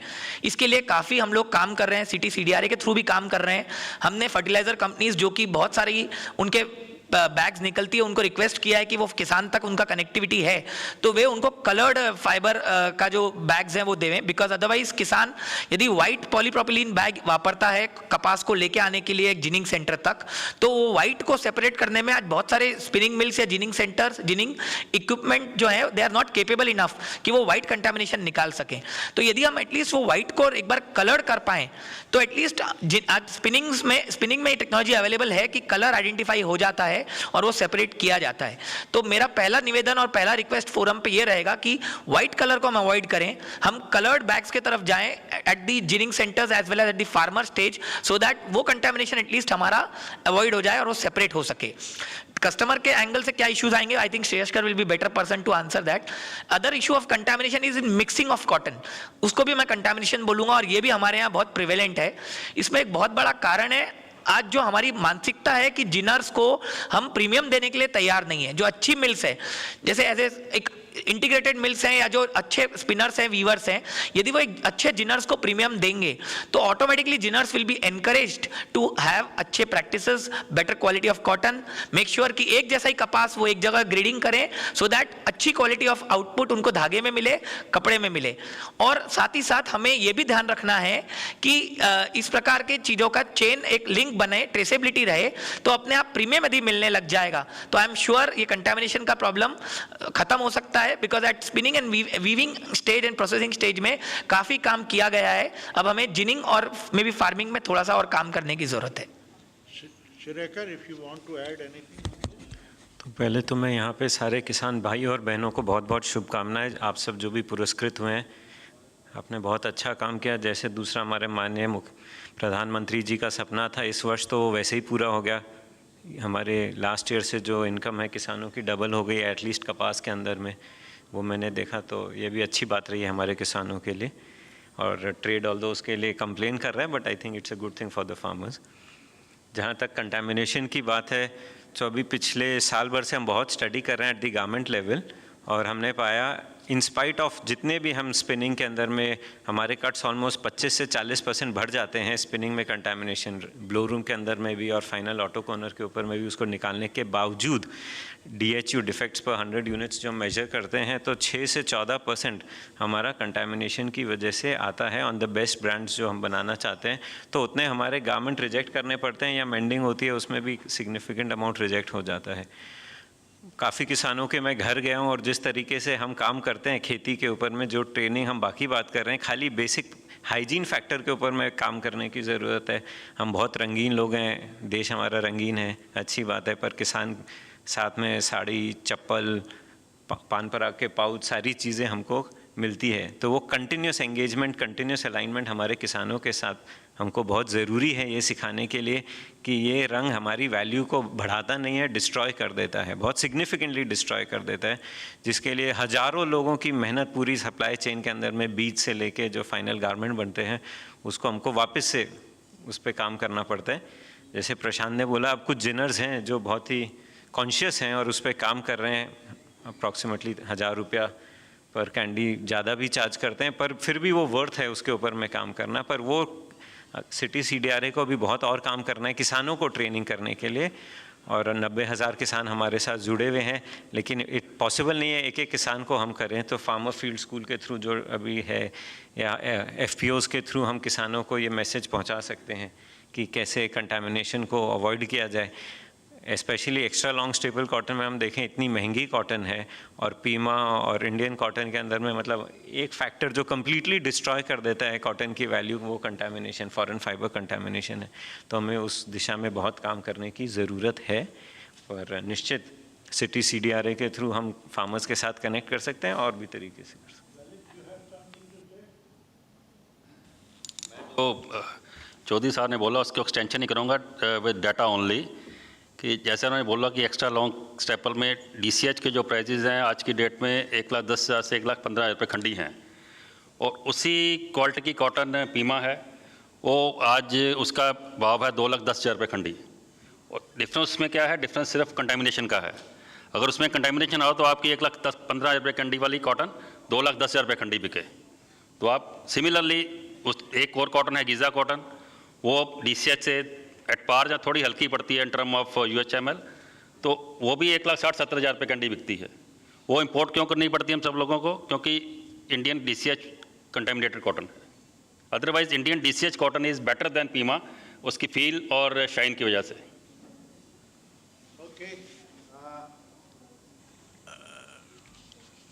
I'll now ask Shreya, basically, as we have been discussing right from the morning, कि ऑर्गेनिक कॉटन जो है काफ़ी अभी पॉपुलर होती चली जा रही है, और इंडिया ही एक इतना बड़ा देश है जो ऑर्गेनिक कॉटन की उपज करता है। तो लेकिन क्योंकि ये ऑर्गेनिक है, फार्मर को उसकी जो पैदावार है वो कम मिलती है, तो उसको कैसे इंसेंटिवाइज किया जाए कि वो ज़्यादा से ज़्यादा ऑर्गेनिक कॉटन की प्रोडक्शन करे और अपने को एक बड़ी अच्छी मार्केट जो है दुनिया की, और लोकल के भी अभी जैसे अभी organic locally is also becoming very popular, internationally it is becoming popular, तो उसके लिए अपने को क्या करना चाहिए? मलिक साहब, पहले तो मार्केट की आज हमको चिंता करने की ज़रूरत नहीं है। मार्केट इतनी अच्छी है अभी ऑर्गेनिक जैविक कपास की कि आज के समय पे जो हमारी चिंता है वो कि मार्केट के लिए demand is greater than supply भी बढ़ते जा रही है। जो हम इफ़ एनीथिंग भारत ये डिस्ट्रॉय कर सकता है अगर हमने अपनी प्रैक्टिसेस को कंट्रोल नहीं किया। तो बहुत ज़रूरी है कि जो कपास मिल रही है, जैसे आपने ट्रेसेबिलिटी की बात करी थी, तो वही कपास आए। इसमें कोई one size fits all answer नहीं है। हम बहुत अलग अलग किसानों से काम करते हैं। राजस्थान में काम करते हैं जहाँ पे 50 एकड़ ज़मीन है, और झाबुआ में काम करते हैं जहाँ किसान की 1 एकड़ की ज़मीन है। कहीं पे पानी है, कहीं पे रेनफेड है, तो अलग अलग प्रैक्टिस की ज़रूरत है, और CITI CDRA उस पर बहुत काम भी करता है। तो बहुत अच्छा जो हमने रिज़ल्ट देखे। अब हम किसान से यील्ड की बात नहीं करते, किसान की इनकम की बात करते हैं कि उनकी कमाई कितनी हो रही है। तो पिछले 20 साल से काम करते हमने देखा, जब तक सिर्फ कपास पे फोकस कर रहे थे तो उनकी आमदनी नहीं बढ़ रही थी। अब हम 15 से 20 कपास के अलावा इंटरक्रॉपिंग, बॉर्डर क्रॉपिंग, सारी चीज़ों पे काम करते हैं, जिससे उनकी 30 से 40% आमदनी बढ़ गई है, और ओवरऑल सॉइल फर्टिलिटी बढ़ जाती है, जिसकी वजह से काफ़ी मतलब समय लगता है 4-5 साल में जाके उनकी नेट यील्ड भी कम नहीं होती। तो स्पेसिंग, प्रूनिंग, इन सब प्रैक्टिसेस पे बहुत काम करने की ज़रूरत है। जो काम चल रहा है CITI CDRA मध्य प्रदेश में एक्स्ट्रा लॉन्ग स्टेपल कॉटन पे बहुत अच्छा काम कर रहा है। जैविक पे और काम करने की ज़रूरत है। तो अगर हम उस पर देखते हैं, अभी सॉइल कवरेज के लिए इंडिया में जो है कार्बन कंटेंट सॉइल के अंदर में बहुत ही कम है। सॉइल हम अपना ख्याल खुद से रखती है, उसके अंदर में 2.5 से 3% अगर कार्बन कंटेंट रहेगा तो हमको बहुत ज़्यादा मेहनत करने की ज़रूरत नहीं है। अनफॉर्चुनेटली यहाँ पे 0.5% से कम है कार्बन कंटेंट इंडियन सॉइल में। अधिकतर 600 से ज़्यादा सॉइल वैरायटीज़ टेस्ट करी गई है। US में भी इसके ऊपर में काफ़ी काम हो गया। तो हम रीजनरेटिव ऑर्गेनिक कॉटन पे भी काम कर रहे हैं, फार्मिंग पे। तो ये दिखा कि आधे % से भी कम कार्बन कंटेंट है। तो सॉइल कवरेज ज़्यादा से ज़्यादा होना चाहिए। उसके लिए बहुत मेहनत करने की ज़रूरत है, और जो हम बाद में जला देते हैं वो सब नहीं करने की बजाय, तो हमने इस बार जैसे तुअर के ऊपर में कहीं पे मक्का लगाते हैं, कहीं और फसल लगाते हैं, तरबूज लगा देते, वो सब साथ साथ में उन लोगों के करते हैं खेती पे। तो एक बैलेंस भी हो जाता है, किसान को खाने के लिए भी मिलता है। काफ़ी किसान तो खुद अपने घर में उन लोग बेसिक दाल रोटी खाने के लिए उन लोग उतना नहीं उगाते। तो वो बहुत ज़रूरी है कि जब ये इंटरक्रॉपिंग होती है 1 एकड़, जो मार्जिनल फार्मर्स है स्पेशली, तो उनका 12 महीने घर पे खाने के लिए भी वो मिल जाती है, और कपास भी बेटर हो जाती है, ओवरऑल सॉइल फर्टिलिटी भी बेटर होती है। ये छोटे फार्मर्स के लिए काम करते हैं, जहाँ खुद उन लोग ज़्यादा मेहनत कर। बड़े किसान जो है वो मेहनत करना नहीं चाहते, वहाँ की प्रैक्टिसेस अलग होगी। तो वहाँ हमको स्पेसिंग, जैसे वो बात कर रहे थे कि 1 हेक्टेयर में 50,000 वो लगाते हैं प्लांट्स, तो वैसी स्पेसिंग अभी भी काफ़ी जगह मिसिंग है, उसके ऊपर में काम करें। हम प्लांट्स को रैंडमली उगने देते हैं, प्रूनिंग करनी बहुत ज़रूरी है, वो करेंगे तो बेटर हो जाएगा। ठीक है, अभी इसके ऊपर काफ़ी अवेयरनेस जो है बढ़ाने की ज़रूरत है, काम करने की ज़रूरत है। हाँ समय आई साहब ने जो जैविक कपास का मुद्दा उठाया है, मुझे ऐसे लगता है कि CITI के माध्यम से सरकार को 2-3 चीज़ें जैविक कपास के उत्पादन को कैसे बढ़ाया जाए, उसमें क्या करना चाहिए। सबसे बड़ी समस्या किसान की ये है कि जो जैविक कपास के उत्पादन के लिए जो रजिस्ट्रेशन का प्रोसेस है वो बड़ा टीडियस है, तो रजिस्ट्रेशन प्रोसेस को सिंप्लीफाई करना बहुत ही ज़रूरी है। दूसरा सबसे बड़ा मुद्दा है कि उसकी जो फीस है वो किसान अफोर्ड नहीं कर पाता। किसान के लिए वो फ़ी पे करना 5-7 हज़ार रुपये पर एकड़ पॉइंट ऑफ व्यू से वो बहुत मुश्किल होता है, इसलिए किसान खुद एज ए इंडिविजुअल जैविक कपास में रजिस्ट्रेशन करने के लिए इच्छुक नहीं रहता है। आज के दिन जो भी रजिस्ट्रेशन हो रहे हैं और ये बहुत बड़ी क्वांटिटी का जो जैविक कपास आपको मिल रहा है, ये सारा के सारा ICS सिस्टम के माध्यम से हो रहा है। आपको सब जानकारी है इसके बारे में। कंपनीज़ है वो किसानों को इनरोल करती है और कंपनीज़ ही उन सबको कंट्रोल करती है। मेरा ऐसा मानना है कि CITI सरकार को ये भी बात बताए कि जो किसान जैविक खेती करना चाहता है, क्योंकि जैविक खेती के अंदर उसके अंदर ईल्ड पेनल्टी आएगी, तो ईल्ड पेनल्टी से निपटने के लिए किसानों को जो जैविक खेती रजिस्टर कर रहा है उसको इंसेंटिवाइज किया जाए। तो अगर सरकार 10-15 हज़ार रुपये पर एकड़ के हिसाब से किसानों को अगर इंसेंटिवाइज करे तो ज़्यादा से ज़्यादा किसान जैविक खेती की तरफ आकर्षित किया जा सकता है। Thank you. मैं एक पॉइंट और ऐड करना चाहूँगा जो CITI को काम करना चाहिए।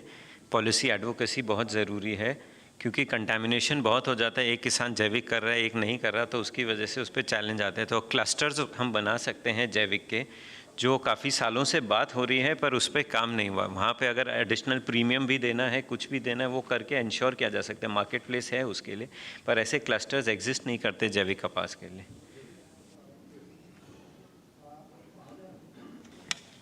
You know,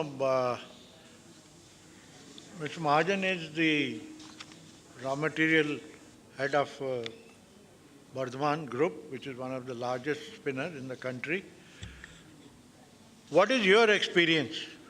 You have been involved in Madhya Pradesh for increasing the production of ALS quality as well as organic. तो अपना जो एक्सपीरियंस है उसको ज़रा नरेट करिए, और साथ साथ में सेकंड क्वेश्चन भी उसके से लिमिट जॉइंट ही है कि what practices you suggest should be adopted to improve the quality of cotton.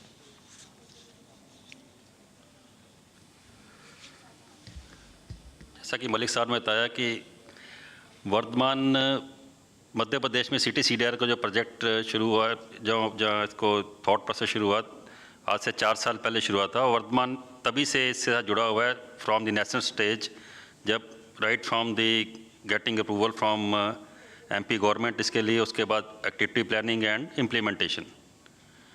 उसके पीछे एक खास पर्पस था वर्तमान जुड़ने का कि इंडिया चाहे आज नेट कॉटन एक्सपोर्टर है, पर ALS कॉटन में ये नेट इम्पोर्टर है। इंडिया की जो ALS कॉटन की रिक्वायरमेंट है दैट इज़ अराउंड 1,50,000 टन के आसपास है, और ALS कॉटन जो अभी जहाँ कुछ से पहले हो रही थी वो 80 से 85,000 टन के आसपास हो रही थी। तो हमने सोचा कि इससे जुड़ के एक तो क्वालिटी भी इम्प्रूव हो जाएगी और यील्ड अगर इम्प्रूव होती है तो डायरेक्टली वो उसकी अवेलेबिलिटी पे इम्पेक्ट करेगी। तो मध्य प्रदेश को क्यों चुना गया? क्योंकि मध्य प्रदेश, तमिलनाडु और कर्नाटका ये 3 स्टेट्स हैं जहाँ पे ALS कॉटन की प्रोडक्शन होती है, और उसमें Madhya Pradesh more than 50% contribute करता है। तो रतलाम और सराउंडिंग एरियाज़ में इस एक्टिविटी को प्लान किया गया, और मुझे आपसे जानकारी शेयर करते हुए बहुत खुशी हो रही है कि 4 साल के अंदर अंदर यील्ड में ऑलमोस्ट 30% की इम्प्रूवमेंट आई है, जो कि 480 kg पर हेक्टेयर यील्ड होती थी लिंट की, वो अभी 650 kg पर हेक्टेयर लिंट की अवेलेबिलिटी बढ़ रही है, जो कि सीधा फार्मर्स को तो फ़ायदा है ही है और उसका फ़ायदा टेक्सटाइल इंडस्ट्री को भी है। यील्ड के साथ साथ इसमें जो फाइबर क्वालिटी पैरामीटर इंप्रूवमेंट आई है वो ये आई है कि तब आज से 3-4 साल पहले DCH की क्वालिटी 34.5 हद 35 mm जो बहुत सीज़न में थोड़ी से टाइम के लिए आती थी, और इस बार जो कॉटन की क्वालिटी आई है उसमें 36-36.5 mm की लेंथ आई है, और साथ साथ में जीपीटी जो 35-35.5 के आसपास थी, इस बार एज आई एज 40 जीपीटी तक हमने अचीव किया है। 40 जीपीटी अचीव करने का मतलब कि हमने पीमा वाली जो जीपीटी इसको टच कर लिया है, और इसमें सिर्फ गीज़ा है, गीज़ा की जीपीटी 40, 42, 43 के आसपास होती है, और इसी तरह में हम काम करते रहे तो पॉसिबल है कि आने वाले 2-3 साल में हम जीपीटी और भी बढ़ा पाएंगे। माइक रादर इस बार जो था वो कोर्सर साइड में था। नॉर्मली जो एक्स्ट्रा लॉन्ग स्टेपल कॉटन होती हैं उनका माइक 3.34 से लेकर 3.78 तक होना चाहिए सूटेबली, पर इस बार जो इसका माइक था वो एवरेज 4.1 के आसपास था, 3.76 भी थी और उस 4.44 तक भी गया है। तो यानी वो बट जो लेंथ और स्ट्रेंथ में इम्प्रूव है से माइक उसको ये सफिशिएंटली माइक को कवर कर लेती है चीज़ें जी। लास्ट मंथ मैं सिटी CDR के ऑफिस बीरर के साथ और डॉक्टर राधेश्याम त्रिपाठी के साथ फार्मर्स को मिलने भी गए थे। तो जितने भी फार्मर्स समूह को मिले हैं, ये जान के खुशी हुई कि वो सभी बहुत ज़्यादा सेटिस्फाइड थे इस प्रोजेक्ट के साथ और काफ़ी एक्साइटेड थे। उनको पता था कि हमने कौन कौन से सीड यूज़ किए हैं और अगले साल में कौन से सीड यूज़ करने हैं, सो दैट कि उनकी क्वालिटी और क्वांटिटी दोनों इम्प्रूव हो। दूसरा क्वेश्चन जो आपने पूछा, क्या क्या सुधार और करने की आवश्यकता है, तो बात वहीं आती है कि सुधार तो कंटेमिनेशन में करने की आवश्यकता है। अगर कंटेमिनेशन फार्मर्स को जागरूक कर दें कि आप अपनी कॉटन की जो पिकिंग करते वक्त आपने क्या क्या चीज़ों का ध्यान रखना है और उसको स्टोरेज के वक्त क्या क्या चीज़ों का ध्यान रखना है, तो इनकी क्वालिटी जो प्रोडक्ट की क्वालिटी अपने प्रोडक्ट की वैल्यू अपने आप बढ़ जाएगी। दूसरा एक जो डॉक्टर त्रिपाठी हर बार बोलते हैं, इनके साथ मैं भी फार्मर्स को डीटॉपिंग करते रहना चाहिए हमेशा अपनी इसकी स्टेम्स का, सो दैट कि डीप टॉपिंग से करने से फ़ायदा होता है कि जो उसके डेंडू हैं वो एक तो ताकतवर होते हैं और रेशा बढ़िया बनता है उससे। Okay, Lalit, thank you very much. Time is at our disposal a little shorter. I'll move on to Dr. Manekam. Dr. Manekam is the principal investigator on plant breeding at AICRP on cotton and principal scientist plant breeding. So I will just ask you, Doctor, what is the kind of the plantation system should be introduced to improve the yield and the quality of cotton? That's number one. And I can also give you the second simultaneously, which has already been circulated. Can we move further to genome editing technology in cotton to develop stress and pest tolerance varieties? And what are the different platforms to breed the new cultivars of cotton? Okay, very good afternoon to one and all. Some of the questions posted to me are very interesting. Almost from the morning we have been discussing about the planting system. What kind of planting system we have to follow for increasing the production as well as productivity along with the fiber quality. Since CITI CDRA is concentrating more on ELS cotton, so I'll just brief about how to improve or increase the productivity of ELS cotton, especially like barbadans as well as H-B hybrids. If you see, generally the plant population being maintained is less than 10,000 plants per hectare. That is what the farmers generally practice in our country, especially for ELS cotton. If you see the genetic potential or whatever the new varieties as well as hybrids which are in pipeline, there is not much scope for improving the yield. So we have to think about alternative management strategies to improve the productivity.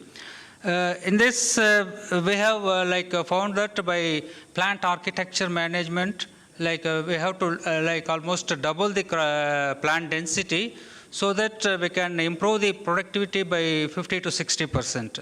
Means whether it is possible to alter the plant architecture. Like we have, when we go for doubling the plant population, definitely we have to go for plant architecture management. And there are now plant growth hormones are available, which will actually reduce the both vertical as well as horizontal growth of the plant. Like mepicot chloride, commercially it is available in Chamatkar. That can be utilized for arresting the rapid growth of plant in both vertical as well as horizontal direction. So by this, definitely we can improve the production by, like, productivity of the plants or per hectare yield by up to 50 to 60%. And another important agronomic manipulation for improving the productivity of ELS cotton is combined use of drip fertigation system as well as polymulch system. Actually, by this system, definitely we can double the productivity, which has been experimented very well in Kharif season in our station for the past 10 years. So by this combination of plastic polymulch and fertigation, we can definitely double the ELS cotton and varieties as well as hybrids. Coming to hirsutum, so many discussions have taken place on high density planting system. Is there any variety available for high density planting system? And what should be the population to be maintained per hectare, so that we can go for complete mechanization of the cotton plant, say from seed to seed, means from sowing to harvest. So there are now in our All India Coordinator Research Project, because of continuous efforts, now several new varieties are in pipeline for suitable for high density planting system. And even from our CICR, we have released some long staple and extra long staple hirsutum compact varieties suitable for HDPS system. And by this, actually, we can accommodate more than 1 lakh plants per hectare. And by this way, we can definitely go for complete mechanization to improve the production as well as productivity. Coming to the second point, whether we can employ genome editing for the benefit of cotton. Definitely, sir. Genome editing is an important tool actually, which is now available with the crop improvement scientists for improving different traits of our interest. Actually, this is a very powerful tool, and even the government of India has now deregulated SDM1 and SDM2 events of genome editing from biosafety regulation. So that is the importance being given by the government of India also for employing the genome editing technology for improvement of various crop. Especially for cotton, at CICR Nagpur, we have a team of scientists who are working in genome editing for, say, drought tolerance. Because all of us know, almost 2/3 of our cotton cultivation is totally rain-fed, and it is exposed to different kind of droughts during the different growth period. So we wanted to improve the drought tolerance in cotton plants by utilizing the genome editing technology. Actually, drought tolerance is a sort of mechanism. Actually, it is not a single event or single gene which controls drought tolerance. So different, it is a cascade of events which leads to drought tolerance. And now at CICR, we are working on identifying and targeting some of the genes which can confer the tolerance to drought. Doctor, can we finish it here? Because the next session is going to start. Okay. Mr. Chaudhary, you have something to make Two, 3 points, presentation? 2-3 points, sir. Yeah, quickly, please. Yeah. Sir, जैसा मैंने जब बात की थी कि अभी अगर cotton के अंदर ब्रेक थ्रू लाना है तो नेक्स्ट जनरेशन बायोटेक ट्रेड को हमें डीरेगुलेट करवाना पड़ेगा, पहली बात सर। सर, दूसरी बात, हमारे देश के अंदर जो हिट्रोसिस ब्रीडिंग का बहुत बड़ा प्रोग्राम चलते थे, जिसमें बहुत बड़ा इन्वेस्टमेंट था, क्योंकि सरकार ने कपास के बीज का प्राइस कंट्रोल किया हुआ है, उसकी वजह से जो ब्रीडिंग के अंदर इन्वेस्टमेंट चाहिए और जो ब्रीडिंग करने के लिए एफर्ट्स लगाने चाहिए वो कंपनीज कम लगा रही, तो ये प्राइस कंट्रोल काफ़ी लंबे टाइम से चल रहा है और ये किसानों को इससे नुकसान हो रहा है। तो ये प्राइस कंट्रोल जो सीड के ऊपर है ताकि न्यू हिट्रोसिस को लेके आएँ। सर तीसरा पॉइंट, सरकार जब एमएसपी डिक्लेयर करती है, एंड आई थिंक सीसीआई के चेयरमैन साहब होंगे यहाँ, तो ये मीडियम और लॉन्ग स्टेपल के ऊपर ही एमएसपी डिक्लेयर होती है। तो हम क्या ईएलएस कॉटन के लिए भी एमएसपी डिक्लेयर करवा सकते हैं? आ रही है? इसके अंदर सर तीनों कैटेगरी के अंदर अगर जिनिंग आउटरन के ऊपर अगर कुछ प्रीमियम किसानों को मिलें सर, तो आप जो ये 7-8% का बेनिफिट इंडस्ट्री को होगा, देश को होगा, किसानों को होगा, उसका भी फायदा किसानों को हो सकता है। सर लास्ट पॉइंट, आज किसान को सबसे बड़ी समस्या पिंक बोलवर्म की है, जो गुलाबी बॉन्ड अली की समस्या बहुत बड़ी समस्या है। सर पिछले साल मेरे ऑर्गेनाइजेशन ने CICR के साथ मिलके मेटिंग डिसरप्शन के ऊपर 300 एकड़ के अंदर हमने एक्सपेरिमेंट किया था आपके नागपुर के अंदर।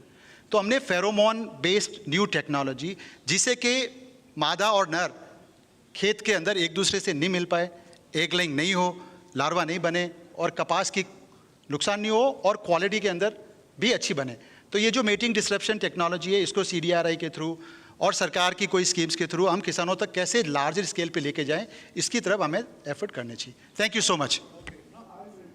To cooperate with us, come back with your suggestions to City CDRA, and wherever is possible for us to intervene and go ahead, and also make the representation to the government wherever is required in terms of, okay? Thank you very much. And I'll only say that it has been a very lively session with all the panelists have expressed their views very well. And I think we will learn from their experience, and each one of us would have also got something in lieu from this session.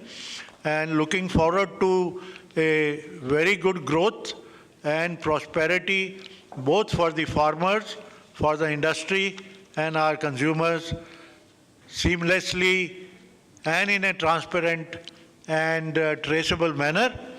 And with these few words, I thank you for your patient listening. Thank you, everybody. Thanks a lot. I would like to just make a small announcement. We are, as an integrated company, we have just started utilizing the cotton to its fullest. Cotton से हम लोग apparel तक लेके जा रहे हैं, cotton lint को, और seed को भी हमने एकदम high quality protein बनाया है, which is this 52% protein, और oil का भी हम लोग cotton seed oil का भी पूरा हम लोग extraction करके oil बना रहे हैं. And on this forum, on this 50th golden anniversary, I would like to make a small announcement on the contribution.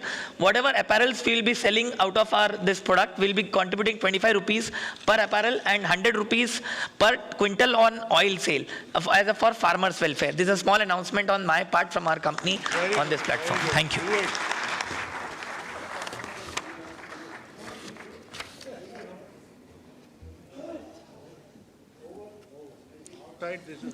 Thank you very much. बहुत बहुत धन्यवाद। लेकिन हमारे जो डिग्नेटरीज गणमान्य मंच पर बैठे हुए हैं, हम इनका हृदय से धन्यवाद करना चाहते हैं। और सबसे पहले मैं निवेदन करना चाहूँगी आपसे श्री प्रेम मलिक जी की कृपया श्री PD पटौदिया जी को ये मेमेंटो भेंट करें। मेमेंटो का मतलब होता है स्मृति चिन्ह, और स्मृति का मतलब होता है यादें, सुखद यादें। आज के कार्यक्रम की सुखद यादें हमेशा के लिए इनके हृदय में बस जाएं, इसीलिए ये मेमेंटो, ये स्मृति चिन्ह इन्हें दिए जा रहे हैं।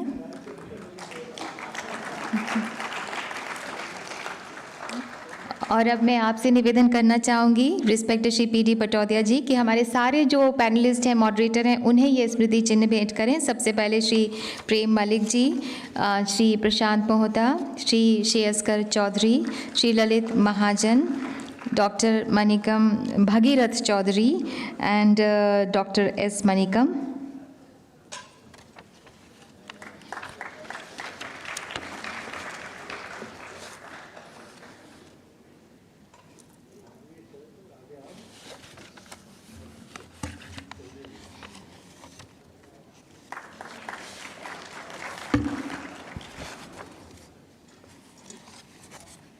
और ये होने के बाद में एक ग्रुप फ़ोटो भी हम चाहेंगे कि हमारे सभी डिग्नेटरीज़ खिंचवाएं, ताकि वो तस्वीर कैमरे में कैद होने के साथ साथ हम सभी के हृदय और दिलों में भी कैद हो जाए।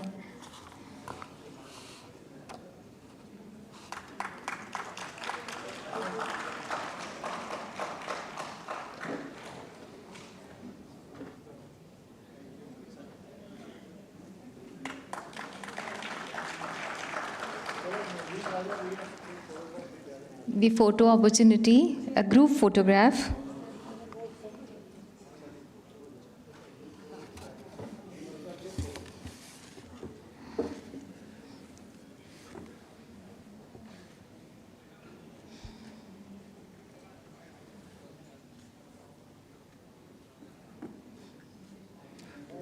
और ये कवर्स हैं स्मृति चिन्ह के, ये अशर साहब तक लेकर आ रही हैं।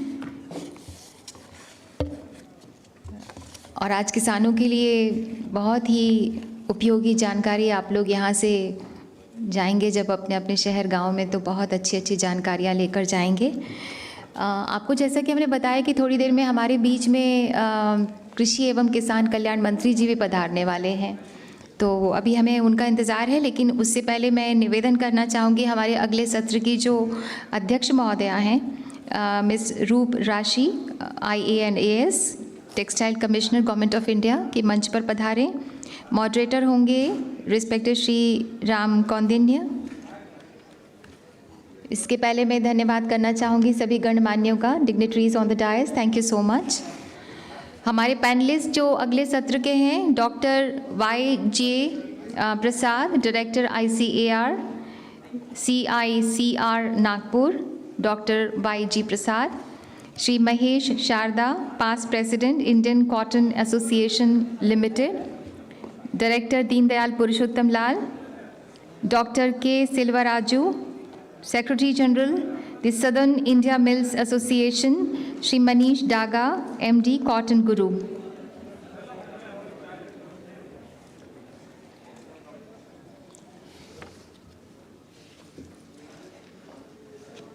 I request all the dignitaries for the third session to kindly join us on the stage. किसान जो हमारे गणमान्य सम्माननीय महानुभाव मेहमान आज यहाँ पर आए हुए हैं, उनके लिए अगला सत्र भी बहुत जानकारी से भरा होगा। और जैसा कि मैंने बताया कि थोड़ी देर में कृषि मंत्री जी भी हमारे बीच में होंगे। Theme for the session is next revolution in cotton farming. सभी गणमान्यों से निवेदन है कृपया मंच पर अपना स्थान ग्रहण करें। अध्यक्ष महोदया मिस रूप राशि जी, I request you to kindly take your seat on the dais.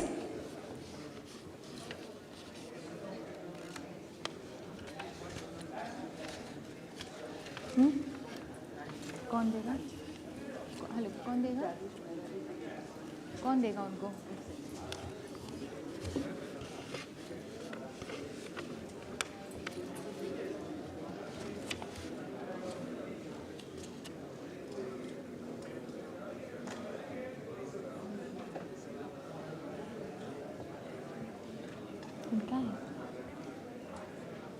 आपका बना, आपका तस्वीर भी भेजिए ना, आपकी बना देता हूँ।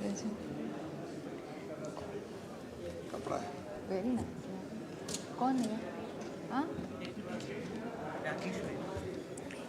और राकेश मेहरा जी, आपसे निवेदन है डेप्यूटी चेयरमैन कि कृपया रिस्पेक्टेड रूप राशि जी को बुके भेंट करें। और ये पोर्ट्रेट जो उनका बनाया हुआ है, महिलाओं के द्वारा बनाया गया है उनका, वो भेंट करें।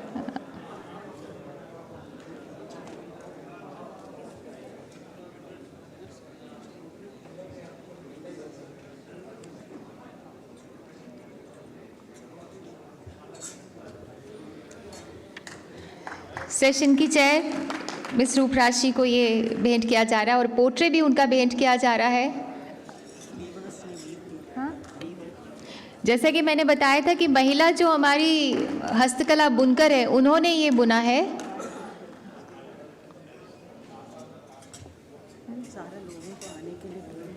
सभी लोग जो बाहर जा रहे हैं प्लीज़ अपने अपनी जगह पर बैठ जाइए। कुछ ही देर में कृषि मंत्री जी भी हमारे बीच में पधारने वाले हैं।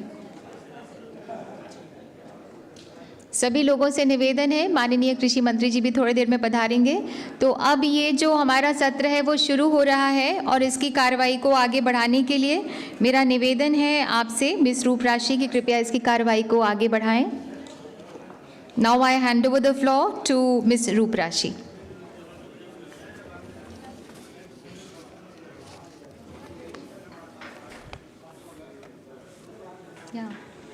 हेलो, धन्यवाद मनीषा जी। आदरणीय, मैं सभी अपने जितने साथी हैं हमारे कपास जगत के, सबसे गुजारिश करूंगी ज़रा अपनी अपनी जगह ले लेंगे तो हम हमारी बातचीत शुरू करें। ओके, चलिए कोई बात नहीं। आदरणीय, हमारे जितने किसान भाई हैं जो कि हमारी कपास जगत की धुरी हैं, जिसे हम बोलते हैं फाउंडेशन स्टोन है, आज मेरे लिए ये बहुत गौरव का विषय है कि मैं इस सेशन में हूँ और कोविड की मतलब भगवान की दया है कि हम मुंबई से बाहर निकल के आके आप सबको लोगों को यहाँ पे मिल पा रहे हैं और इतने अच्छे तरह से जो सिटी CDRA ने प्रोग्राम ऑर्गेनाइज किया है और आप लोगों ने जो योगदान दिया है उसके साथ हम जुड़ पा रहे हैं। This is my privilege. आपके लिए सबसे पहले आदर। बाकी हमारे जितने साथी हैं जो आज मेरे पैनल में हैं, श्री राम कौंडैया जी, श्री YG प्रसाद, आप सबको मैं हमारे पहले कॉटन एडवाइजरी बोर्ड होता था जिसका सक्सेसर इंस्टीट्यूशन बनाया गया है, committee on cotton production and consumption, तो उसके तहत तो ज़रूर पिछले ऑलमोस्ट 1.25 साल से ज़्यादा से मिल रही हूँ, लेकिन आज सौभाग्य है कि आप सब लोग के साथ यहाँ पे हूँ। Mahesh Sharda ji, doctor Manikam, doctor Selvaraju and Mr. Daga. Now, the session given to me to chair is on next revolution in cotton farming. And आज सुबह से जितने हमारे उपराष्ट्रपति जी ने जो बात कही और हमारे मंत्री महोदय ने, कॉटन हमारा गौरव है, कॉटन हमारी संस्कृति का, हमारी स्वाधीनता संग्राम का द्योतक है। और मैं तो ये कहूँगी, अगर इंडस्ट्री आज की डेट में हमारे देश के लिए नहीं, पूरे संसार के लिए जो मॉडर्न टेक्नोलॉजी, मॉडर्न स्टेट का जो बेस है, वो जब आप स्पिनिंग हुआ, जब इंडस्ट्रियल रेवोल्यूशन हुआ, जब ऑर्गेनाइज्ड सेक्टर आया, जब लेसे फेयर इकोनॉमी आया, जिसकी वजह से डेमोक्रेटिक इंस्टीट्यूशंस पनपे, पूरा सब कुछ तंत्र जिसे आजकल हम आधुनिक तंत्र कहते हैं, उसकी नींव में सूत है। और इसके लिए मैं बहुत आभारी हूँ कि आज मैं आप लोग के साथ इस ओकेजन पे हूँ। कुछ पॉइंट्स, बहुत सारे पॉइंट्स हो चुके हैं तो उसके बारे में मैं दोबारा से बात नहीं करना चाहूँगी। और चूँकि मैं आप लोग के और सरकार के मध्य में यहाँ से सुझाव लेके मंत्रालय तक लेके जाने के उत्सुक हूँ, यहाँ से भी और हर राज्य के साथ भी, कुछ पॉइंट्स जो मुझे अच्छे लगे और मैं चाहती हूँ उस पर हम ज़्यादा विचार करें कि कैसे हम टेक्नोलॉजी को ज़्यादा यूज़ कर सकते हैं। देखिए, कुछ डिसरप्टिव चेंजेस इसमें था, next revolution in cotton farming. Now revolution is a big word and we are looking forward to great revolution coming through the BT technology. And I think previous session में उस पर काफ़ी अच्छे से बातचीत हुई और अभी भी मेरे जितने यहाँ साथी हैं उसके बारे में कुछ ना कुछ हमारे को नया ज्ञान देंगे। पर मैं ये चाहूँगी कि हम सोचें कि आज की स्थिति में हमारा बहुत सारे आधुनिक हमारे पास टेक्नोलॉजी है सपोर्ट की, जिसमें बात हुई ड्रोन के बारे में, बात हुई और ऑप्टिमल यूज़ ऑफ पेस्टिसाइड्स के बारे में बात हुई। एक इम्पॉर्टेंट चीज़ जो मैं आप लोग के साथ शेयर करना चाहती हूँ, मंत्रालय, हमारी भारत सरकार ने GIZ के साथ MOU साइन किया है एंड मैं अभी उनके साथ काफ़ी इस बीच में बात करती रही और मुझे बहुत अच्छा लगा था एक बात का, और थोड़ा दुख भी हुआ था कि जब हमारी टीम्स, मतलब जो बाहर से लोग आते हैं हमारे देश में, उनको ऐसा इमेज रहता है कि हमारे देश के किसान शायद बहुत आधुनिक नहीं है या आधुनिक तंत्रों को यूज़ नहीं कर सकते या उन्हें जानकारी नहीं होगी, तो ये एक बेचारापन का एक परिप्रेक्ष्य लेके आते हैं। I am sorry, I will keep on changing between Hindi and English for the friends who are from states who are not very comfortable with Hindi maybe, because one of the leading team member mentioned, we were surprised to see, mark my words, we were surprised to see that Indian farmers were having access to COT-LI, which has been done by CCI, or they have the latest information on mobile. And that reminded me 10 years back, similar expression was when I was with coffee sector, by some of the Italians. They never thought that our people would have access to mobile technology. And they would know so much. At that time, I think the density, they were surprised to see that we had a density which was second largest in terms of mobile penetration. Now, इस सब आधुनिकीकरण को हम किस तरह से अपने cotton कपास की उत्पादकता में यूज़ करें कि हम उसको जिसे कहते हैं ना एक लीप फ्रॉग ढंग से, जिसमें हमें ज़रूरी नहीं है कि ट्रेडिशनल सिस्टम में ही जाना है. Can we really bring a qualitative change in the way we are doing things so that we get quantitative superior returns for the times to come. That is one thing which I look forward to listening to from my panelists here. And second, which I was very happy in the last session, two of our industry partners have indicated how they have tied up back end with the farmer. So इसमें मैं इसलिए कहना चाह रही हूँ कि जब हम लोगों ने कस्तूरी का लॉन्च किया तो एक होता है सरकार की तरफ से भी सहायता ज़रूर आएगी, पर ज़्यादा हमें इंडस्ट्री का साथ चाहिए कि ब्रांड को प्रमोट करने के लिए अक्रॉस द वैल्यू चेन हमें चाहिएगा कि पूरा कैसे हम साथ में जुड़ के पूरी हमारी भारत की जो कपास की या नई जो ब्रांड बनाई गई कस्तूरी उसको हम कैसे बढ़ाएं जो कि पूरी वैल्यू चेन में हो. जैसे हम बोलते हैं हमको सुपीमा कॉटन की शर्ट चाहिए, उस तरह से हम उसकी आइडेंटिटी बना सकते हैं क्या? और इसके बारे में सिटी के साथ पहले बात हुई थी, हम वेट कर रहे हैं उनके प्रपोजल का and I am sure that industry will join on. With this few words I will hand over the session to Shri Ram Konteya, though I was also given some questions. Since I have my own questions, I would rather hand over to him to run the session and come back to my questions later. Sure, madam. Thank you very much, madam. Hello, everyone. सबसे पहले मैं किसान भाइयों को मेरी तरफ से बधाई देना चाहता हूं कि आज आए यहाँ और आपको अवार्ड मिला यहाँ पे, और आपसे मिलकर बहुत खुशी हुई हमको. Today's discussion is on, like madam mentioned, next revolution in cotton farming. So cotton basically, all in the morning also we talked about sustainable cotton. लेकिन मेरे ख्याल में कॉटन है ही सस्टेनेबल, क्योंकि cotton is actually a very sustainable crop because it is environmentally very friendly crop. It doesn't stay in the soil for a long time, unlike other fibers. So in that sense, more cotton we use, better it is for the soil, better it is for the environment. It is providing livelihood for 65 lakh farmers. Textile sector has seen the tremendous growth in the last 12 years because of the introduction of BT cotton, last 20 years because of the introduction of BT cotton, and yields went up as we all have been seeing since morning. But we also know that there are 2-3 problem areas. One is that there is a stagnation for the last 5-6 years on the productivity front. Second thing is that there are some low yielding districts.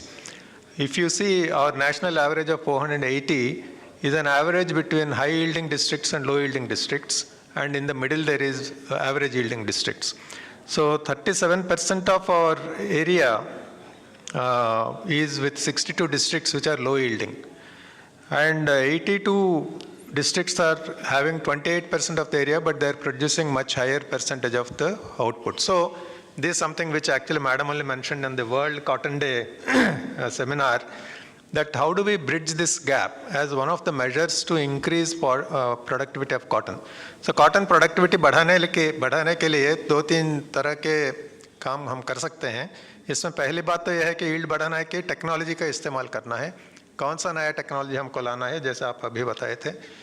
Second is that agronomic practices में हम क्या बढ़ावा ला सकते हैं, ताकि जैसे HTPS की बात हुई, ऐसे ही एग्रोनॉमिक प्रैक्टिसेस से हम कितना यील्ड बढ़ा सकते हैं.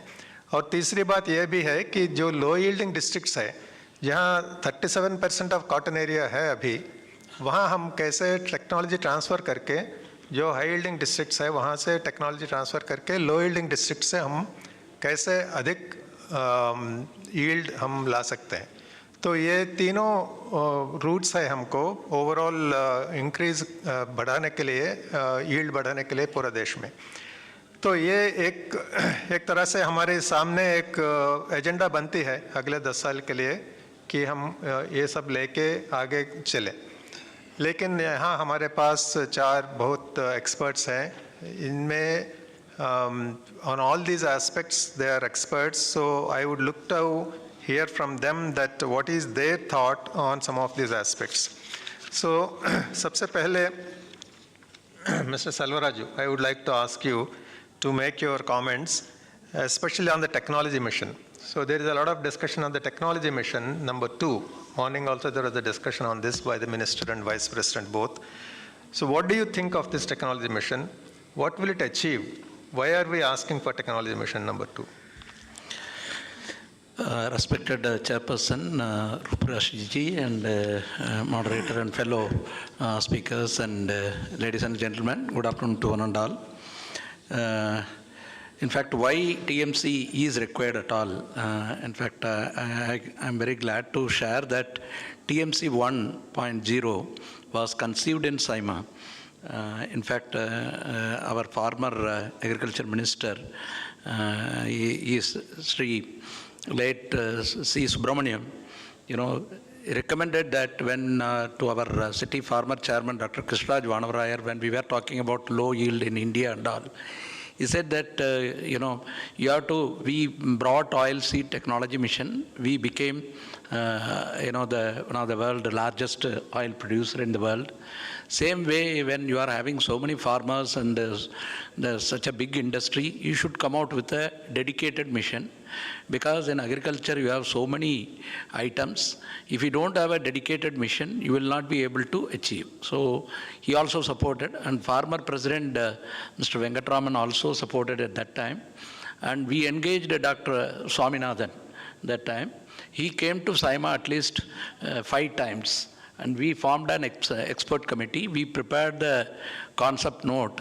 And when Dr. Krishraj Vanavarayar, in fact, he was instrumental to bring 2, flagship programs for the ministry. One is this technology mission on 1, and also technology validation fund scheme. Both the schemes, he was instrumental. And Dr. Rajaram Jaipuria was city chairman at that time, ICMF. So technology mission on cotton 1 is a success story. We need not again say that why you need it, because from 275 kgs we reached almost 585 kgs. Parallelly, we also had the BT technology, which also again helped us to improve our yield. But this scheme was closed in 2010. After that, last 12 years, if you look at our progress, we are declining. And in fact, Dr. Kranti, former director CACR, I would say about 10 years back, he made a presentation that unless otherwise we come out with this TMC 2.0, our production might drop to 250 lakh bales. This is a word of caution. He made a prediction, and he, with the statistically from both as a scientist as well as the databases, that was a presentation made to ministry. After that, we had a committee under him and in our cotton advisory board, and we prepared a note, detailed note why it is required. That has been already given also. So TMC 2.0, in fact, we have been talking this for quite a number of years. See, when we go to ministry says, yes, we are giving funding, but unless otherwise you have a dedicated mission, it is very difficult to bring in. And here we had enough discussions. In fact, Brazil, they were also on our line only when we started this. Today, they are, recently when we had a virtual meeting, they are giving a figure of 1,835 kgs yield. They have progressed. They are willing to share the technology, and Australia is willing to share the technology, know-how and everything. In fact, this morning, Honorable Minister also was mentioning that Australia is willing to support us in improving our yield and other things. So basically, in technology mission, we are are talking about one for technology, another one is for technology transfer, then clean cotton and branding Indian cotton and cotton textile products like Supima. So if we bring this, I'm not getting into the details because of paucity of time. And see, we are all small farmers, unlike other countries. So, and also about 65% of our area is rain-fed. As you rightly mentioned in your opening remarks, we have large number of districts, about 2/3 of the districts where the yield is very low across the country. So we need to benchmark Israel, such countries, to improve our technology, agronomy research, and the seed again. If you look at it today, we went for BT hybrid after this, BT came, and this we could not sustain with, because small holding, whatever recommendation they gave, we could not hold. And again, after our ball got 2, now we have got so many technologies, whether it is Roundup technology or, sucking pest, again, and drought tolerant, so many technologies have come. But first of all, basically, we'll have to reduce number of seeds. And also we have to switch over to probably BT variety. When the entire world is, gone for BT variety, we have to go for BT variety, because hybrid is not suitable for all over the places for our condition. This is what, I'm not a cotton scientist, we have knowledgeable people here, but from industry perspective, what problem we are facing is there is a very big mismatch between quantity and quality of cotton, whatever we produce in this country. Though we say we are surplus, but we produce only long staple cotton, and today micronair has become a major value. See, number of fibers, you need minimum number of fibers to produce yarn. Mr. Mani was saying that we are producing, 350s out of Suvin. So these are all our, you need low micronair, high strength, and even now convolution. That is a research. If you look at international cotton and our cotton, there is a huge gap in the quality parameters, especially GTEX, especially, elongation, and also micronair and short fiber content. Short fiber content, if you take any international cotton, it is less than 20%. In our cotton, it is about 27 to 30%. So if you import cotton, though it is expensive, all international cotton, they get 10 to 20%, 10 to 20 cents premium per pound. But our farmers, they are not able to get that kind of a premium because we are lacking in quality. And again, here we have 3 pickings, 4 pickings, 5 pickings. The quality difference is, very high between pickings. So simultaneous ball bursting technology, we need to go. Then only our quality will be good. And again, the flowers, at least 90-95% of the flowers should get into fruits. So here, if you take our condition, it is only 35%. And another thing is soil, crop rotation, so many other parameters are there. I'm not getting into the details. So TMC 2.0, already we are late. It should be done immediately. This is our view. Thank you. Thank you very much. So all these TMC 2.0, what you have mentioned, some of the elements. So this will be a target for what, next 10 years? No, 2030. 2030. Yeah, okay. 10 years actually. 8 years. 8 years left. Right. We gave a proposal for 2030. See, we can take it to at least 750 kgs per hectare. All right. If a concerted effort comes. Thank you. Several state governments also, they are working on their own, but there should be an approach from the central. Yeah. Thank you. And again, for ELS cotton, specialty cotton, you need a separate, board, especially for ELS cotton, focusing on states like Karnataka, maybe Tamil Nadu, Madhya Pradesh, and some other parts of the country.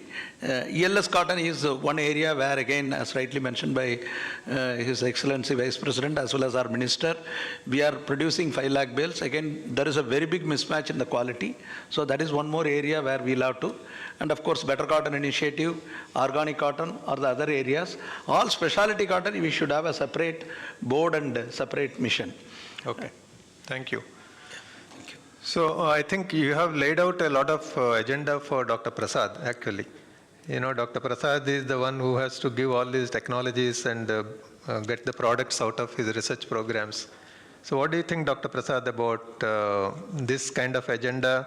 Where do you think India stands in terms of developing some of these technologies or transferring some of these technologies? So your views, please. Thank you. You have to switch on. Thank you, Textile Commissioner Madam, Dr. Ram Kaundanya, and fellow panelists and distinguished delegates, and also farmer friends from all over the country. A very good afternoon from CICR Nagpur. Thank you for this opportunity to share the platform in this panel, especially when we are discussing about the next revolution in cotton farming. Since morning, we have been discussing many things. I think there is much overlap in what we have been discussing. And different panels also have discussed more or less the same issues.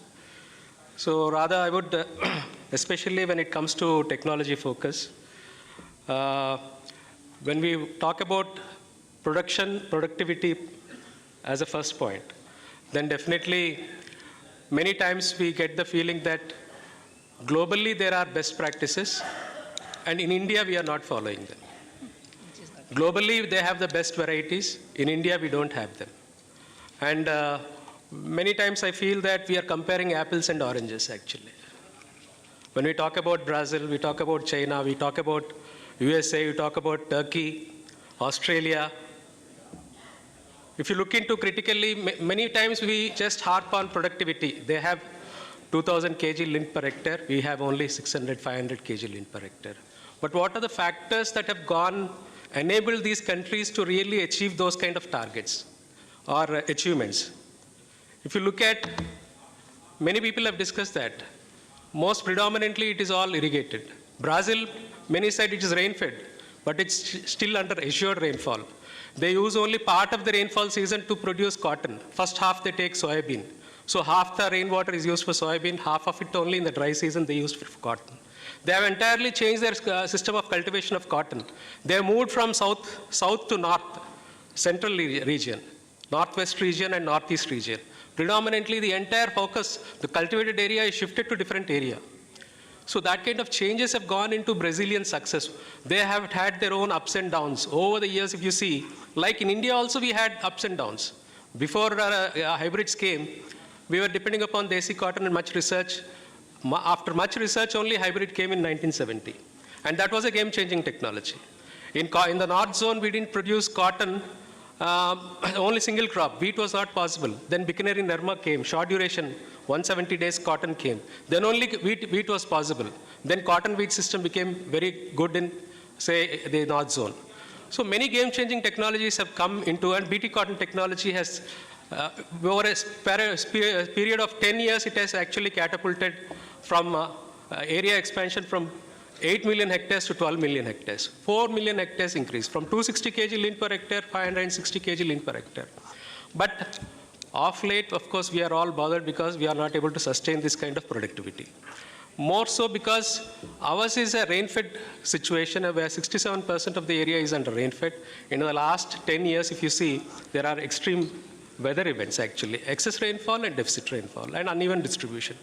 And coupled with the pink bollworm pest outbreak, whitefly outbreak in the North Zone, it is really responsible for reduction in the, or stagnation in the productivity.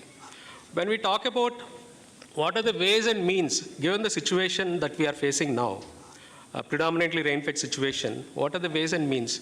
I see 2-3 ways I can summarize based on the proceedings in the previous sessions also. We need to think about short term. We need to think about, say, from now to 3 years, medium term from 3 years to 5 years, and from 5 years, beyond 5 years long term, or next 10 years, as Dr. Selvarajan has said. We need to think in bits and pieces. Right now, straight away, in the next 3 years, can we focus on bridging the realizable yield gaps that we are doing with partnerships? All the field projects that CITI CDRA is doing. Excellent work. 90,000 farmers. And similarly, other associations, other partners, BCI, 75,000 farmers. Like that, if we are able to bring about a change, bridge the yield gap that is possible to 30%, we can bridge straight away. That is 150 kg lint per hectare increase that is possible. Then second is, somebody said in the morning, we have about 1,500 to 2,000 hybrids which have been released. Can we really, are these hybrids suitable everywhere? Can we really take it to the micro level, district level, agroecological level, where can we do the product profiling and then match these hybrids to the resource endowments, physical, soil, as well as rainfall? Then can we see that there can be increase in productivity? Definitely yes. Third thing is high density planting system, which all of us agree. This is the best global best practices which we can really take it up.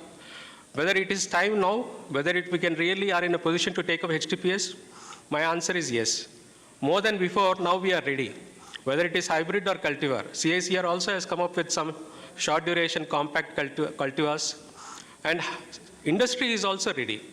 We have been evaluating many private sector hybrids, RASI, other companies. They have better compact hybrids than previously.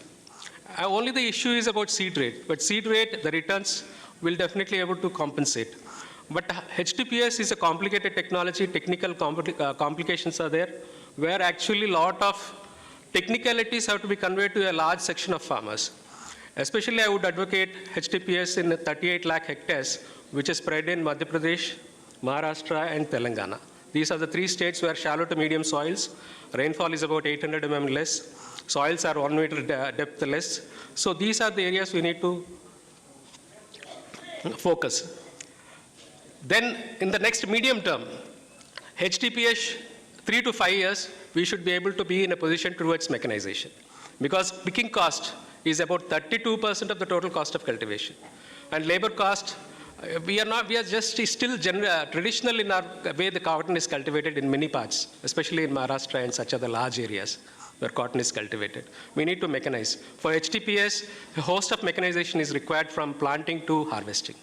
And then also we require some plant growth regulators, some defoliants for effective reducing the trash content, and then mechanical harvesters. All these areas, we have to come together, industry has to come together, the input agencies have to come together, seed agencies have to come out with compact hybrids, protocols have to be there, pilots have to be there, then we can only bring about some change in the medium term.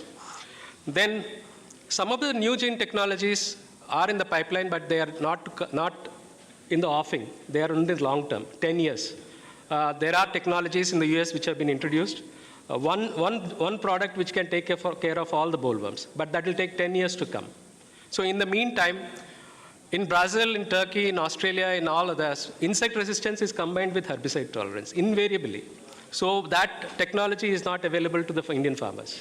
And this particular herbicide tolerance can actually aid HTPS also. Because labor for weeding and all, it's a problem. High density means within the rows, they will not be able to manually weed. Only herbicide is required in that. So this is another one. And then another area of increasing in the medium term is about 3 to 5 years is about high GOT lines, which we are all researchers are working on. Wherein if we can bring out varieties, hybrids, industry is also focusing on that, but that has to come with lint-based marketing simultaneously. Then only that will be relevant. So in the long term, as researchers from CICR, I can assure you, ICR has taken up a pre-breeding approach. Many feel that the hybrids have reached a genetic potential now. There is a plateauing in yield. We need to broaden the genetic base so that we have now trying to introgress the genes which are desirable traits from wild species. We have 26 wild species. We have large germplasm we have identified. We are going into introgression in a network mode. So for different traits, drought, adaptability, pest and disease tolerance, fiber quality, fiber strength, high GOT, we will be doing pre-breeding. Genome editing has been announced. We are also embarking on that, bringing in new, especially stress tolerance and quality improvement. And then in the next 3 to 5 years, if you are not going towards HTPS and some sort of precision agriculture, digital outreach, ICT dissemination of all the technologies for farmers, then we'll be not doing justice.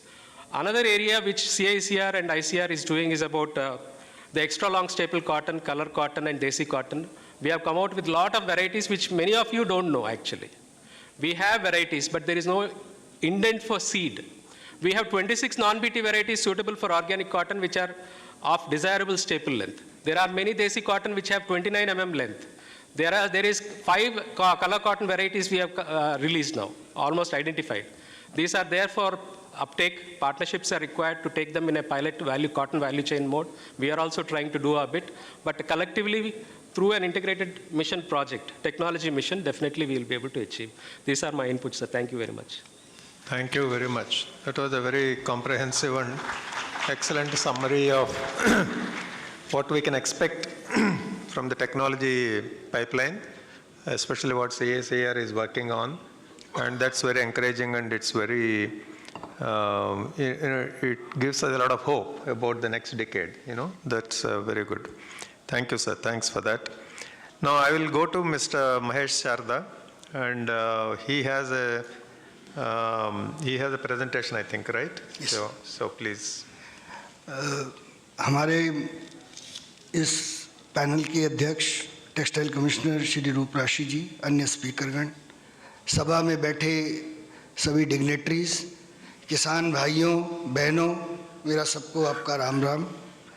मैं आपके लिए कुछ फ़ोटोएँ लाया हूँ ताकि जल्दी से जल्दी आपको अपना मैसेज पहुँचा सकूँ। मैंने 14 साल की उम्र में सबसे पहले कपास की खेती करी।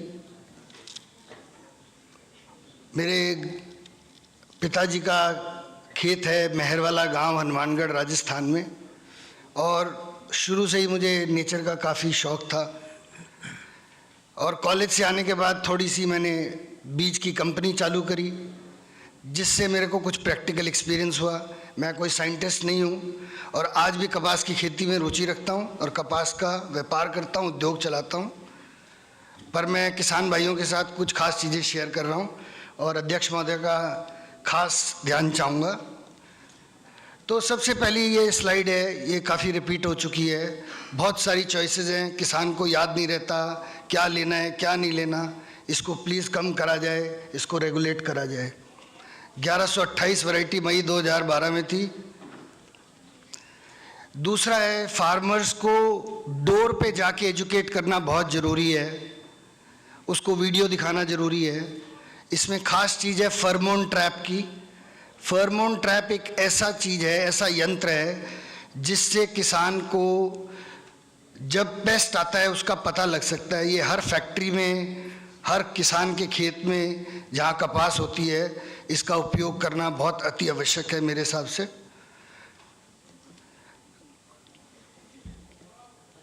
ये तीसरा स्लाइड लिखा है मैंने, आइडेंटिफाई, ये बीटी सीड या ऑर्गेनिक सीड की जिसकी हम बात कर रहे हैं। हमें थोड़ा सा समझना पड़ेगा कि ऑर्गेनिक सीड हो ही नहीं सकता इंडिया में, क्योंकि मोस्टली 95% बीटी सीड है और ऑर्गेनिक की पहली कंडीशन है कि वो बीटी सीड नहीं होना चाहिए। मैं सरकार का खास ध्यान चाहूँगा कि ये कभी भी किसी भी वक्त, जैसे वेल्सपन को एक बारी प्रॉब्लम आई, किसी भी बड़ी इंडस्ट्री को या सरकार को इस ऑर्गेनिक कॉटन का खामियाजा भुगतना पड़ सकता है, क्योंकि ये सब नकली माल बन रहा है। नेक्स्ट, हाई डेंसिटी प्लांटिंग का सबने बोला है, मैं इसको रिपीट नहीं करूँगा, इसमें बहुत कुछ पॉसिबल है। नेक्स्ट, मैं चाहूँगा हमारे साइंटिस्ट को कि भाई वेदर को देखते हुए भी हमें बहुत बड़ी प्लानिंग करनी पड़ेगी।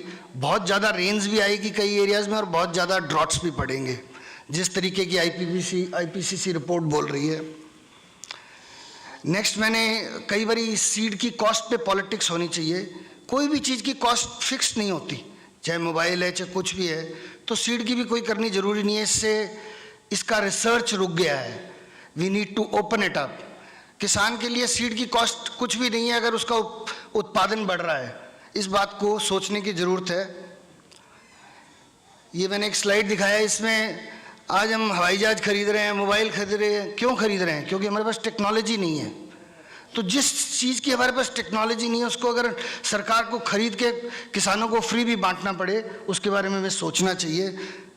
You have to relate cost of buying that technology and the yield which it will increase in the country. ये मैंने जस्ट बीटी सीड का प्रोग्रेस दिखाया, कैसे पहले टमाटर में आया, फिर और दूसरी क्रॉप्स में आया, धीरे धीरे। मतलब it's not a one day effort, consistent effort है। और इसमें देखो, वर्ल्ड की one of the largest companies इस बायोटेक्नोलॉजी रेवोल्यूशन में इन्वॉल्व है। मैं चाहता हूँ हमारी संस्थाएं इसमें और अग्रिम इसमें भाग ले। And we need to have a major thrust in biotechnological revolution for cotton seed. ये अलग अलग क्रॉप्स का डेटा है, किस क्रॉप में किस कंट्री में कितना उत्पादन हो रहा है, कितना बीटी सीड हो रहा है. हमारे यहाँ किसी वजह से रोक दिया गया है. आज हम कॉर्न इंपोर्ट कर रहे हैं, ऑयल इंपोर्ट कर रहे हैं, उस सब बीटी का बना हुआ है. तो कोई ऐसा ह्यूमन बीइंग में जाने वाला नहीं है. We need to pass this message to the relevant places. We need to have a thrust on this. Australia की एक माननीय संस्था है कॉटन ऑस्ट्रेलिया, उसने 4-5 पॉइंट लिखे हैं which can be shared later. It validates the usage of BT cotton seed and its various traits to improve the all types of things, the social impact, the yield impact, etc., etc. China ने क्या करा है जी, उन्होंने सबसे पहले अपनी varieties में BT trait डाल दिया. हमारे यहाँ पर वो हम डाल नहीं पाए, या क्या रीज़न रहा. सारे वर्ल्ड में मोस्टली वैरायटीज़ ही यूज़ होती हैं, हाइब्रिड सिर्फ इंडिया में ही यूज़ हो रहा है ज़्यादा. इसका जैसे सिल्वर राजू जी ने कहा कि इसका अब टाइम ख़त्म होने वाला है. We need to shift and think on new things. दूसरा, अभी तक तो हम बायोटेक्नोलॉजी पॉलिसी नहीं बना पाए. चाइना ने तो जीन एडिटिंग तक अलाउ कर दिया. मेरे ख्याल साइंटिस्ट साहब समझ पाएंगे कि वो किस स्टेज पे जा रहे हैं. I think they are 2 steps ahead of us. ये यूएसए की मैडम 4 ऑर्गेनाइजेशंस हैं. How they have divided it: national cotton council, national council of international, cotton incorporated, cotton board. इन चारों के 4 फंक्शंस हैं. These need to be studied. We need to have similar bodies like this, which will do key focus and take it to the next level. It is the need of the hour. Everybody cannot do it. हमारे CICR का मेरे हिसाब से research challenges हैं. इनका target है कि हम 25 साल बाद या 28 साल बाद हम 2000 किलो की यील्ड पे पहुंचेंगे. I think it is very long. But इस सेशन में बार बार बोला गया हमारे कुछ प्रांत ऐसे हैं जिनमें यील्ड कम है, तो उन पे हमें ज़्यादा फोकस करने से मेरे ख्याल हमारी जल्दी यील्ड बढ़ जाएगी. पर हमें ये बात देखनी है कि 70% बजट तो सैलरीज में ही चला जाता है जो भी गवर्नमेंट इंस्टीट्यूशंस हैं. तो उनके पास पैसा कहाँ से आएगा? तो पैसा लाने के लिए सब स्टेक होल्डर्स को इन्वॉल्व करना पड़ेगा. मैम, ये एक कंपनी है कॉटन USA. इसमें पैसा कहाँ से आता है? जो भी कॉटन बेल बनाता है वो पैसा देता है. अब मैम वहाँ के किसान भी देते हैं इसमें पैसा. इंडिया में तो ये पॉसिबल है नहीं. हमारे यहाँ तो 60 लाख किसान हैं, वहाँ 25,000 किसान हैं, सब एजुकेटेड है, वो पैसा दे सकते हैं. तो कोई बेल टैक्स या कॉटन टैक्स मस्ट है. हमें गवर्नमेंट से पैसा नहीं चाहिए, हमें रेगुलेशन चाहिए ताकि हमारे पास साल के 500 करोड़ 1000 करोड़ रुपए इकट्ठे हों. CICR का सारा बजट ही 300 करोड़ रुपए. क्या करेगा मैम? 100 करोड़ में आप रिसर्च चाहते हैं कि 70,000 करोड़ की हमारी इनकम बढ़ जाए, नहीं बढ़ सकती. तो we need to give thousands of crores and that should be collected from the cotton value chain. Ma'am एक जस्ट एग्जांपल दिया है. एक सुपर स्पिनिंग मिल है.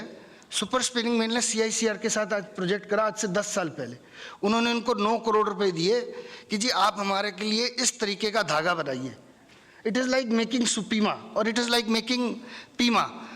इंडिया में मेरे ख्याल न्यूजीवीडू सीड के अलावा कोई एक ऐसी कंपनी नहीं है जिसने कभी ट्राई करा हो कि मिल को क्या चाहिए या ग्राहक को क्या चाहिए उसके हिसाब से मैं कॉटन तैयार करूं. तो need of the hour is to, भाई किसान को एक ऐसी चीज बनाने के लिए दी जाए जो ग्राहक चाहता है. I sincerely request all spinning mills to please use their CSR funds with research institutions and do small projects. With this, thank you. Thank you. Thank you, Sharda ji. You made a very precise list and then came with the list through a presentation. वो बहुत ही असरदार presentation आप दिए हैं. Very good. Thank you very much. Happy on the point which he said the last, because that is where we feel the constraints. Whatever said and done, there are budgetary constraints, so we need to have much more stronger public-private partnerships, and I'm sure we have a lot of examples already out here, but can we upscale them to take care of all these things? Sir मैं एक बात और कहना चाहूँगा. Sir इस साल बड़ी विचित्र बात हुई. जब कोविड हुआ, किसान का कोई माल खरीदने के लिए था नहीं, तो हमारी सरकार ने एक एक बूढ़ा खरीदा। इसके लिए सरकार को बहुत जोर की ताली चाहिए sir.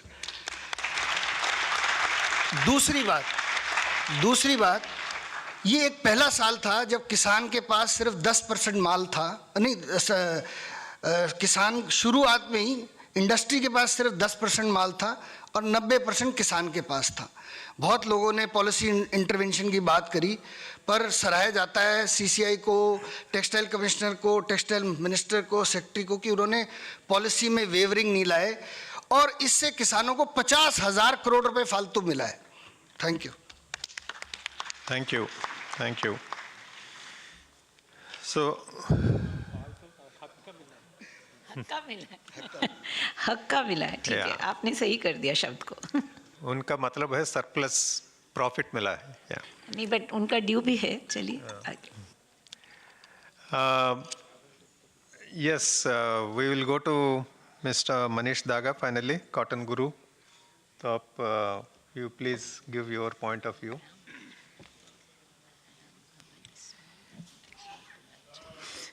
Thank you. And I thank CITI for this wonderful opportunity. And I congratulate all of you who are associated with the textile industry. This industry has given so much to this country, to its economy, and also to its society.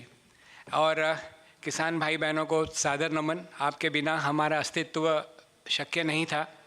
अनाज हो या कपास किसी भी laboratory में कभी नहीं बना और कभी बन भी नहीं सकता। ये सिर्फ खेतों में ही पकेगा और आपके हाथों से ही पकेगा, इसलिए हम आपके बहुत बहुत शुक्रगुजार हैं। And coming to the topic today is one of the question that was shared with me was branding.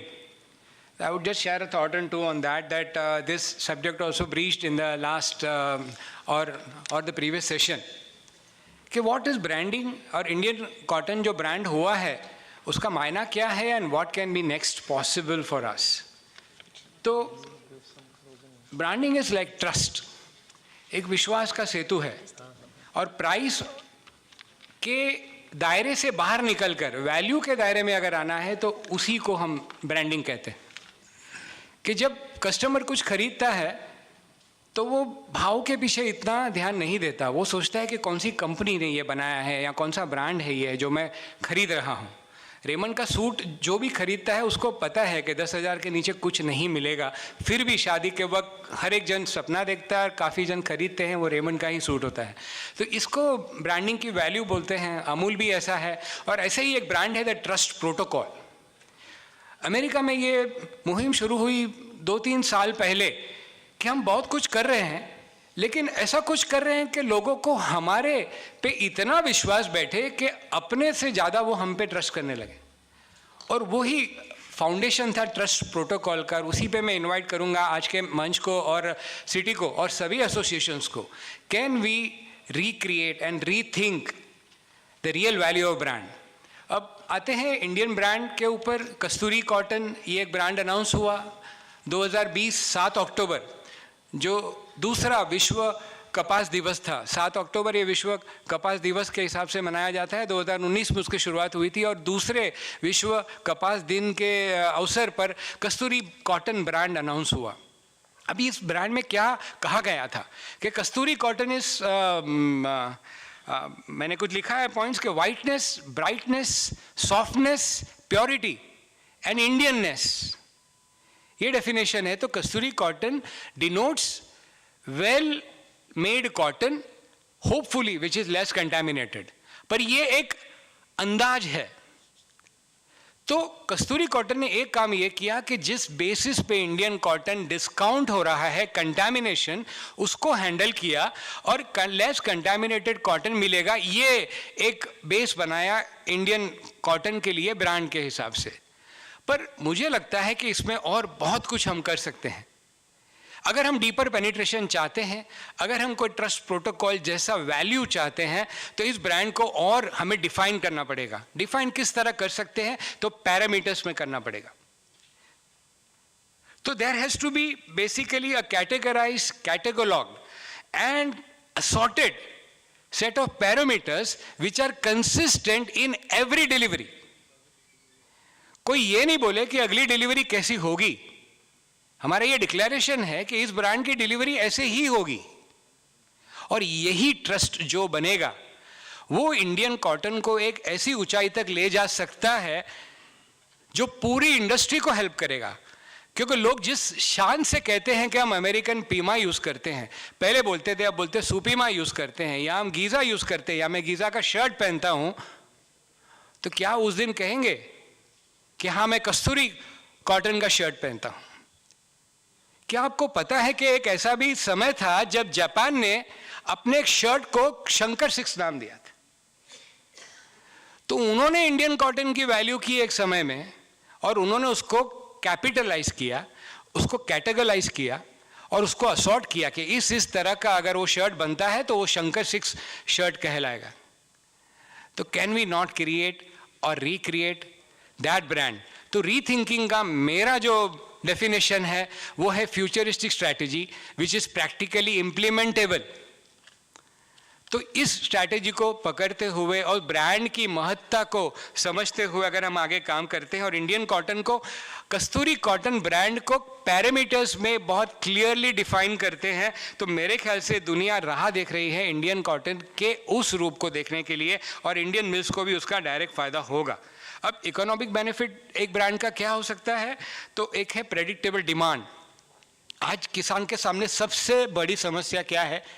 क्या भाव में उसका कपास बिकेगा। इस साल तो लॉटरी लग गई, बोलने वाले अगले सेशन में बोल गए कि इस साल ही किसान की इनकम डबल हो गई। मैं भी किसान हूं, मैं जानता हूं मेरी इनकम कितनी डबल हुई है। 6,000 के एमएसपी में मुझे 12,000 के भाव पूरे कपास के नहीं मिले हैं। मेरे पास सिर्फ 60% कपास बचा था। इतना दिन रात कपास का स्टडी करने के बावजूद, इंडिया का एकमात्र कॉटन वैल्यूअर होने के बावजूद, कॉटन गुरु को यह नहीं पता था कि ये 6,000 की बजाय 13,000 होने वाली है। तो एक किसान को कौन जाके बताएगा? और उस किसान के उस दिन के खर्चे को कौन फेस करेगा जो उसको रबी क्रॉप के लिए चाहिए? तो 80% छोटे किसानों ने तो नवंबर में ही कपास बेच दिया था, जब 7,000 थे, 8,000 के भाव थे। तो सबकी इनकम डबल नहीं हुई है सर। और दूसरा कि उनकी उपज कम हुई है।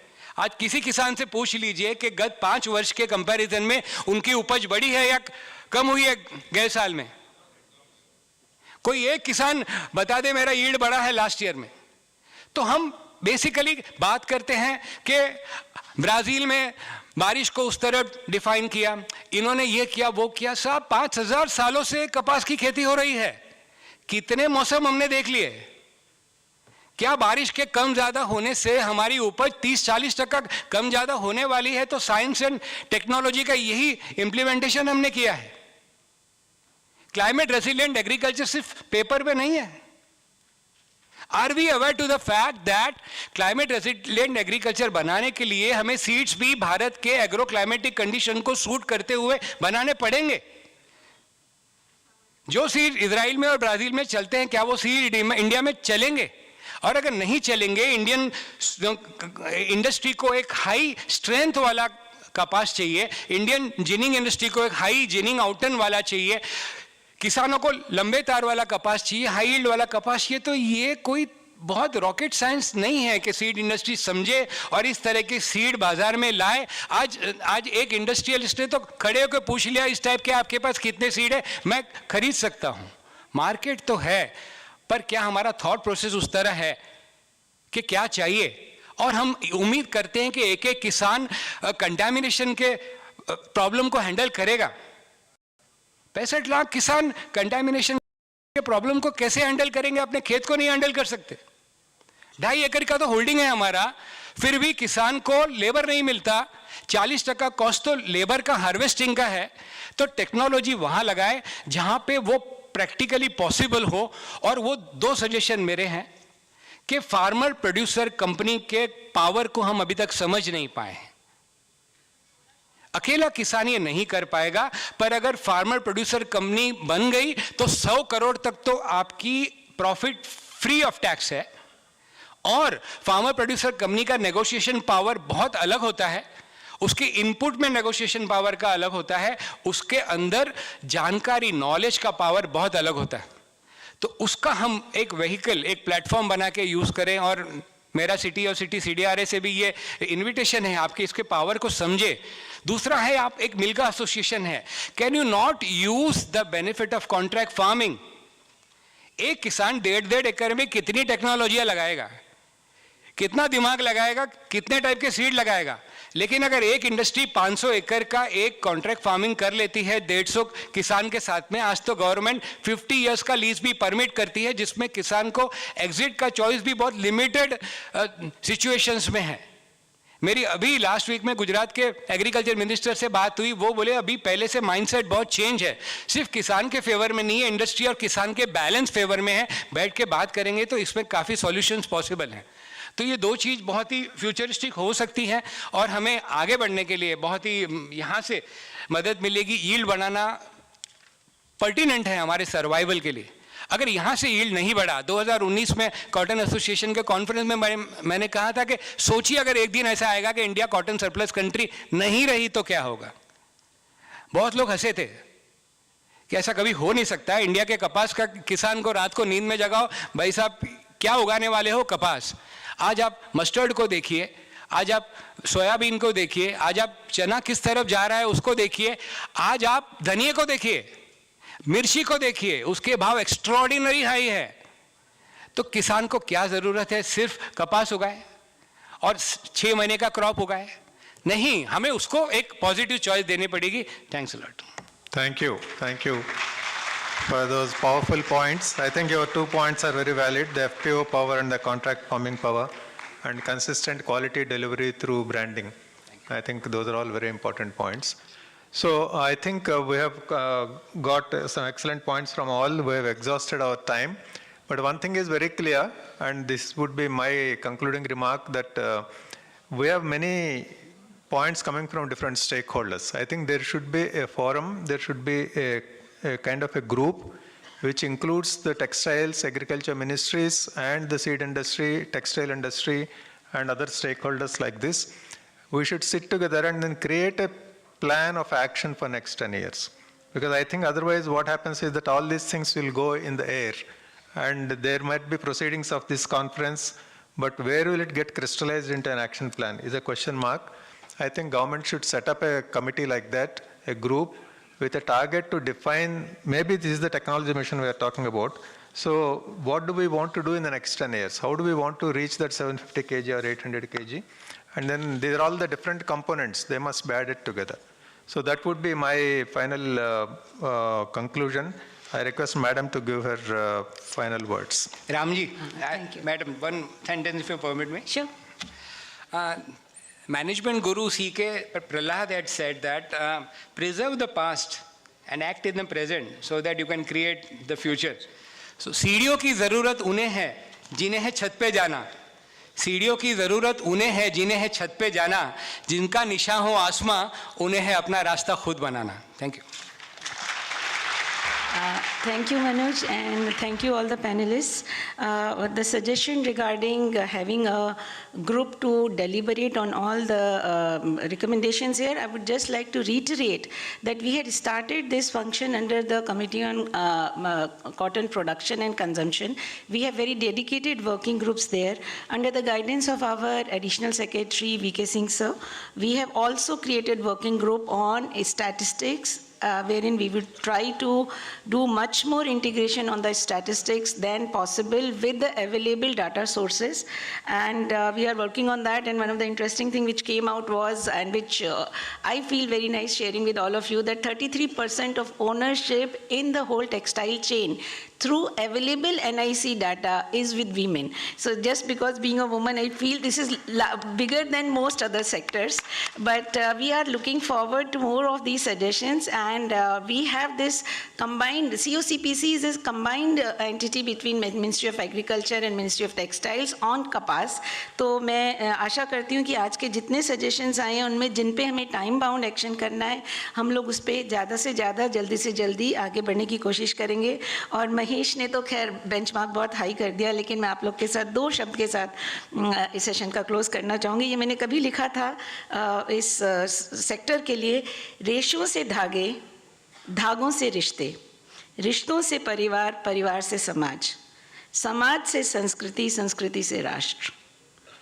रेशों से धागे, धागों से रिश्ते, रिश्तों से परिवार, परिवार से समाज, समाज से संस्कृति, संस्कृति से राष्ट्र, हमारा भारत, हमारा राष्ट्र, भारत बने सर्वश्रेष्ठ. With all these brains and with these kind of initiative, I'm sure we will be able to bring the reality of to reality our dream of our nation becoming the Vishwa Guru. Thank you all.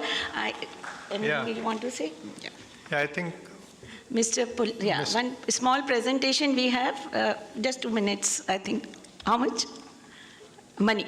5 minutes you want? Okay. Mani Chinnasamy wants to speak something and wants to share his feelings and experiences.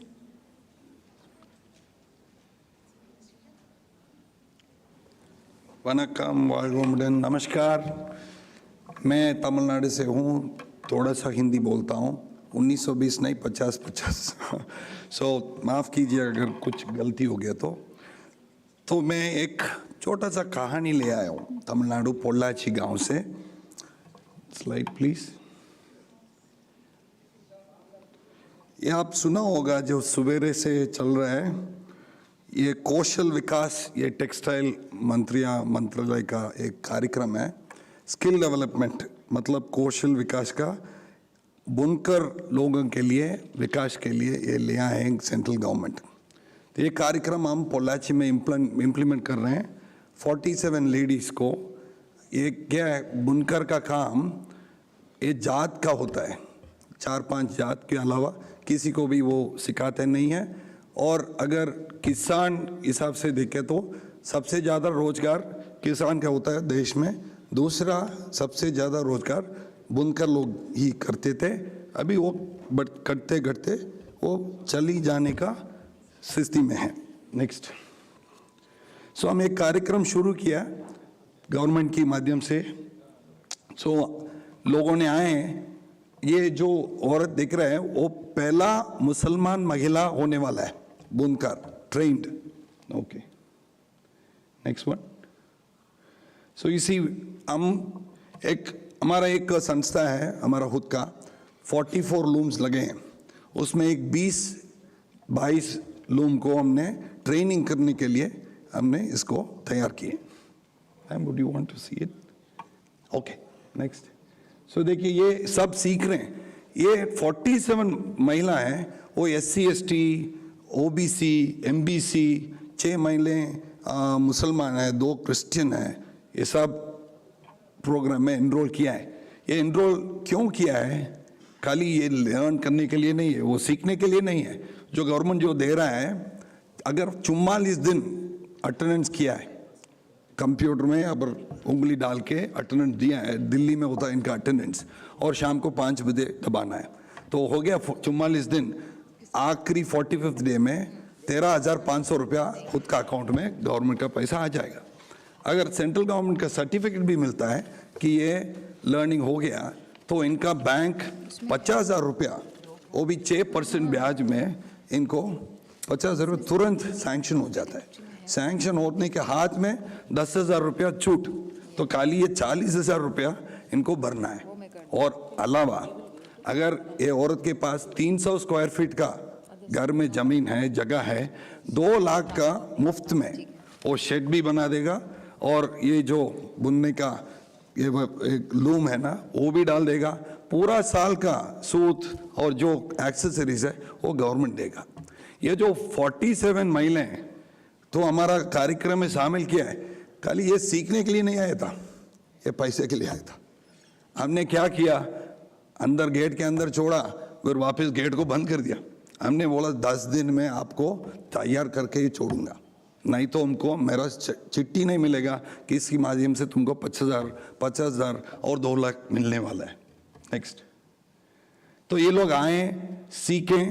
जो कार्यक्रम 45 दिन का कार्यक्रम दिया government ने, वो पूरा कागज 10 दिन में इन्होंने फेंक दिया, पूरा से पूरा सीख लिया.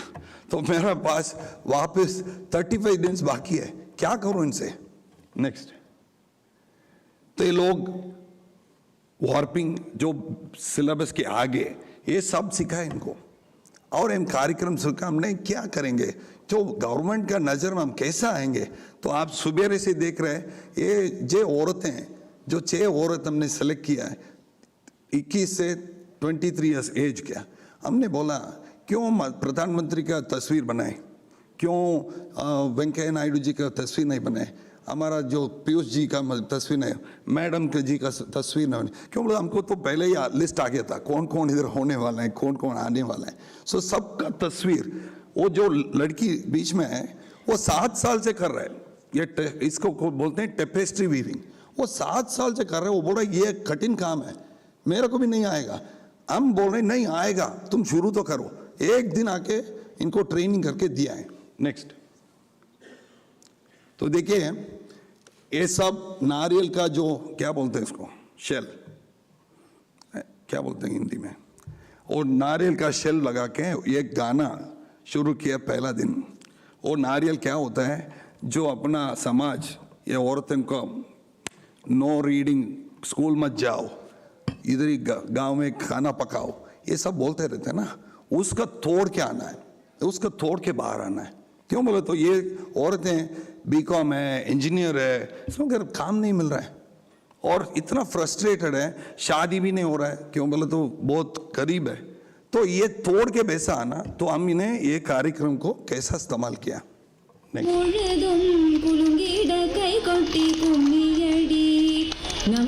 भारत यार का गाना है। नेक्स्ट, ये देखा आपने, नेक्स्ट नहीं,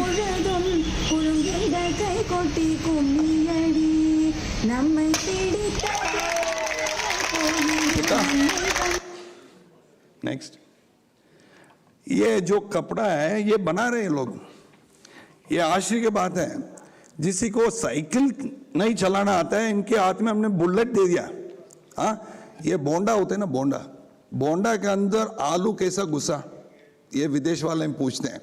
एक होल भी नहीं है, एक स्टिच भी ये नहीं है, कटिंग भी नहीं है, फिर भी ये लोग कैसा सीखा, ये कपड़े के बीच में कैसा आ गया, बोंडा के अंदर आलू, ये लोग सीखा है।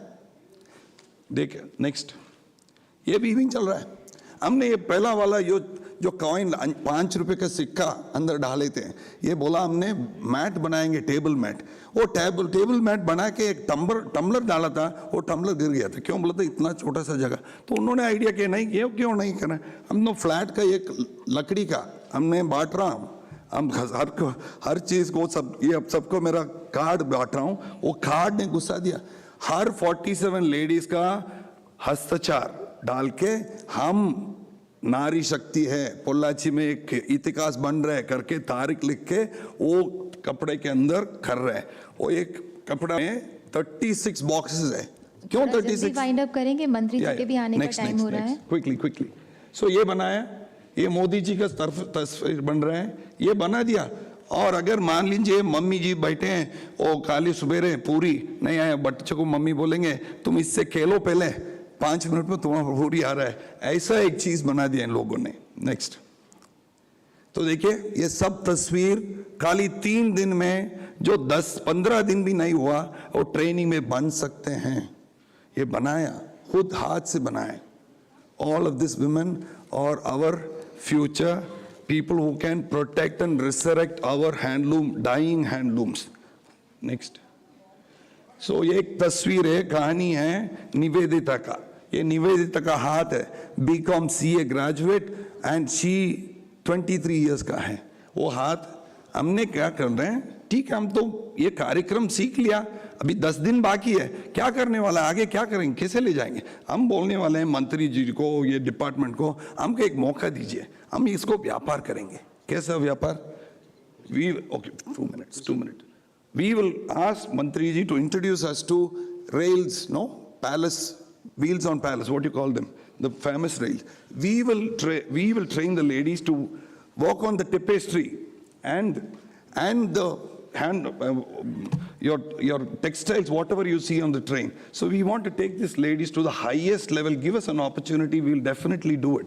These women are very focused. Thank you so much. I'm sorry, Swami-ji, we are really getting late. I'm sorry. So that's what it is, ma'am. I'll share this presentation with you. Thank you for the opportunity. Thank you. Thank you so much. और अब हम निवेदन करते हैं हमारे बीच में जो अध्यक्ष महोदया हैं मिस रूपराशि जी, उनको देने के लिए ये मेमेंटो मैं निवेदन करना चाहूँगी. Chairman standing committee on cotton of CITI CDRA, past Chairman CITI Shri P.D. Patodia to kindly present a memento to respected Ruprashi ji.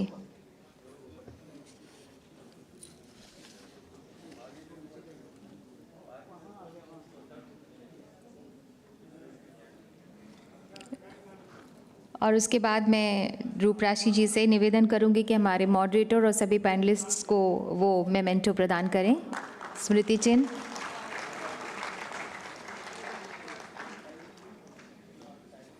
रूपराशि जी से मैं निवेदन करूंगी कि सबसे पहले मॉडरेटर जो श्री राम कौंडिन्य हैं उनको, उसके बाद में डॉक्टर Y.G. प्रसाद, श्री महेश शारदा, डॉक्टर के सेल्वराजू, श्री मनीष डागा मेमेंटो प्रदान करें. आप लोगों से निवेदन है अपनी जगह पर रहें. कुछ देर में हमारे माननीय कृषि एवं किसान कल्याण मंत्री जी भी पधारने वाले हैं.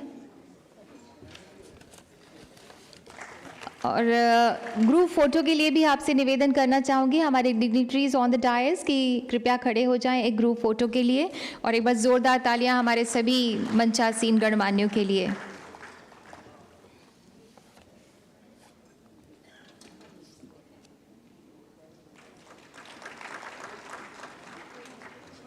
एक ग्रुप फोटो के लिए आपसे निवेदन है, कृपया एक लाइन में आप लोग खड़े हो जाएं.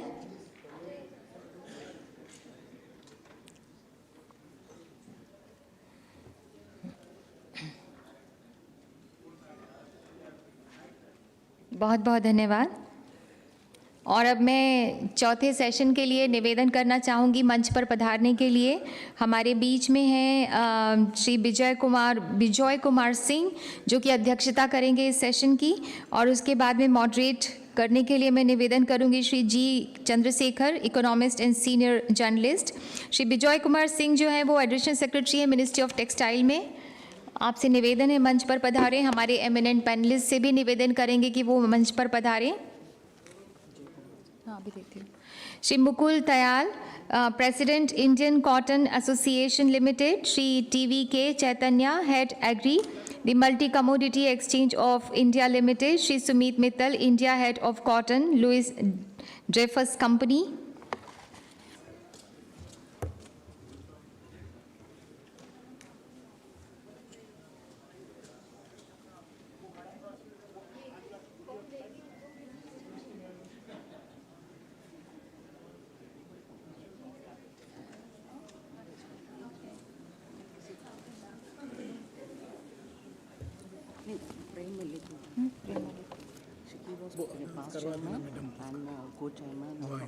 CITI वो तो मोमेंटम बताए थे ना.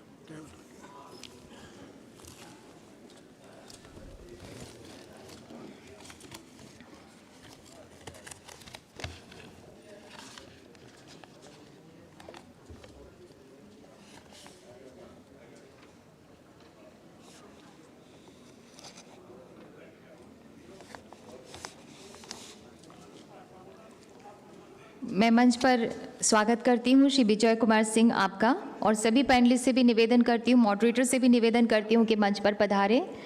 और मैं श्री प्रेम मलिक जो कि पास्ट चेयरमैन और को चेयरमैन है CTK की, प्लीज़ मंच पर पधारें. और श्री विजय कुमार सिंह जी जो यहाँ पर मौजूद हैं, respected additional secretary ministry of textile, का स्वागत करें फूलों से. आप ही देखा है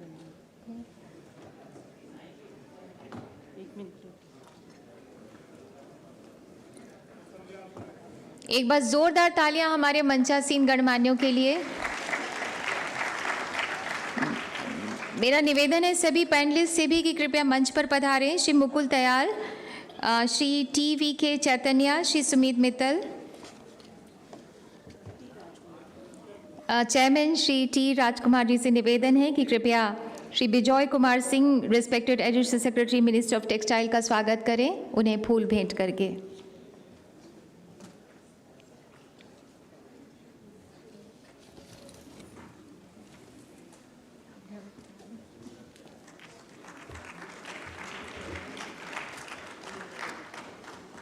बहुत बहुत धन्यवाद। मंचासीन सभी गणमान्यों का स्वागत है। जैसा कि हमने बताया कि आज के सत्र को अध्यक्षता कर रहे हैं respected Shri Bijoy Kumar Singh, additional secretary ministry of textile. Cotton futures and importance of global contracts, इस विषय पर आज हम चर्चा करेंगे। और अब मैं मंच सुपुर्द कर रही हूं हमारे अध्यक्ष महोदय श्री बिजॉय कुमार सिंह आपके।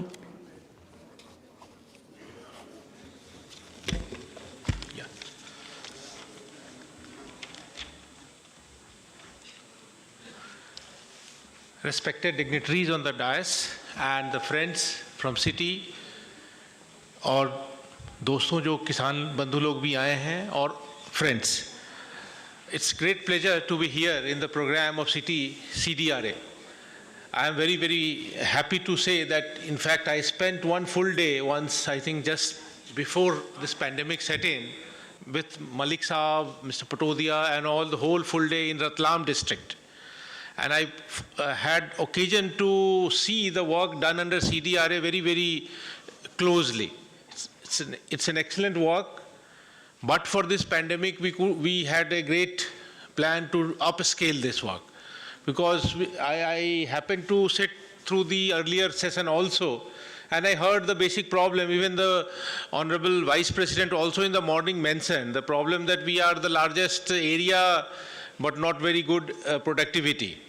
So this is the way ELS cotton I saw being promoted in Ratlam district amongst the very poor farmers and all. That is the way. If somehow government is able to help you, or government and city can coordinate, so there is a huge potential in this program. That is my personal feel, and I hope we are able to realize this potential sometime in future. I congratulate CITI CDRA for completing this Golden Jubilee year. CITI being the basically main apex organization of the cotton industry in the country, and cotton industry is the mother industry. Basically, industrialization of any country or industrialization of the world started with the cotton only. This is the first commodity which was traded across the countries.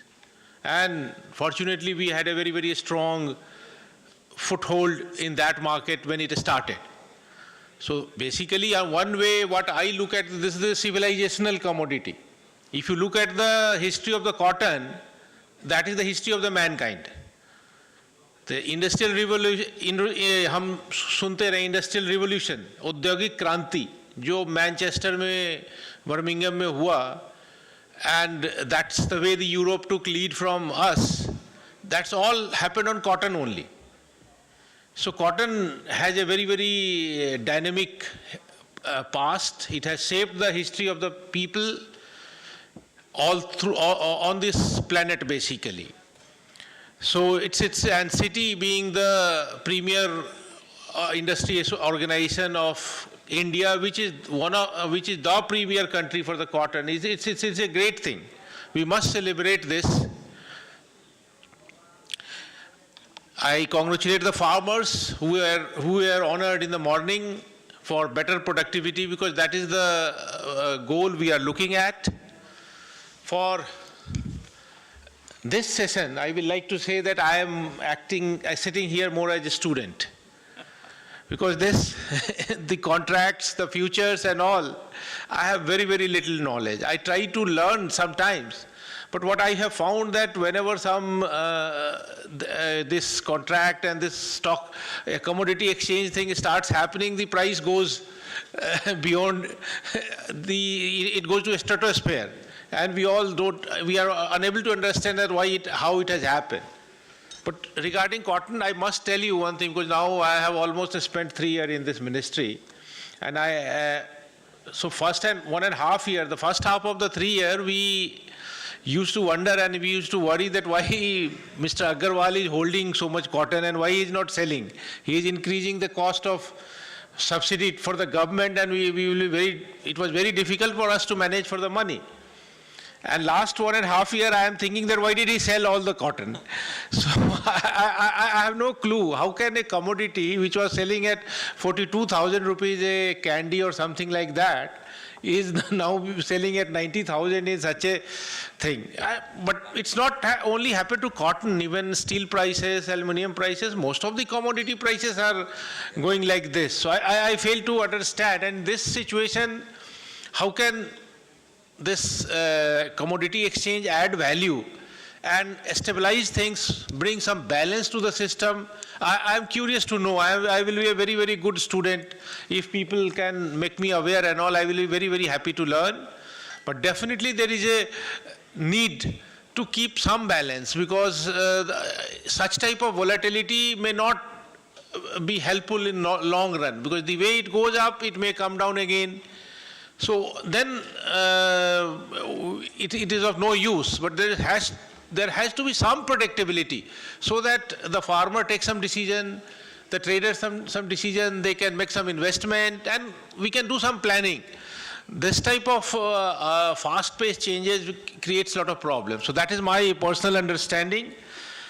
I know that internationally there are many commodity exchanges, and the movement on that helps those traders and business people to plan their activity there. But India being a unique country, because we have large number of small producers, so whenever we design a system, we have to take that thing into account, that are we able to protect the interest of the farmers, who are a very key stakeholder, but they cannot take aware decision, because they are not one person. There will be lakhs of people, and they don't have so much information also. There is some information asymmetry in the system. So that's the thing. I hope during the session we all will learn, और हमें भी कुछ नई चीज़ पता चलेगी, आप लोगों को भी पता लगेगा जो ये commodity exchange है, ये क्या कर सकता है और क्या नहीं कर सकता है. So धन्यवाद. I will request the moderator to take over and help me also understand the whole thing now. Thank you. Thank you, Singh Saab, for your remarks from the chair. Yes, interesting.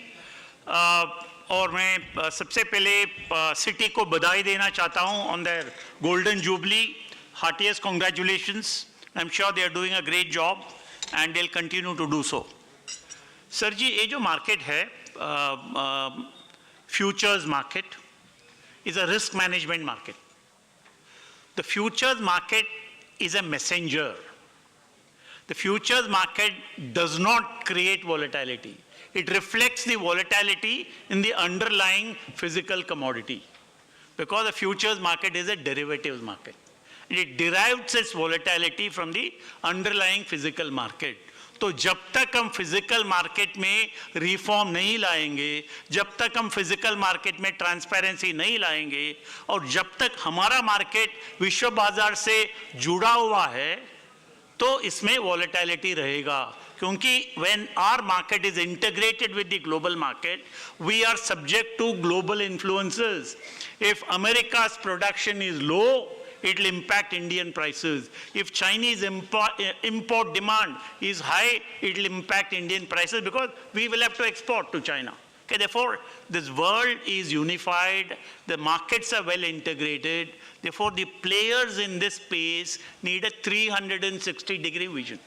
So maybe at a private level, when I come to Delhi next, I would certainly meet you and explain to you how this particular market works as a risk management market. Okay? क्योंकि मुझे याद है 25 साल पहले मैं यही विज्ञान भवन में I was a part of a World Bank consulting team, and for the Government of India and for UNCTAD, we did the first seminar here in 1997 on opening up the commodity derivatives market, futures trading for price risk management. And therefore, we can't wish away price volatility. Price volatility will be there.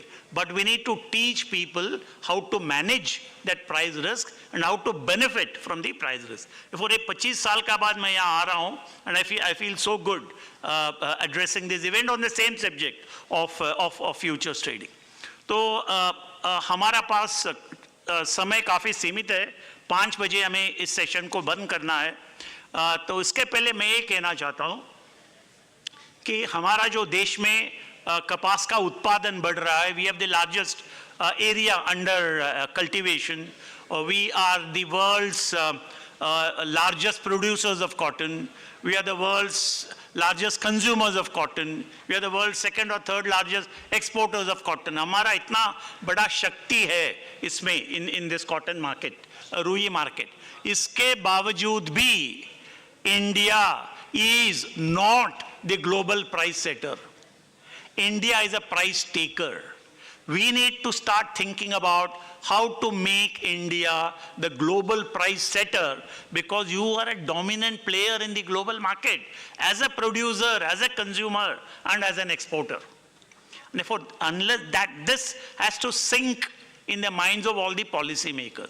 And in fact, I have written a policy paper, what we should be doing over the next 10 years, by 2030. Maybe I'll share that with you. For इस जो संदर्भ में futures market, hedging का एक बहुत अहम भूमिका है, क्योंकि मार्केट जो है, कमोडिटी मार्केट वोलेटाइल होगा ही.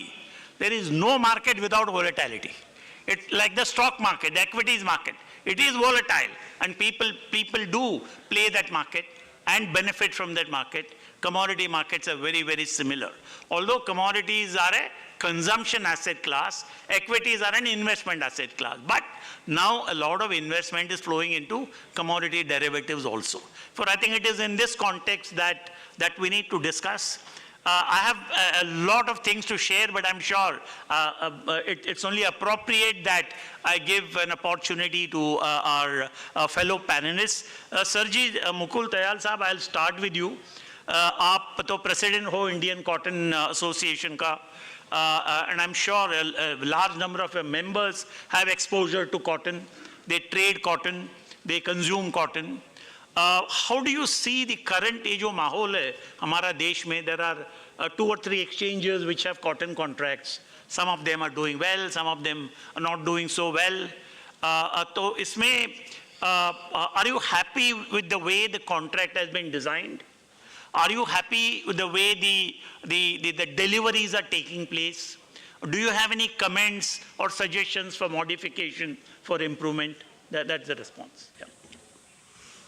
Thank you very much, sir. I first of all would like to thank the CITI for inviting me to speak on this panel. And what I have to say is that, see, all these exchanges,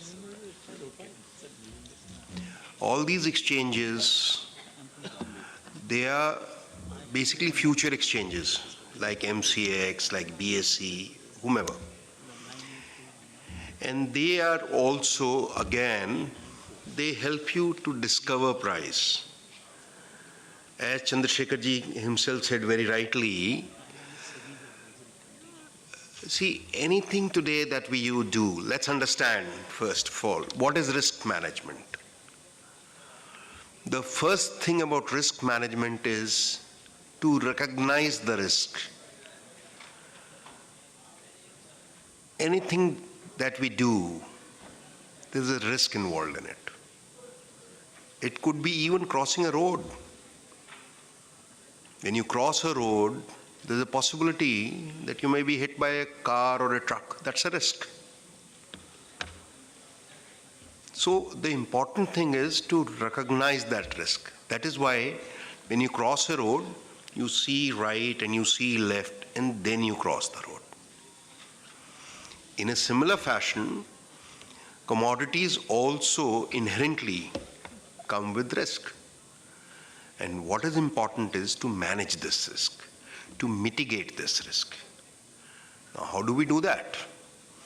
Now, one of the tools is the exchanges. In India, for cotton, today, MCX has a very large share. Although, if we were to look at this exchange, the volumes and the certified stock that it carries is minuscule compared to the international exchanges because the participation is low. However, having said that, as it is a new exchange, they are doing fine. Now, having said that, as Mr. Chandrasekhar asked me, that are there any so-called question points? Yes, sir, there are. For all these exchanges, the most important thing is their credibility. They need to be credible above par. The governance and the regulatory has to be topmost. On these kind of exchanges, there is no scope of any mismanagement, foul play, or what you can say is somebody could take people for a ride. Now the exchange cannot let that happen. Now that is what is the responsibility of people who are running this exchange. And Chandrasekhar sir, today what is important is that these exchanges, they need to understand the importance of these regularity and the governance. The material that is coming to their exchange, that needs to be, whatever they certify, it has to pass through that. And if it doesn't, then people need to be taken to task. If they need to see that nobody is allowed to corner the exchange because their volumes are low, their open interest is low. So because of that, and they're a new exchange, they're a very new baby. All these things we have seen when our stock markets were, getting mature, and we did take all these regulatory actions at that time. So they need to take care of all that. For example, I think today the MCX lot is a very big size. They need to reduce the lot size that a man can pick up or somebody can have. Why? Because their whole volume and open interest is so low that they cannot allow anybody to, corner the exchange, to manipulate the exchange. No way. The material that is coming into their exchange, it is, this I would like to say, sir, this is for the consumers. This exchange is also a very, very important tool for consumers, as it is a price discovery exchange. So people who are consuming, they should be comfortable to lift the delivery. Say the exchange says that this is the material that is lying and this has this parameter. The consumer should be very more than happy that, okay, I want to pick it up. I'll pick it up for consumption. Here I would like to say, sir, that this year is a warning year for the textile industry.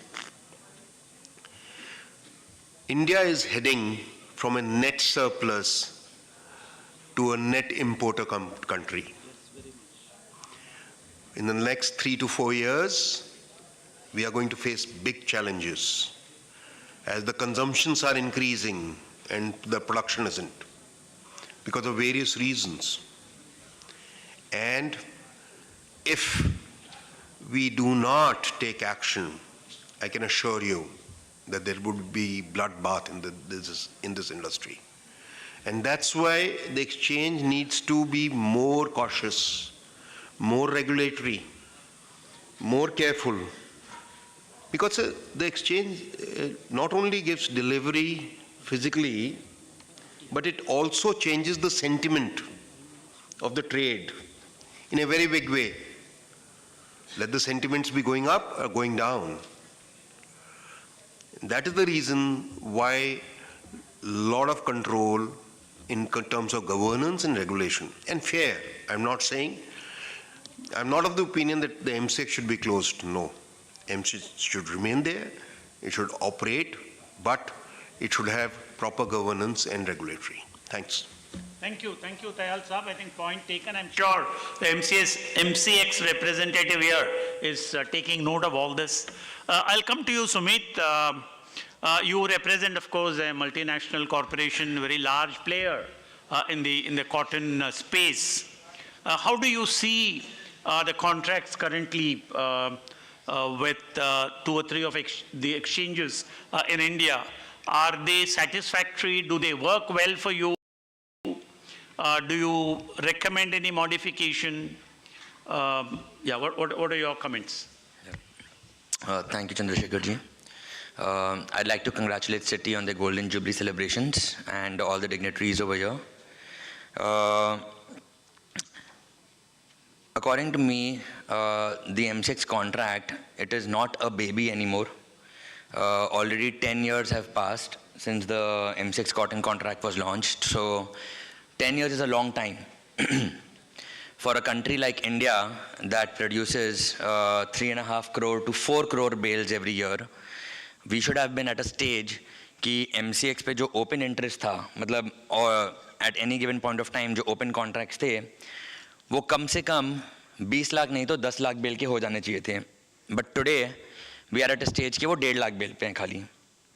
हम लोग 4 साल पहले 5 lakh bell पे पहुंच गए थे as open interest. अब हम घट के 1.5 लाख बेल पे आ गए हैं. जो सर्टिफाइड स्टॉक है MCX पे वो भी 1.5 लाख बेल का है. सो ऐसा कोई एक्सचेंज में दुनिया के नहीं होता, कॉटन हो या कोई भी और कमोडिटी हो, कि जो सर्टिफाइड स्टॉक है और जो ओपन इंटरेस्ट है वो ऑलमोस्ट सेम है. इसका मतलब क्या हो रहा है कि जो खाली स्टॉक बेचना चाहते हैं वो MCX पे आ रहे हैं और जो खाली स्टॉक खरीदना चाहते हैं वो MCX पे आ रहे हैं. MCX को एज अ हेजिंग प्लेटफॉर्म तो यूज़ कर ही नहीं रहे हैं. द आइडिया शुड बी कि MCX as a hedging platform हमारे किसान भाई कैसे यूज़ करें, जिनर्स कैसे यूज़ करें, मिल्स कैसे यूज़ करें, वो इनकरेज किया जाए.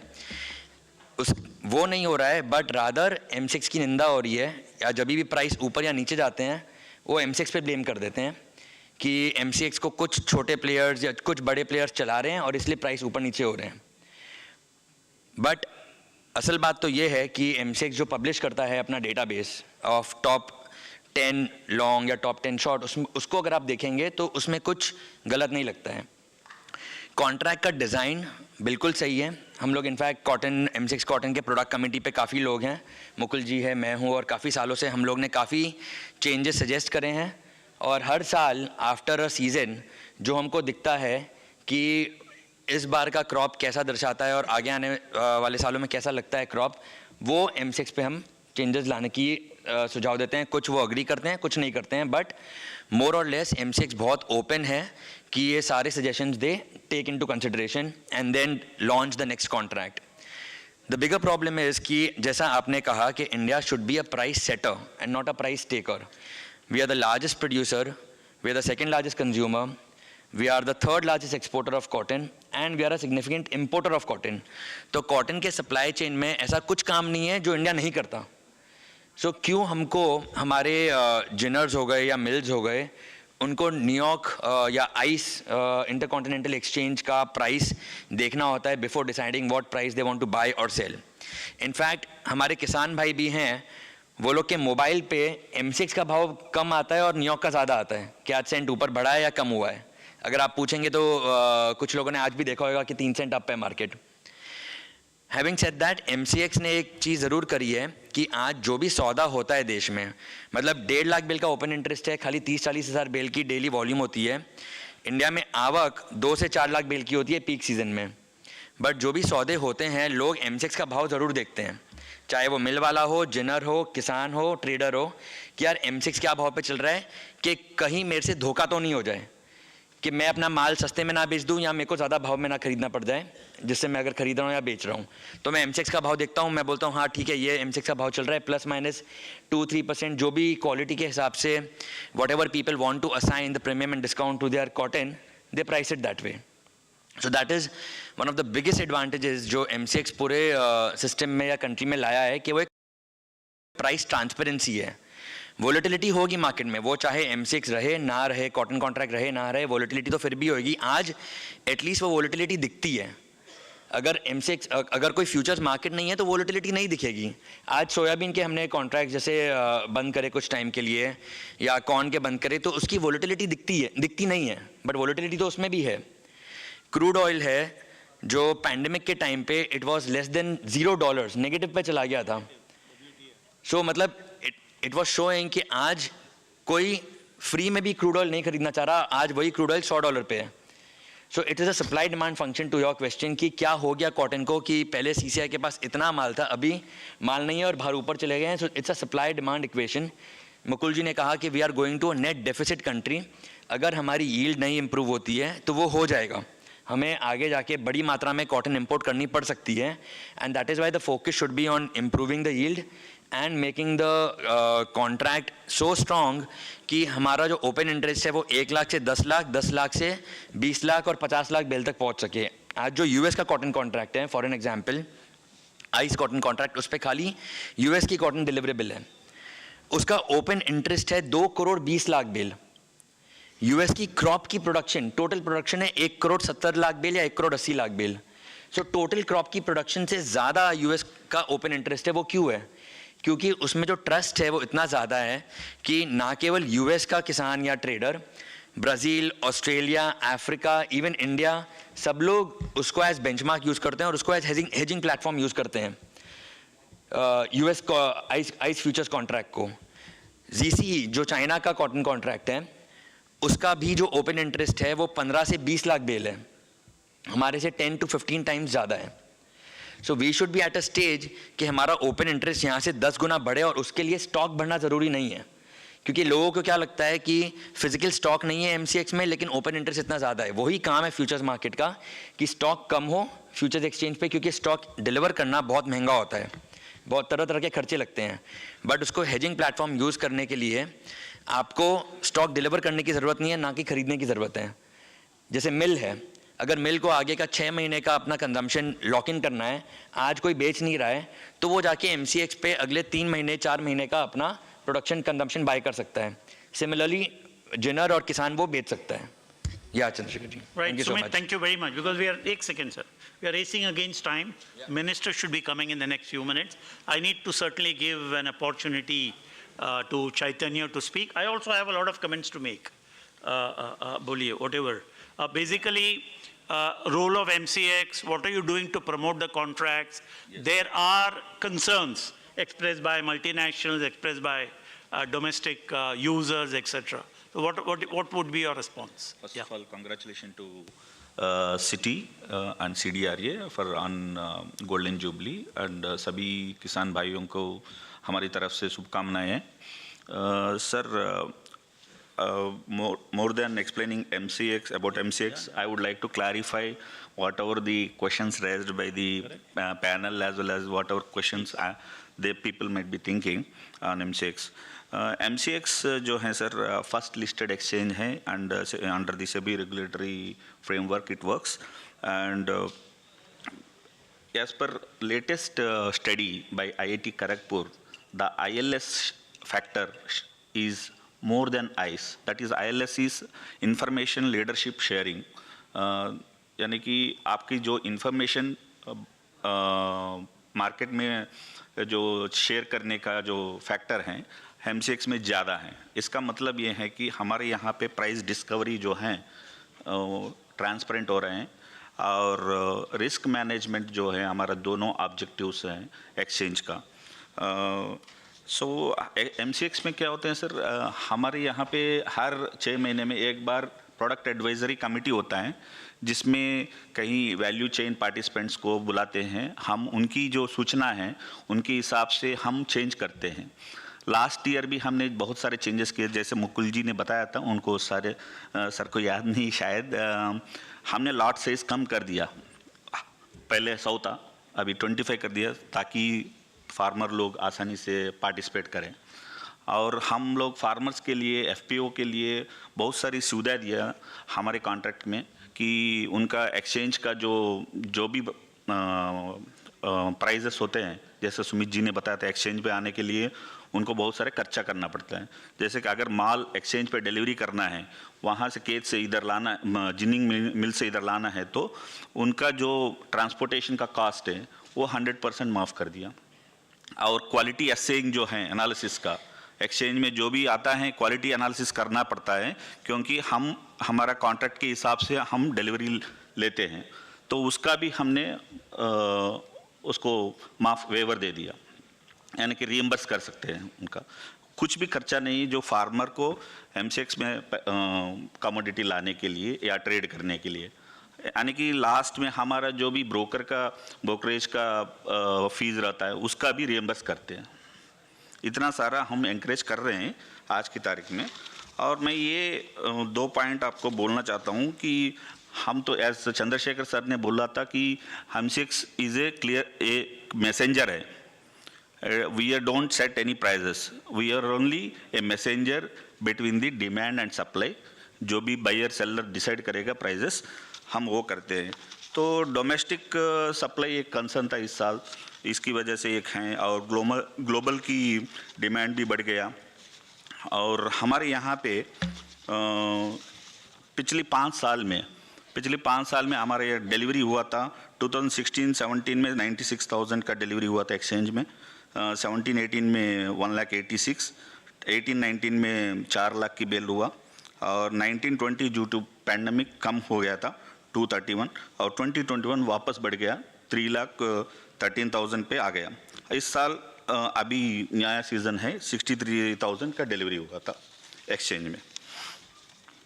सो हमारे प्राइजेस जो हैं in tandem with ice international exchange का प्राइजेस के 90% कोरिलेशन है। सो this is the some myths are that I want to clarify that because of the local exchanges the prices are going up. It is not entirely true, and it is baseless because of this data we can prove. So this is what I want to convey, and I want to tell the farmer, किसान भाइयों को ये बोलना चाहता हूँ कि MCX पे आप आपका डिलीवरी दे सकते हैं, जो भी चार्जेस हैं हम रिएम्बर्स करते हैं यहाँ पे। तो हमारे साथ अभी तक 101 or 2 FPOs जुड़े हुए हैं, आप भी आके हमारे साथ जोड़ सकते हैं। और कोई भी एसोसिएशन हमारी कॉन्ट्रैक्ट के में कुछ सुझाव देना चाहते हैं तो हम जो पीएसी में उनको इन्विटेशन देते हैं, और वो आके आपका कॉन्ट्रैक्ट में हमारा any time they can give a suggestion to us, and we are ready to implement those. Alright, thank you Chaitanya. Sorry, अब आप इन 1 minute आपको you wanted to make a point. Yeah I agree with Sumit ji. Today the most important factor for the exchange is transparency and trust. Why is that ICE is so successful? World over the cotton is getting hedged on it. It is the trust. The governance, the regulatory is so good that everybody knows that nobody would be taken for a ride. Volatility, sir, commodity market would remain volatile. That is not the important thing for an exchange, is to discover that volatility and to provide a tool to hedge it if somebody wants to. Yeah, as you yourself rightly said, I was just saying that is important for market participants to know कि volatility रहेगी, and they need to be educated to learn the volatility. Yeah. Volatility has nothing to do with the exchange. Correct. Volatility is inherent. They are discovering the volatility because of the exchange. Please address the chair. Yeah. Okay. All right. I think we've heard all our panelists. There are 2 or 3 points which are very clear. One, a commodity exchange does not fix any prices. The price in a commodity exchange is driven substantially by supply-demand fundamentals, number 1, and number 2, speculative interest. We cannot wish away speculative interest. It is a speculator who brings liquidity to the market, which captures the price. Price discovery happens only with higher and higher liquidity. Therefore, we need speculators. This is number 1. Number 2, Again, I remember 25 years ago on this platform, I spoke on two subjects. One was on role of information in commodity markets. The second was on contract design. तभी मैंने बताया था exchanges को contract design के लिए एक मंत्र या एक सूत्र मैंने बताया था. The contract, futures contract should be sensible, sensitive, and sensuous. These are the three attributes a futures contract must have. इसका मतलब क्या है? It should be sensible enough to meet the needs of the spot market, physical market players, and of course the financial investors. It has to be sensible. Second, it has to be sensitive.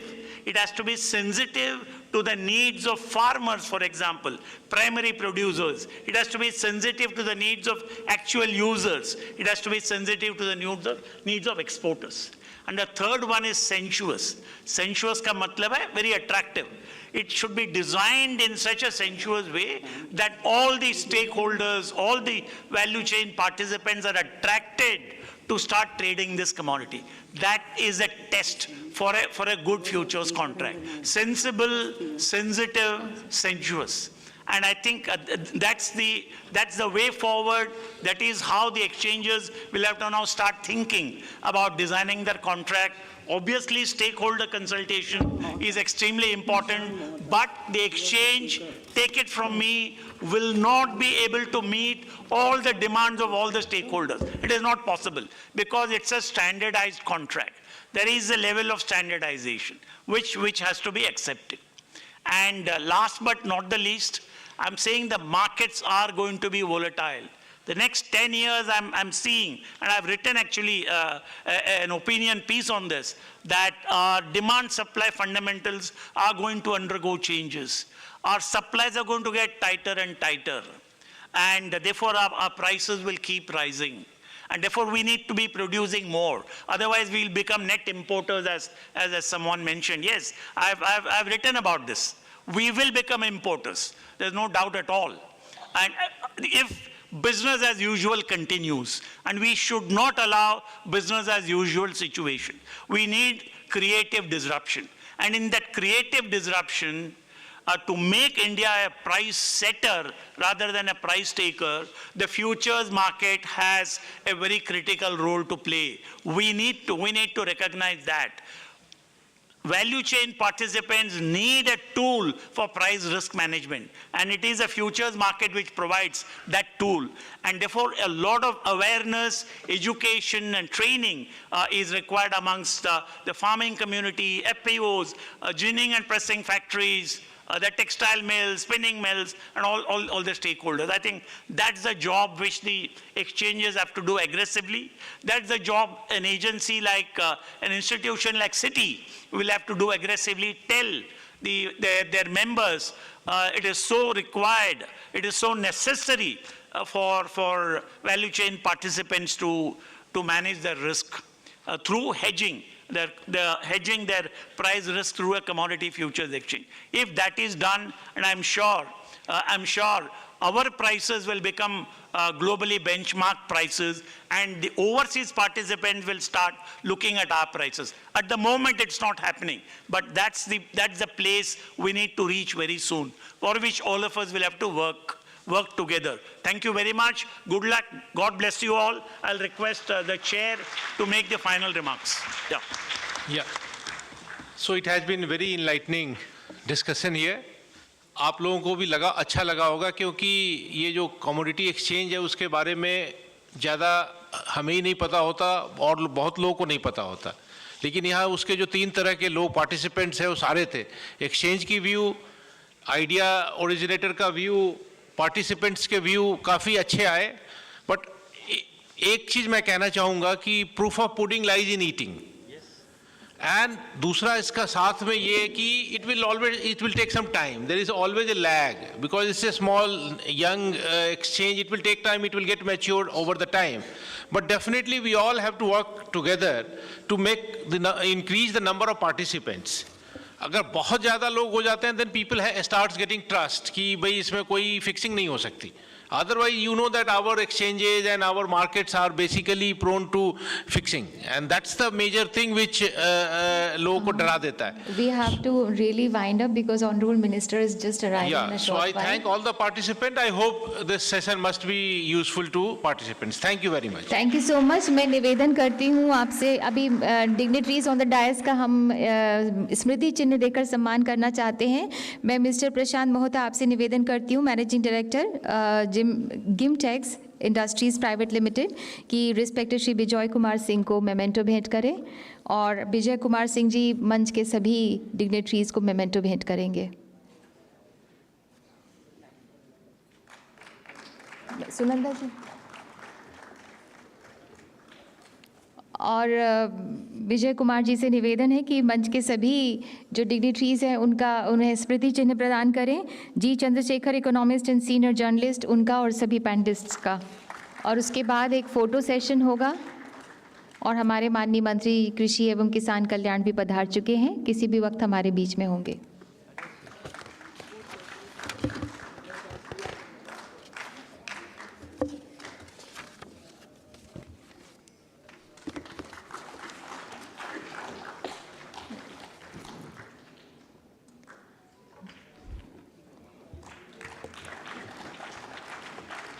एक photo session के लिए आप कृपया खड़े हो जाइए.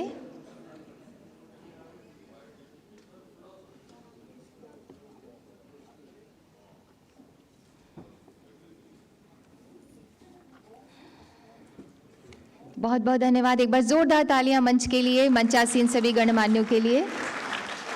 और जब हमारे माननीय मंत्री कृषि एवं किसान कल्याण हमारे बीच में पहुंचेंगे तो आपसे निवेदन है कि हम सब जोरदार तालियों से उनका स्वागत करेंगे. और साथ में होंगी माननीय वस्त्र एवं रेलवे राज्य मंत्री महोदया श्रीमती दर्शना विक्रम जरदोश जी, उनका भी हम जोरदार तालियों से स्वागत करेंगे.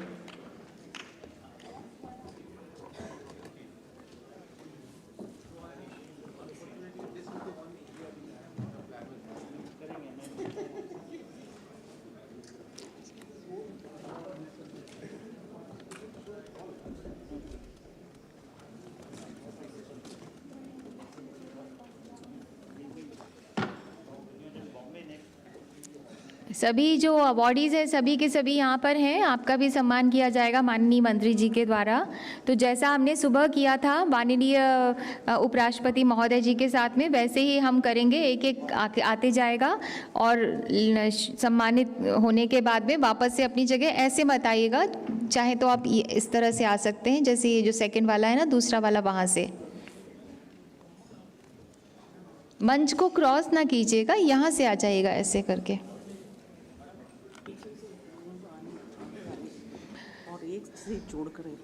हाँ, आप लोग जो पीछे बैठे हुए हैं स्टूडेंट्स, कोरोना प्रोटोकॉल को ध्यान रखते हुए एक एक सीट छोड़कर बैठिए. हमारे साथ जो सामने भी बैठे हुए हैं अवॉर्डीज़ के अलावा सभी से निवेदन है कि एक एक सीट छोड़कर ही बैठें. हमारा ये जो कार्यक्रम है कवर किया जा रहा है मीडिया में भी, और दूसरा ये कि कोरोना प्रोटोकॉल का भी हमें ध्यान रखना है, क्योंकि सावधानी हमें बिल्कुल भी नहीं छोड़नी है. हम लोग ने जीत हासिल की है कोरोना के ऊपर, लेकिन फिर भी प्रोटोकॉल्स को फॉलो करते रहना चाहिए, एहतियात बरतते रहना चाहिए. एक एक सीट छोड़कर बैठिएगा प्लीज़.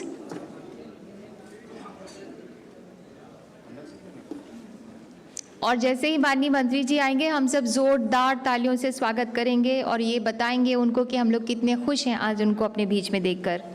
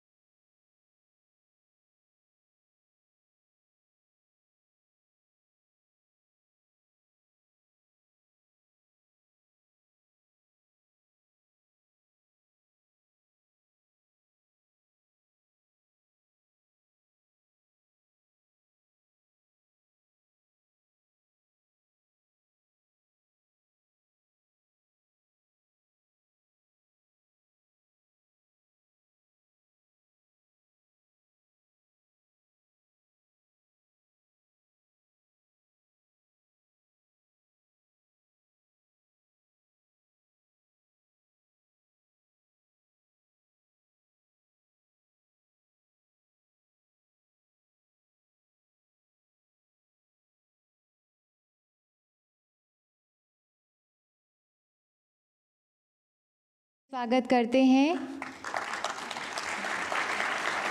आत्मीय स्वागत करते हैं माननीय केंद्रीय कृषि एवं किसान कल्याण मंत्री श्री नरेंद्र सिंह तोमर जी का। स्वागत है माननीय वस्त्र एवं रेलवे राज्य मंत्री श्रीमती दर्शना विक्रम जरदोश जी का। बहुत बहुत स्वागत है माननीय, आपकी अत्यंत गरिमामय उपस्थिति आज के इस कार्यक्रम की शोभा बढ़ा रही है। पधारने का बहुत बहुत धन्यवाद। मंच पर स्वागत है respected T Rajkumar, chairman confederation of Indian textile industry, respected Shri P D. Patodia, chairman in standing committee on cotton of CITI, CDRA and past chairman CITI, तथा respected Shri Rakesh Mehra, deputy chairman CITI, तथा Shri Prem Malik, co chairman standing committee on cotton of CITI, CDRA and past chairman CITI। बहुत बहुत स्वागत है यहाँ मौजूद सभी महानुभावों का। और अतिथि देवो भव के संस्कार को हम कभी नहीं भूलते हैं। इसी परंपरा को निभाते हुए मेरा निवेदन है रिस्पेक्टेड श्री टी राजकुमार आपसे कि कृपया माननीय मंत्री श्री नरेंद्र सिंह तोमर जी को उनका स्वागत करें शॉल से। और साथ ही साथ पोर्ट्रे बनाया गया है, उनकी तस्वीर बनाई है महिला हस्त कारीगरों ने, उनकी ही तस्वीर है जो कि समर्थ कॉटन है उनकी तरफ से, कोयम्बटूर तमिलनाडु की तरफ से महिलाएं जिन्होंने ये तस्वीर बनाई है।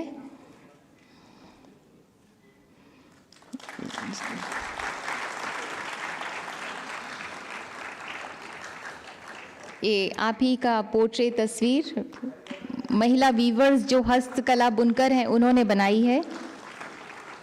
और अब मेरा निवेदन है रिस्पेक्टेड श्री पी.डी. पटौदिया आपसे कि कृपया माननीय श्रीमती दर्शना विक्रम जरदोश जी का स्वागत करें, उन्हें शॉल भेंट करके और उनकी ही तस्वीर उन्हें भेंट करके।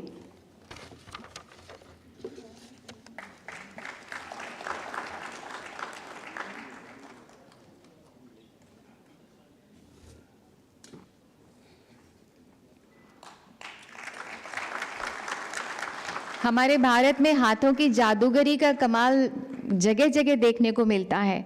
अब कोयम्बटूर तमिलनाडु से अब हम चलने वाले हैं मध्य प्रदेश झाबुआ में, जहाँ की बहुत ही सुंदर कलाकृति जो खुद झाबुआ से आए हैं प्रोजेक्ट ऑफिसर तोमर जी, आपसे निवेदन है कि कृपया माननीय मंत्री जी को और माननीय राज्य मंत्री जी को ये बहुत ही सुंदर कलाकृति है वो भेंट करें। ये महिलाओं द्वारा बनाई गई है, सेल्फ हेल्प ग्रुप द्वारा।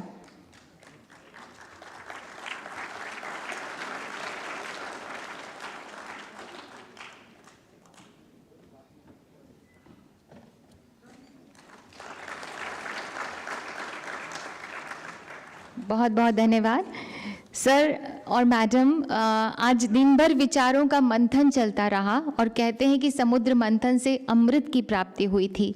तो आज़ादी के अमृत महोत्सव में भारत को टेक्सटाइल के सेक्टर में विश्वगुरु बनाने के जो हमारे संकल्प हैं आज और भी ज़्यादा सुदृढ़ हुए। कार्यक्रम को आगे बढ़ाते हैं और अब मेरा निवेदन है respected Shri T Rajkumar, chairman CITI, आपसे कि कृपया स्वागत संबोधन दें।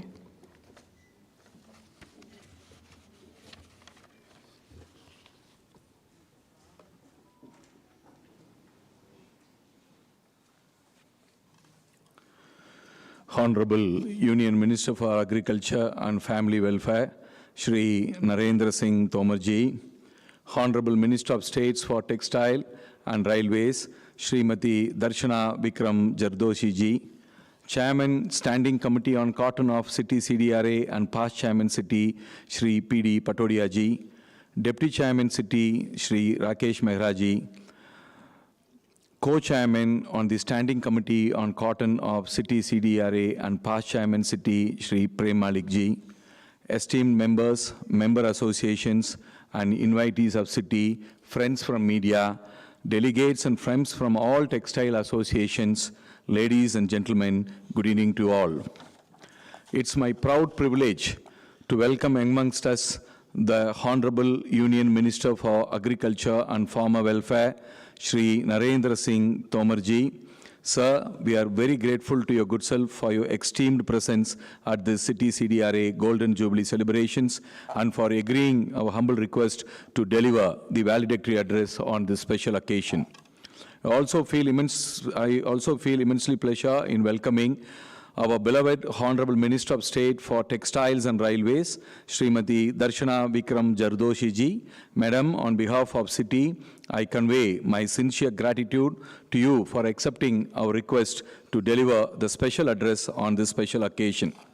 At present, CITI CDRA is carrying out its project activities in various districts of Maharashtra, Rajasthan, and Madhya Pradesh by directly engaging around 90,000 cotton farmers and help them grow socio-economically by enabling them realize more cotton output from their farmland as compared to non-projected areas. Friends, today, as we complete the 50 glorious years of the Confederation of Indian Textile Industries Cotton Development and Research Association service to the Indian cotton sector and to the nation, I am extremely thankful to all of you for coming down to New Delhi to celebrate this special occasion with the textile fraternity. We all are aware that cotton is one of the most prominent cash crops of India. It plays a major role in sustaining the livelihood of an estimated 6.5 million cotton farmers and several million people engaged in the allied activities. I would like to reiterate the fact that though India is the largest producer of cotton in the world, accounting to about 23% of the world's total cotton production, however, this production is coming from about 38% of the world's cotton acreage. While countries like China, Brazil, Australia, and Turkey have been able to achieve cotton yields as high as 1,800 kg lint per hectare, the Indian cotton yield is stagnated at around 460 to 480 kg lint per hectare for the past few years, which is even lesser than the world's cotton average of around 800 kg lint per hectare. It's a serious cause of concern for all of us. Friends, today we have organized 4 sessions wherein various senior government officials, scientists, industry leaders, and subject experts deliberated upon the shortcomings of the Indian cotton sector and discussed the probable future strategies to overcome all these issues and India to emerge as the global leader in cotton cultivation. During these sessions, among the various issues discussed, the panelists felt that there is a dire need for India to work towards developing new cotton seed varieties, and at the same time, we seriously also need to intercept and explore ideas to develop roadmaps to educate our farmers to follow global best practices for increasing cotton yield and reducing cotton contamination. Respected Sir and respected Madam, deliberations in various sessions today echoed the urgent need for the Government of India to launch the technology mission on cotton too, and hence on behalf of the textile and apparel industry and around 6.5 million cotton farmers, I request our beloved Union Minister for Agriculture, Shri Tomarji, to kindly consider our humble plea and recommend to the Honorable Prime Minister to launch the Cotton Technology Mission 2 at the earliest. I once again, on all of our behalf, thank the Honorable Union Minister of Agriculture and Farmers Welfare, Shri Narendra Singh Tomarji, and Honorable Minister of State for Textiles and Railways, Srimati Darshana Vikram Jardoshi ji, for sparing their valuable time from their busy schedule and gracing this occasion with their esteemed presence. It is needless to say that your presence have not only motivated the entire team of the CITI CDRA, but thousands of farmers across the country. I assure you that CITI CDRA team will continue its efforts to uplift the cotton sector of India. Friends, I request all of you to give a big round of applause in recognition of the human service rendered by the office bearers of CITI Consultative Committee on Cotton, scientists and field officers of CITI CDRA and the CITI Secretariat, and also appreciated the unstinted effort made by the Secretariat led by Dr. Sunanda for organizing this event successfully. Thank you very much.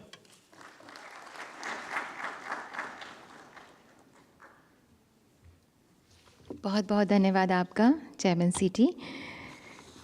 अब हमारा आग्रह है chairman standing committee on cotton of सीटी सीडीआरए and past chairman सीटी Shri PD Patodia आपसे कि कृपया अपने विचार प्रस्तुत करें।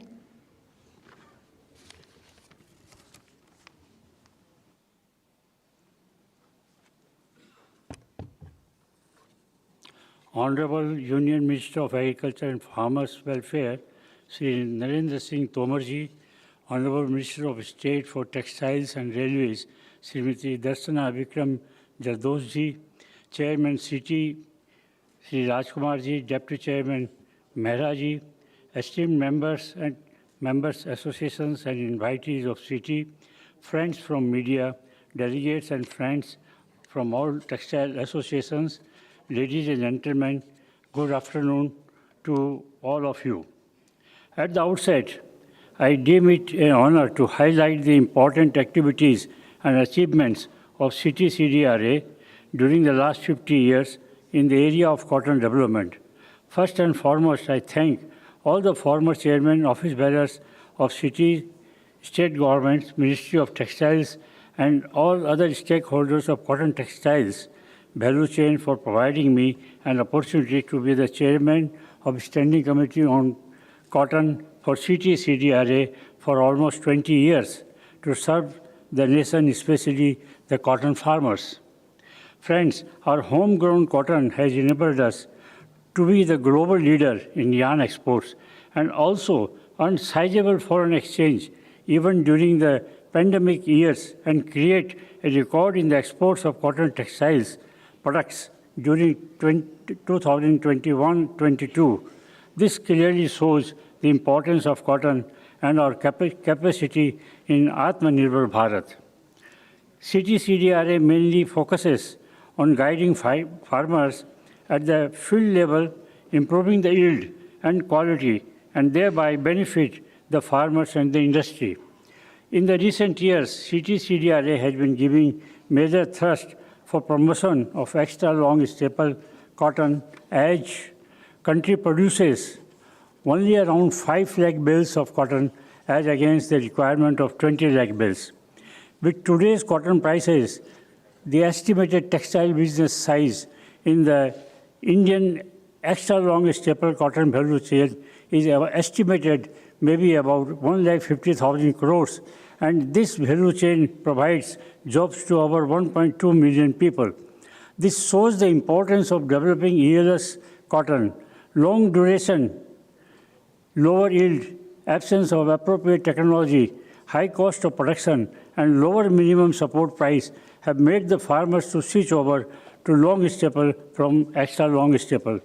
Therefore, I urge the Honorable Minister of Agriculture to announce a special scheme for ELS extra long staple cotton development apart from launching technology mission on cotton 2, as already requested by our CITI chairman to the benefit of the farmers and industry. CITI CDRA has been focusing on improving the cotton productivity and quality in the states of Rajasthan, Maharashtra, Madhya Pradesh, covering 90,000 farmers in these states in the present year. CITI CDRA projects activities in Rajasthan resulted in significant increase in the production from a level of 1,75,000 bales in 2008-9 to about 13 lakh bales in 2020-21. The yield per hectare has also increased from 212 kgs per hectare to 940 kgs per hectare during this period. CITI CDRA has also been taking a lot of initiatives in the states of Maharashtra, where the yield is one of the lowest, not only in the country, but also in the world. In the state of Madhya Pradesh, CITI CDRA has been focusing on extra long staple cotton production and its development. During the last 2 years, CITI CDRA is also focusing on producing clean cotton, the dire need for spinners, and working on the slogan, Kapas ki adhik upaj, Shuddh upaj. Moreover, we are also focusing on educating farmers to utilize the cotton stake as agro residues in the field of improve the soil fertility instead of burning the same. This is yielding very good results apart from protecting the environment. CDRA jointly with CICR has also initiated the services of voice messages on e-portal, which is helping the farmers to adopt various best practices apart from mitigating various issues that erupt from time to time. Before I conclude, we thank Agriculture Department of Madhya Pradesh, Maharashtra, Rajasthan for their guidance and cooperation in implementing the project. We are also thankful to our leading textile mills, especially Indocount, Pratibha Syntex, Bayer Crop, Bardhaman, G10 Industries, Century Textiles for liberally supporting the farmers by making required financial contributions for implementing the various projects. We recognize the unstinted efforts of our project coordinators, Sri R.S. Tripathi in Madhya Pradesh, Sri Vairale in Maharashtra, and Sri P.M. Sharma in Rajasthan, and all the scouts in the project areas, and especially 90,000 cotton farmers from these states of Maharashtra, Rajasthan, Madhya Pradesh, and look forward to have their continued involvement and support. I thank the chairman, Sri T. Rajkumar, and organizing committee for this event for giving me this opportunity to brief about the CITI CDRA activities. Thank you all once again. Thank you so much. बहुत बहुत धन्यवाद आपका। खेतों में जुटे किसानों से, सरहद पर डटे जवानों से, ये देश बना है मंगल पर चढ़ते बढ़ते अभियानों से। आज हम उनको नमन करते हैं जिन्होंने एक प्रेरणा की मशाल जलाई है, उपलब्धि की मिसाल बनाई है। हमारे किसान महानुभाव और मेहमान, और साथ ही साथ प्रोजेक्ट कोऑर्डिनेटर और साइंटिस्ट जिनका बहुत बड़ा योगदान रहा है। हम चाहते हैं माननीय मंत्री जी, माननीय राज्य मंत्री जी कि कृपया इन सभी किसानों को, साइंटिस्ट को आप सम्मानित करें, उन्हें शॉल भेंट करके। माननीय, आपसे निवेदन है कृपया मंच के सामने आने की कृपा करें।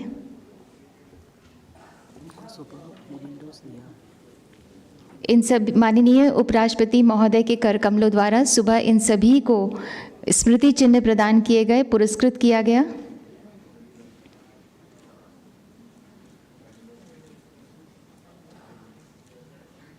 सुबह माननीय उपराष्ट्रपति जी के कर कमलों द्वारा इन सभी को स्मृति चिन्ह प्रदान किया गया था, पुरस्कृत किया गया था।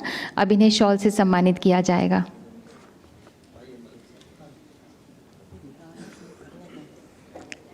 पहले मंत्री जी तो आ जाएं। सभी लोग एक एक करके आ जाएं। सबसे पहले मंच पर उपस्थित होने के लिए निवेदन करूंगी श्री रायचंद काजी अमलियार, श्री दिनेश रामादाबी, आपसे आप लोग एक एक करके आते जाइए। श्री धर्मेंद्र मोहन, श्री कैलाश माला सिंगार, आते रहिए आप लोग। श्री कैलाश माला सिंगार, श्री देवीलाल, श्री मदन सिंह, आप लोग एक एक करके आगे बढ़ते रहिए, आगे जाइए।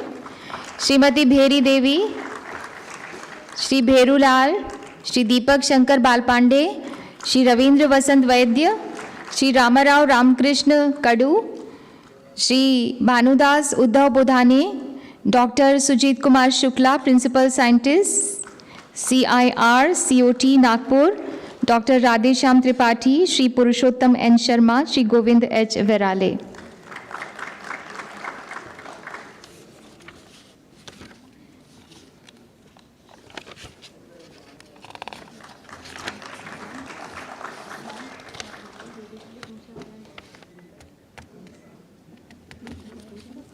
पिंक वाला है ना, कहाँ गया?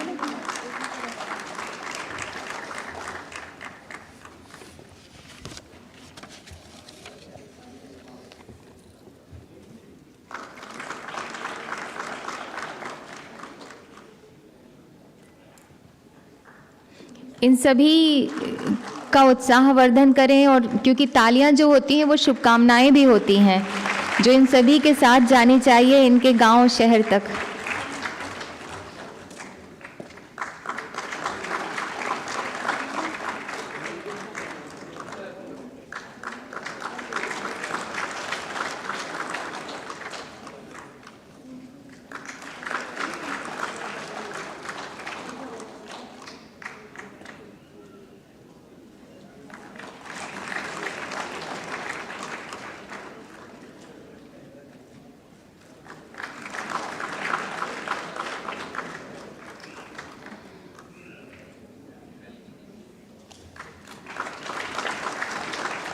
और अब माननीय लाइफ टाइम अचीवमेंट के लिए हम उन्हें प्रणाम करते हैं जो कपास विकास गतिविधियों से जुड़े रहे, जिन्होंने अपना जीवन लगा दिया।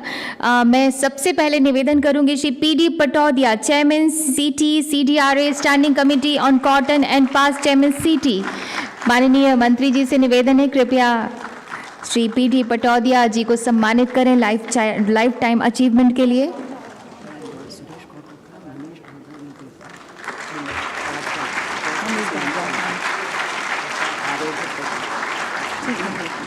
सुरेश कोटक ना उनकी जगह पे, और प्रेम मलिक जी, श्री प्रेम मलिक जी को chairman CITI CDRA standing committee on cotton and past chairman CITI, उनका भी सम्मान करें।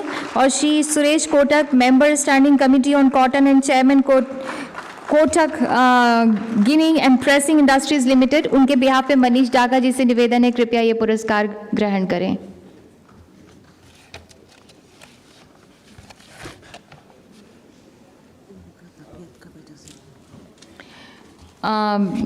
श्री सुरेश कोटक जी जो है वो उनकी तबीयत ठीक नहीं थी, इस वजह से वो अभी आ नहीं पा रहे हैं। मनीष डागा ने उनके बिहाफ पर ये लाइफ टाइम अचीवमेंट के लिए, लाइफ टाइम अचीवमेंट की तरह तालियां बजनी चाहिए, एक बार जोरदार तालियां।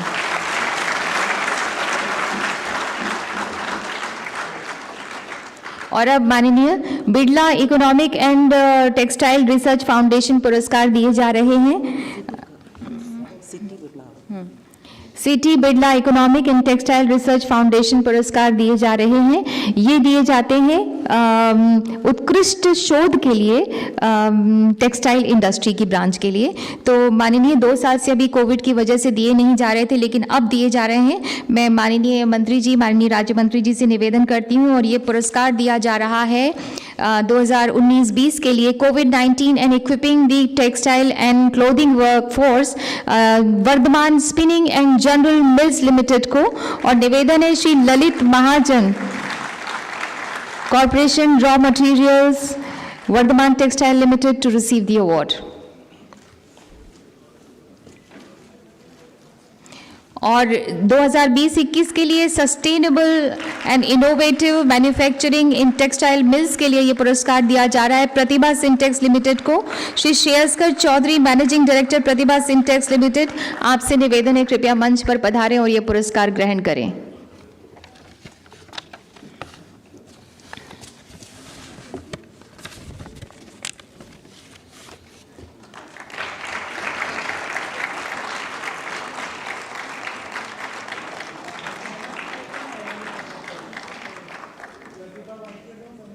बहुत बहुत धन्यवाद माननीय मंत्री जी, माननीय राज्य मंत्री महोदय आपका।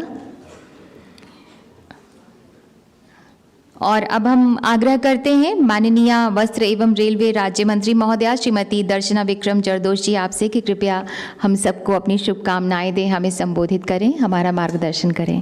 एक बार जोरदार तालियां माननीय राज्य मंत्री महोदया के लिए।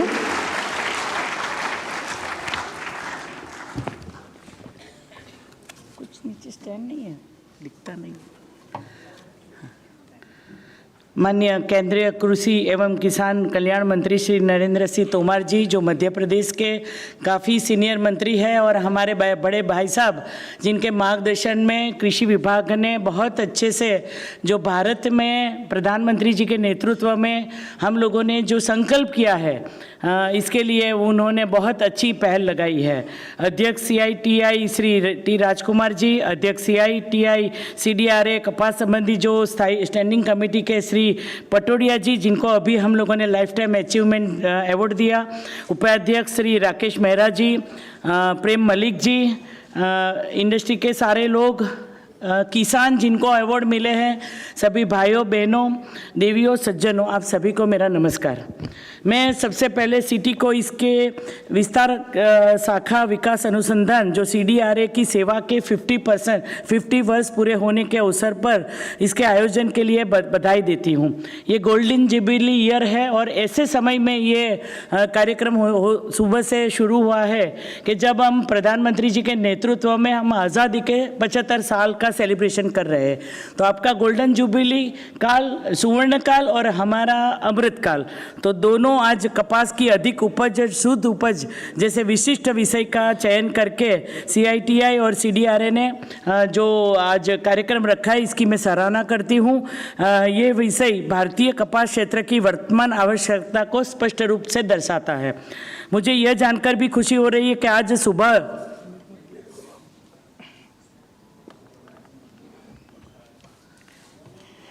सुबह जब माननीय उपराष्ट्रपति जी एम वेंकैया नायडू जी ने श्री शानदार अवसर को यादगार बनाने के लिए एक CITI की coffee table book millennium shades of cotton का विमोचन किया। मैं कार्यक्रम ऑनलाइन भी देख रही थी। बहुत अच्छे से इन जो भी किसान हैं उनका भी सम्मान हुआ और उपराष्ट्रपति जी द्वारा हम लोगों ने ये क्षेत्र के अग्रणी को, साइंटिस्टों, किसानों को जो पुरस्कृत करके भारत के कपास क्षेत्र को विकास की दिशा में अधिक उत्साह देने का काम और प्रेरणा किया है और सही समय में उनका सम्मान करके हम लोगों ने उनको अच्छा काम करने के लिए प्रेरणा देंगे। मैं messrs Vardhman textile and general mills limited और messrs Pratibha syntex mills, Pratibha के प्रमोद भाई आए नहीं हैं यहाँ पे, लेकिन मैं सूरत से हूँ और उनकी एक्टिविटीज़ के बारे में काफ़ी सालों से जानती हूँ, तो मैं धन्यवाद भी देती हूँ उनको बेस्ट प्रदर्शन के लिए। और Birla economic and textile research foundation award जो उनको प्रदान किया गया है, उनको आशा करती हूँ कि आने वाले समय में इसी तरह अपना प्रदर्शन जारी रखेंगे। मुझे यह जानकर भी प्रसन्नता हो रही है कि इस कार्यक्रम में विस्तृत विचार विमर्श किया गया। कई अधिकारियों द्वारा, उद्योग जगतों के द्वारा, अग्रणियों द्वारा, तज्ञों के द्वारा भारतीय कपास क्षेत्र को महत्वपूर्ण पहलुओं पर विचार मंथन किया गया और यह चर्चा की यह नई चुनौती के अवसर में नए लक्ष्य को पार करने के लिए हम लोग साथ में मिलकर आगे बढ़ाएंगे। मैं समझती हूँ कि कपास और कपड़ा दोनों मंत्रालय में सबसे, तो एग्रीकल्चर मिनिस्ट्री और टेक्सटाइल मिनिस्ट्री दोनों का सहयोग बहुत अच्छे से आगे होना जरूरी है कि बिना कपास के कपड़ा नहीं बनता और कपड़ा बनाने के लिए बिना कपास चलता नहीं है। तो कॉटन बेस्ड इंडस्ट्री हमारी सबसे बड़ी है, जो पूरे भारत में हम लोगों ने कॉटन को मापदंड करके जितने भी आज तक प्रधानमंत्री जी के नेतृत्व में जो इनिशिएटिव दिए हैं और कई बार ऐसा हुआ, समस्या भी हुई, तो ये पूरी वैल्यू चेन है। जिस तरह से बताया गया कि कपास जब फाइबर के रूप में जब फार्म में होता है तो वहाँ किसानों के साथ farm to factory to fashion और फॉरेन तक जाने के लिए हम लोगों को पूरी वैल्यू चेन के साथ काम करने का 2021-22 में पहली बार हमने 418 बिलियन अमेरिकी डॉलर का जो एक्सपोर्ट तय किया था, उसको हम लोगों ने 15 दिन पहले 400 मिलियन डॉलर का अचीवमेंट हमने प्राप्त कर लिया, जो इसके लिए बहुत महत्वपूर्ण कदम है। 418 बिलियन अमेरिकी डॉलर का एक्सपोर्ट के उपलब्धि के लिए जो आप लोगों की भागीदारी के बिना ये संभव नहीं होता, क्योंकि भारत में TNA उद्योग की सभी हितधारकों को निर्धारित समय से पहले ही ये लक्ष्य को प्राप्त करने के लिए जो ठोस प्रयास किए गए हैं उसको मैं धन्यवाद देती हूँ। इंडियन INC के साथ साथ भारत सरकार के आत्मविश्वास के स्तर को बढ़ाने में बहुत मदद की है। विशेष रूप से अभूतपूर्व 19 कोविड की जो परिस्थिति के साथ में हम लोगों ने आगे जो ग्रो किया है और उसी का अवार्ड भी अभी मिला है कि कोविड के समय में किस कंपनियों ने सबसे ज़्यादा काम किया। और जो PPE किट हमारी बनती थी वो पहले जो भारत में नहीं बनती थी, अब हम लोग सेकंड लार्जेस्ट एक्सपोर्टर हो गए। तो टेक्सटाइल में ये तीनों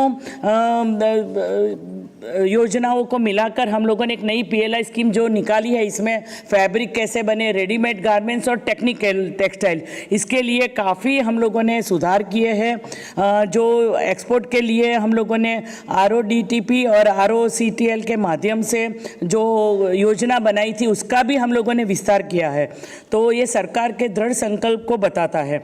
मुझे ये बताने की आवश्यकता नहीं है कि हम लोग फसलों में 6.5 मिलियन कपास किसानों को इसमें जुड़ने के लिए 10.5 मिलियन से अधिक लोगों को रोजगार पैदा करने के साथ में वस्त्र उद्योग भी उसके लिए महत्वपूर्ण काम करता है। और एग्रीकल्चर के बाद सबसे ज़्यादा लोग अगर जुड़े हैं तो टेक्सटाइल मिनिस्ट्री से जुड़े हैं और वो रोजगार प्रदान करने में भी भारत की जो हमारे संकल्प है आज़ाद भारत के बाद में ये आज़ादी के अमृत महोत्सव में, वो हमें सपोर्ट करता है।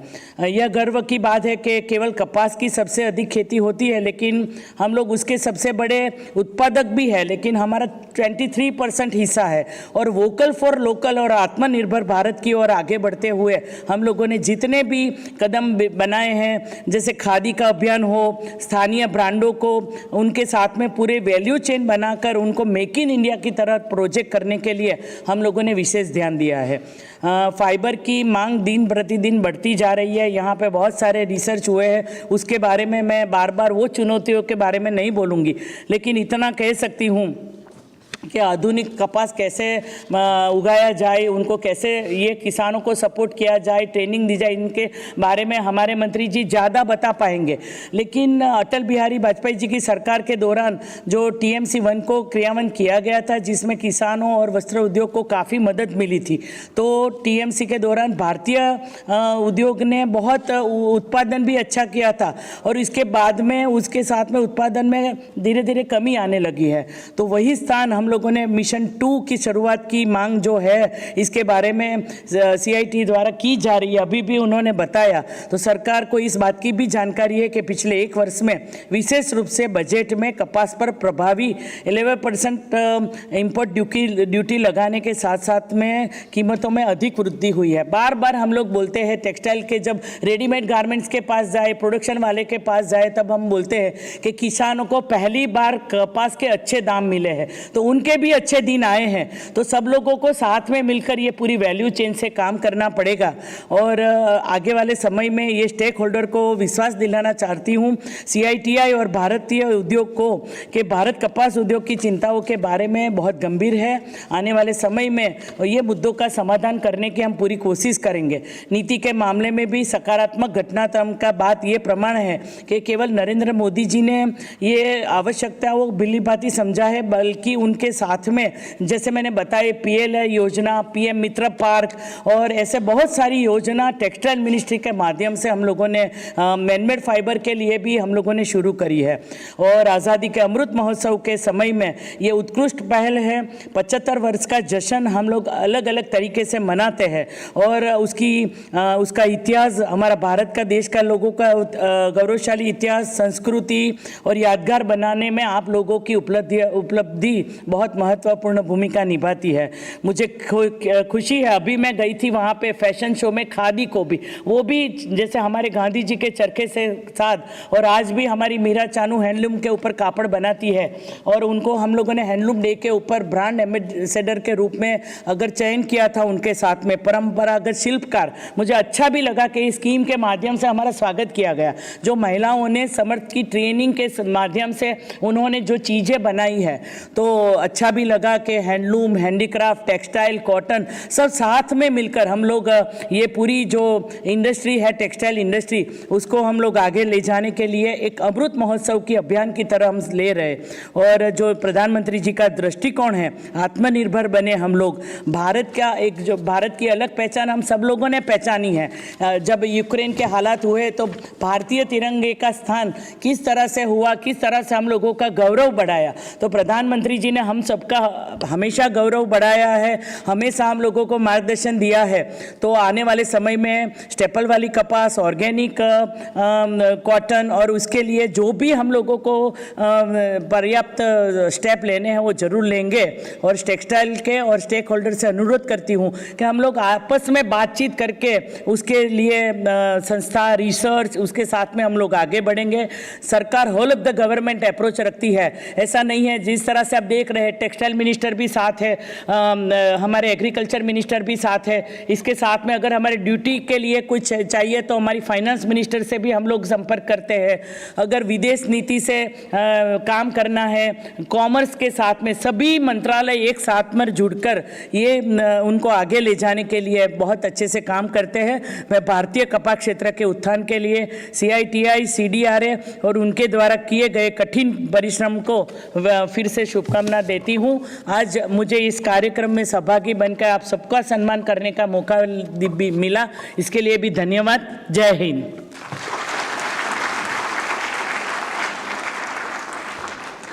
कोटि कोटि धन्यवाद माननीय आपका।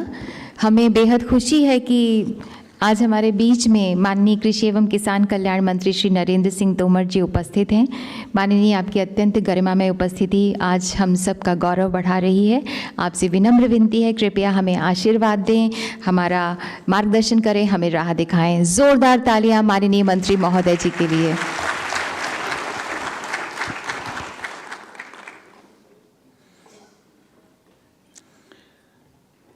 भारतीय कपड़ा उद्योग परिसंघ के द्वारा आयोजित इस गरिमामयी कार्यक्रम में हम सब के मध्य विराजमान हमारी राज्य मंत्री बहन दर्शना जी, आदरणीय राजकुमार जी, आदरणीय पटोदिया जी, आदरणीय प्रेम मलिक जी, आदरणीय राकेश मेहरा जी, कार्यक्रम में भाग लेने के लिए आए राजस्थान, महाराष्ट्र, मध्य प्रदेश के किसान भाई और बहन और कपड़ा उद्योग से जुड़े हुए सभी सम्मानित महानुभाव, आज इस कार्यक्रम में आप सबके मध्य उपस्थित होकर मैं बहुत ही प्रसन्न महसूस कर रहा हूँ, क्योंकि ये एक ऐसा अवसर है जब इस संस्था ने अपने जीवन के 50 वर्ष सफलतापूर्वक पूर्ण किए हैं। किसी व्यक्ति या संस्था दोनों के जीवन में जब इतनी लंबी आयु काम करते करते पूर्ण होती है तो निश्चित रूप से उस संस्था के जीवन में ये सुनहरा अवसर होता है। इस अवसर पर इस कार्यक्रम की आयोजना संपन्न हो रही है। मैं अपनी ओर से, माननीय प्रधानमंत्री जी की ओर से आप सबको बहुत बहुत बधाई देता हूँ, बहुत बहुत शुभकामनाएं आप सबको प्रेषित करता हूँ। आज इस कार्यक्रम में हमारे माननीय उपराष्ट्रपति जी, हमारे वस्त्र मंत्री श्री पीयूष गोयल जी और अन्य महानुभाव भी उपस्थित रहे हैं। विभिन्न सत्रों में विभिन्न विषयों पर विमर्श हुआ है और हम सब जानते हैं कि आपसी विचार विमर्श और उसको अगर सरकार गंभीरता से ले तो आगे बढ़ने में किसी प्रकार की कोई कठिनाई नहीं होती है। परिसंघ ने अपनी भूमिका का निर्वाह किया है। मैं समझता हूँ राजकुमार जी जो चर्चा और निष्कर्ष हैं उससे मिनिस्ट्री को अवगत कराएंगे, तो मैं इस मौके पर आपको आश्वस्त करना चाहता हूँ कि हम सकारात्मक रूप से सिर्फ विचार ही नहीं करेंगे, कपास की खेती और उन्नत कैसे हो सकती है इस मामले में आगे बढ़ने में ज़रूर किसानों की मदद करेंगे। ये मैं आप सब लोगों को इस अवसर पर आश्वस्त करना चाहता हूँ। हम सभी जानते हैं कि वैसे तो कृषि प्रधान देश होने के नाते भारत में कृषि एक तौर से रीढ़ की तरह महत्व रखती है, लेकिन कृषि में भी कपास की भूमिका महत्वपूर्ण है। सामान्यतः कृषि उत्पाद बहुत सारे हैं। कृषि उत्पादों के साथ साथ सहायक उत्पाद भी बहुत हैं। उन पर भी काम बहुत गंभीरता के साथ आगे बढ़ रहा है। लेकिन सामान्यतः अगर हम देखेंगे तो जो मौलिक ज़रूरत है उसमें मौलिक ज़रूरत में खाद्यान्न सबसे महत्व ज़्यादा रखता है। खाद्यान्न है तो रोटी की आवश्यकता पूरी हो सकती है, और कपास है तो कपड़े पहनने की आवश्यकता पूरी हो सकती है। तो बिना खाद्यान्न के भी नहीं काम चलने वाला है और बिना कपड़े के भी काम नहीं चलने वाला है। इसलिए कपास की खेती और उन्नत हो, यह समय की आवश्यकता है। कपास की किसानी से 65 लाख से अधिक किसान जुड़े हुए हैं, और जब कपास का प्रोसेसिंग शुरू होता है तो इस पूरे काम में करोड़ों की संख्या में लोग रोजगार पाते हैं। अगर रोजगार सृजन की दृष्टि से देखें तो भी कपास का महत्व है। कपास की खेती कैश क्रॉप की दृष्टि से देखें तो किसान के लिए बहुत महत्व की उपज है, और हमारी और दुनिया की आवश्यकता को पूर्ण करने की दृष्टि से भी हमारे लिए ये खेती बहुत महत्वपूर्ण है। मैं समझता हूँ कि विगत दिनों कपास की दृष्टि से जो सरकार के प्रयत्न हुए, हमारे वैज्ञानिकों ने अनुसंधान किया, परिसंघ ने भी अपनी भूमिका का निर्वाह किया, अनेक हमारे इंडस्ट्री के लोगों ने भी नए नए आयाम देने की कोशिश की। उसी का परिणाम है कि आज दुनिया में हम सब से बड़े उत्पादक देश हैं।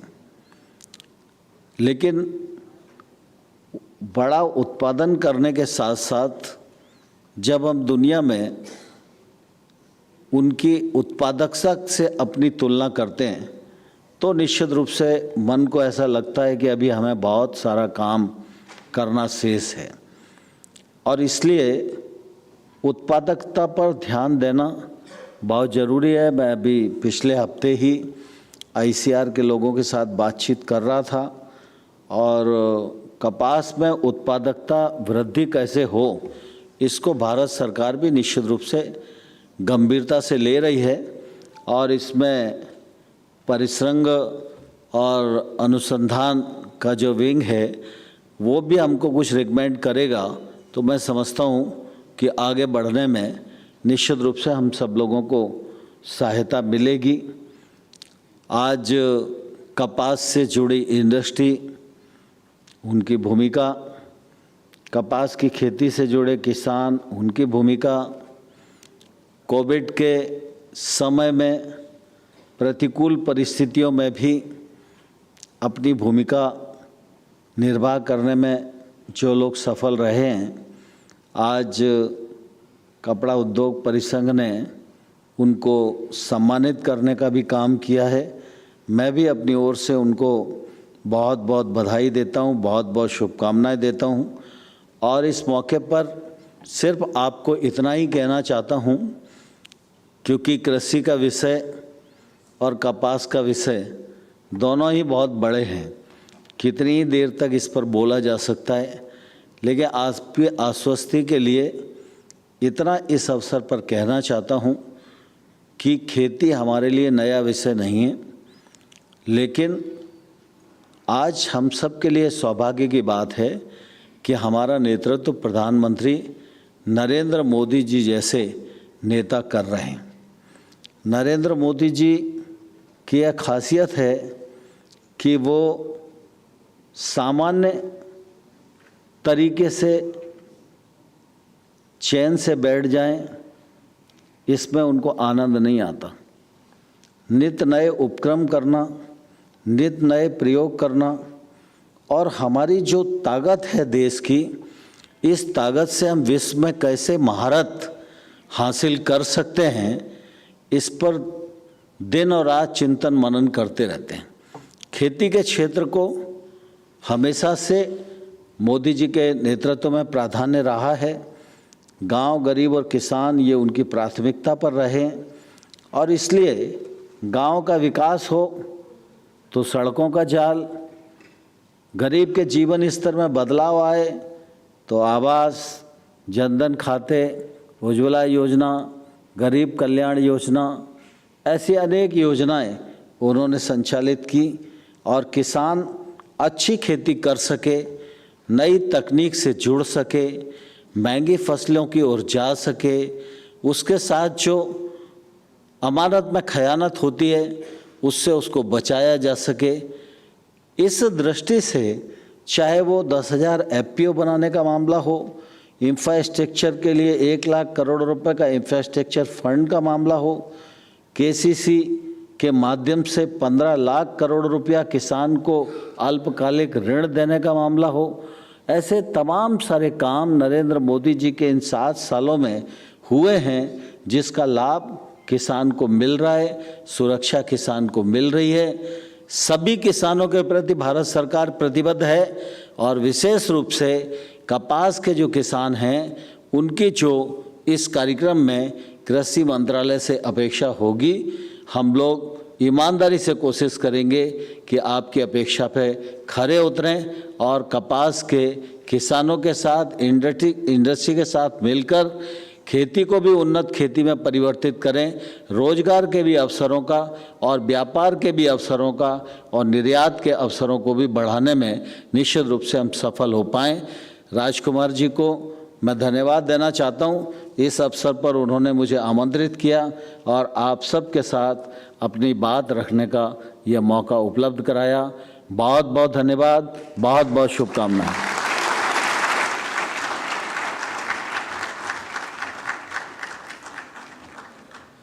बहुत बहुत आभार माननीय, आपके उत्साहवर्धन से भरपूर संबोधन के लिए, आपकी प्रेरणा के लिए। और अब मेरा निवेदन है रिस्पेक्टेड श्री राकेश मेहरा आपसे डेप्यूटी चेयरमैन CITI की कृपया आभार प्रकट करें।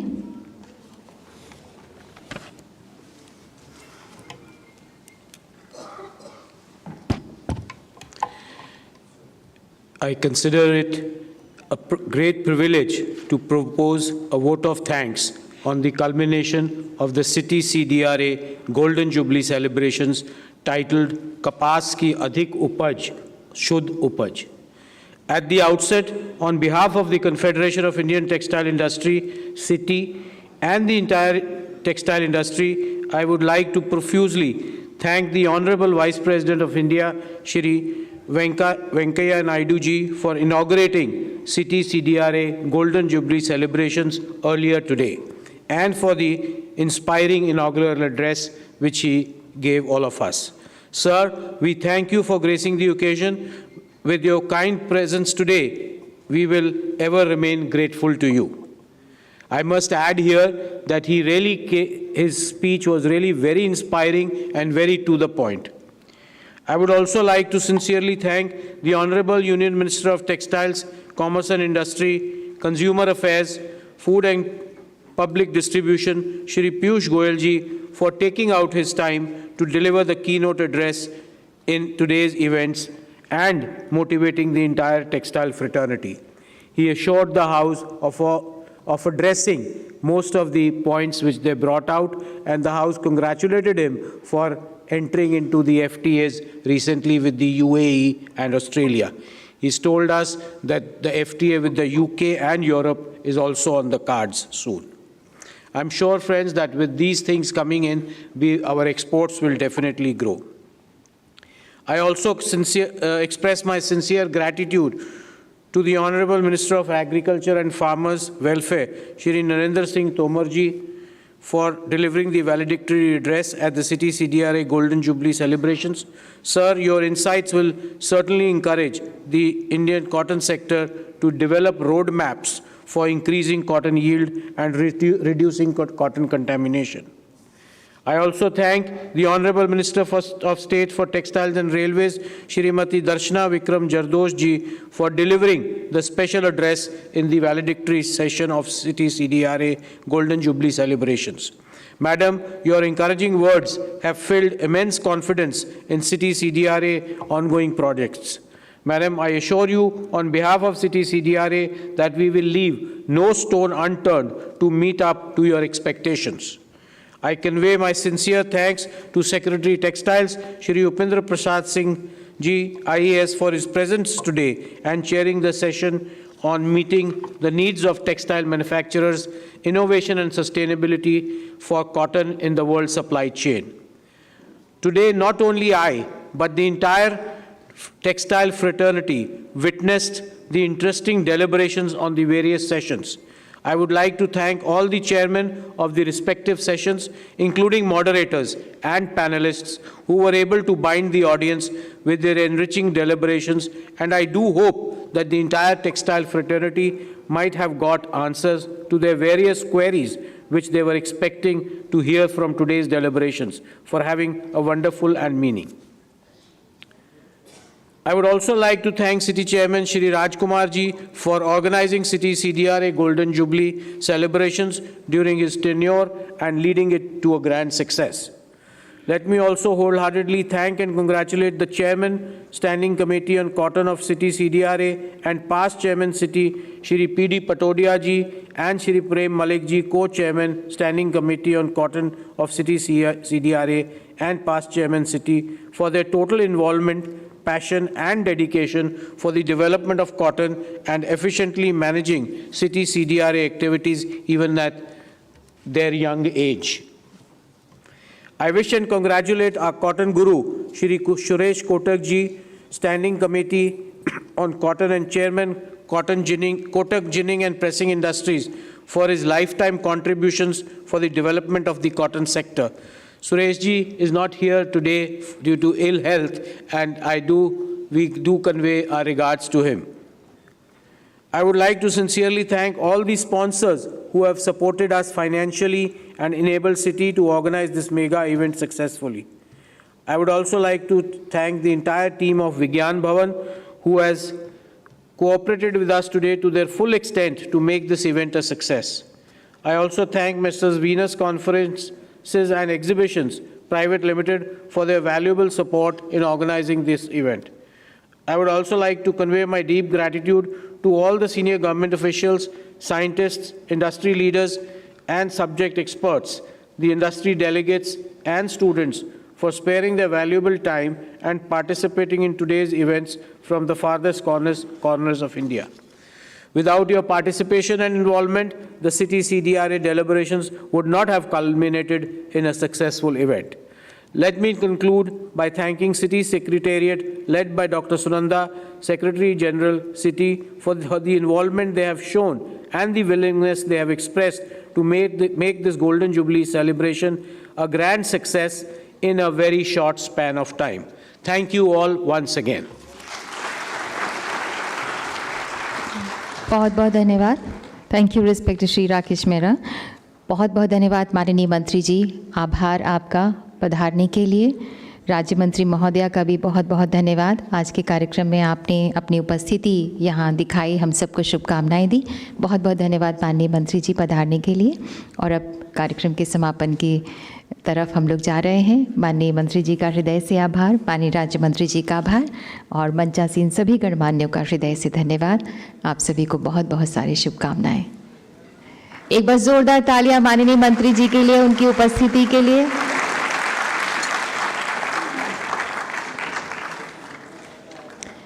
आप सभी कृपया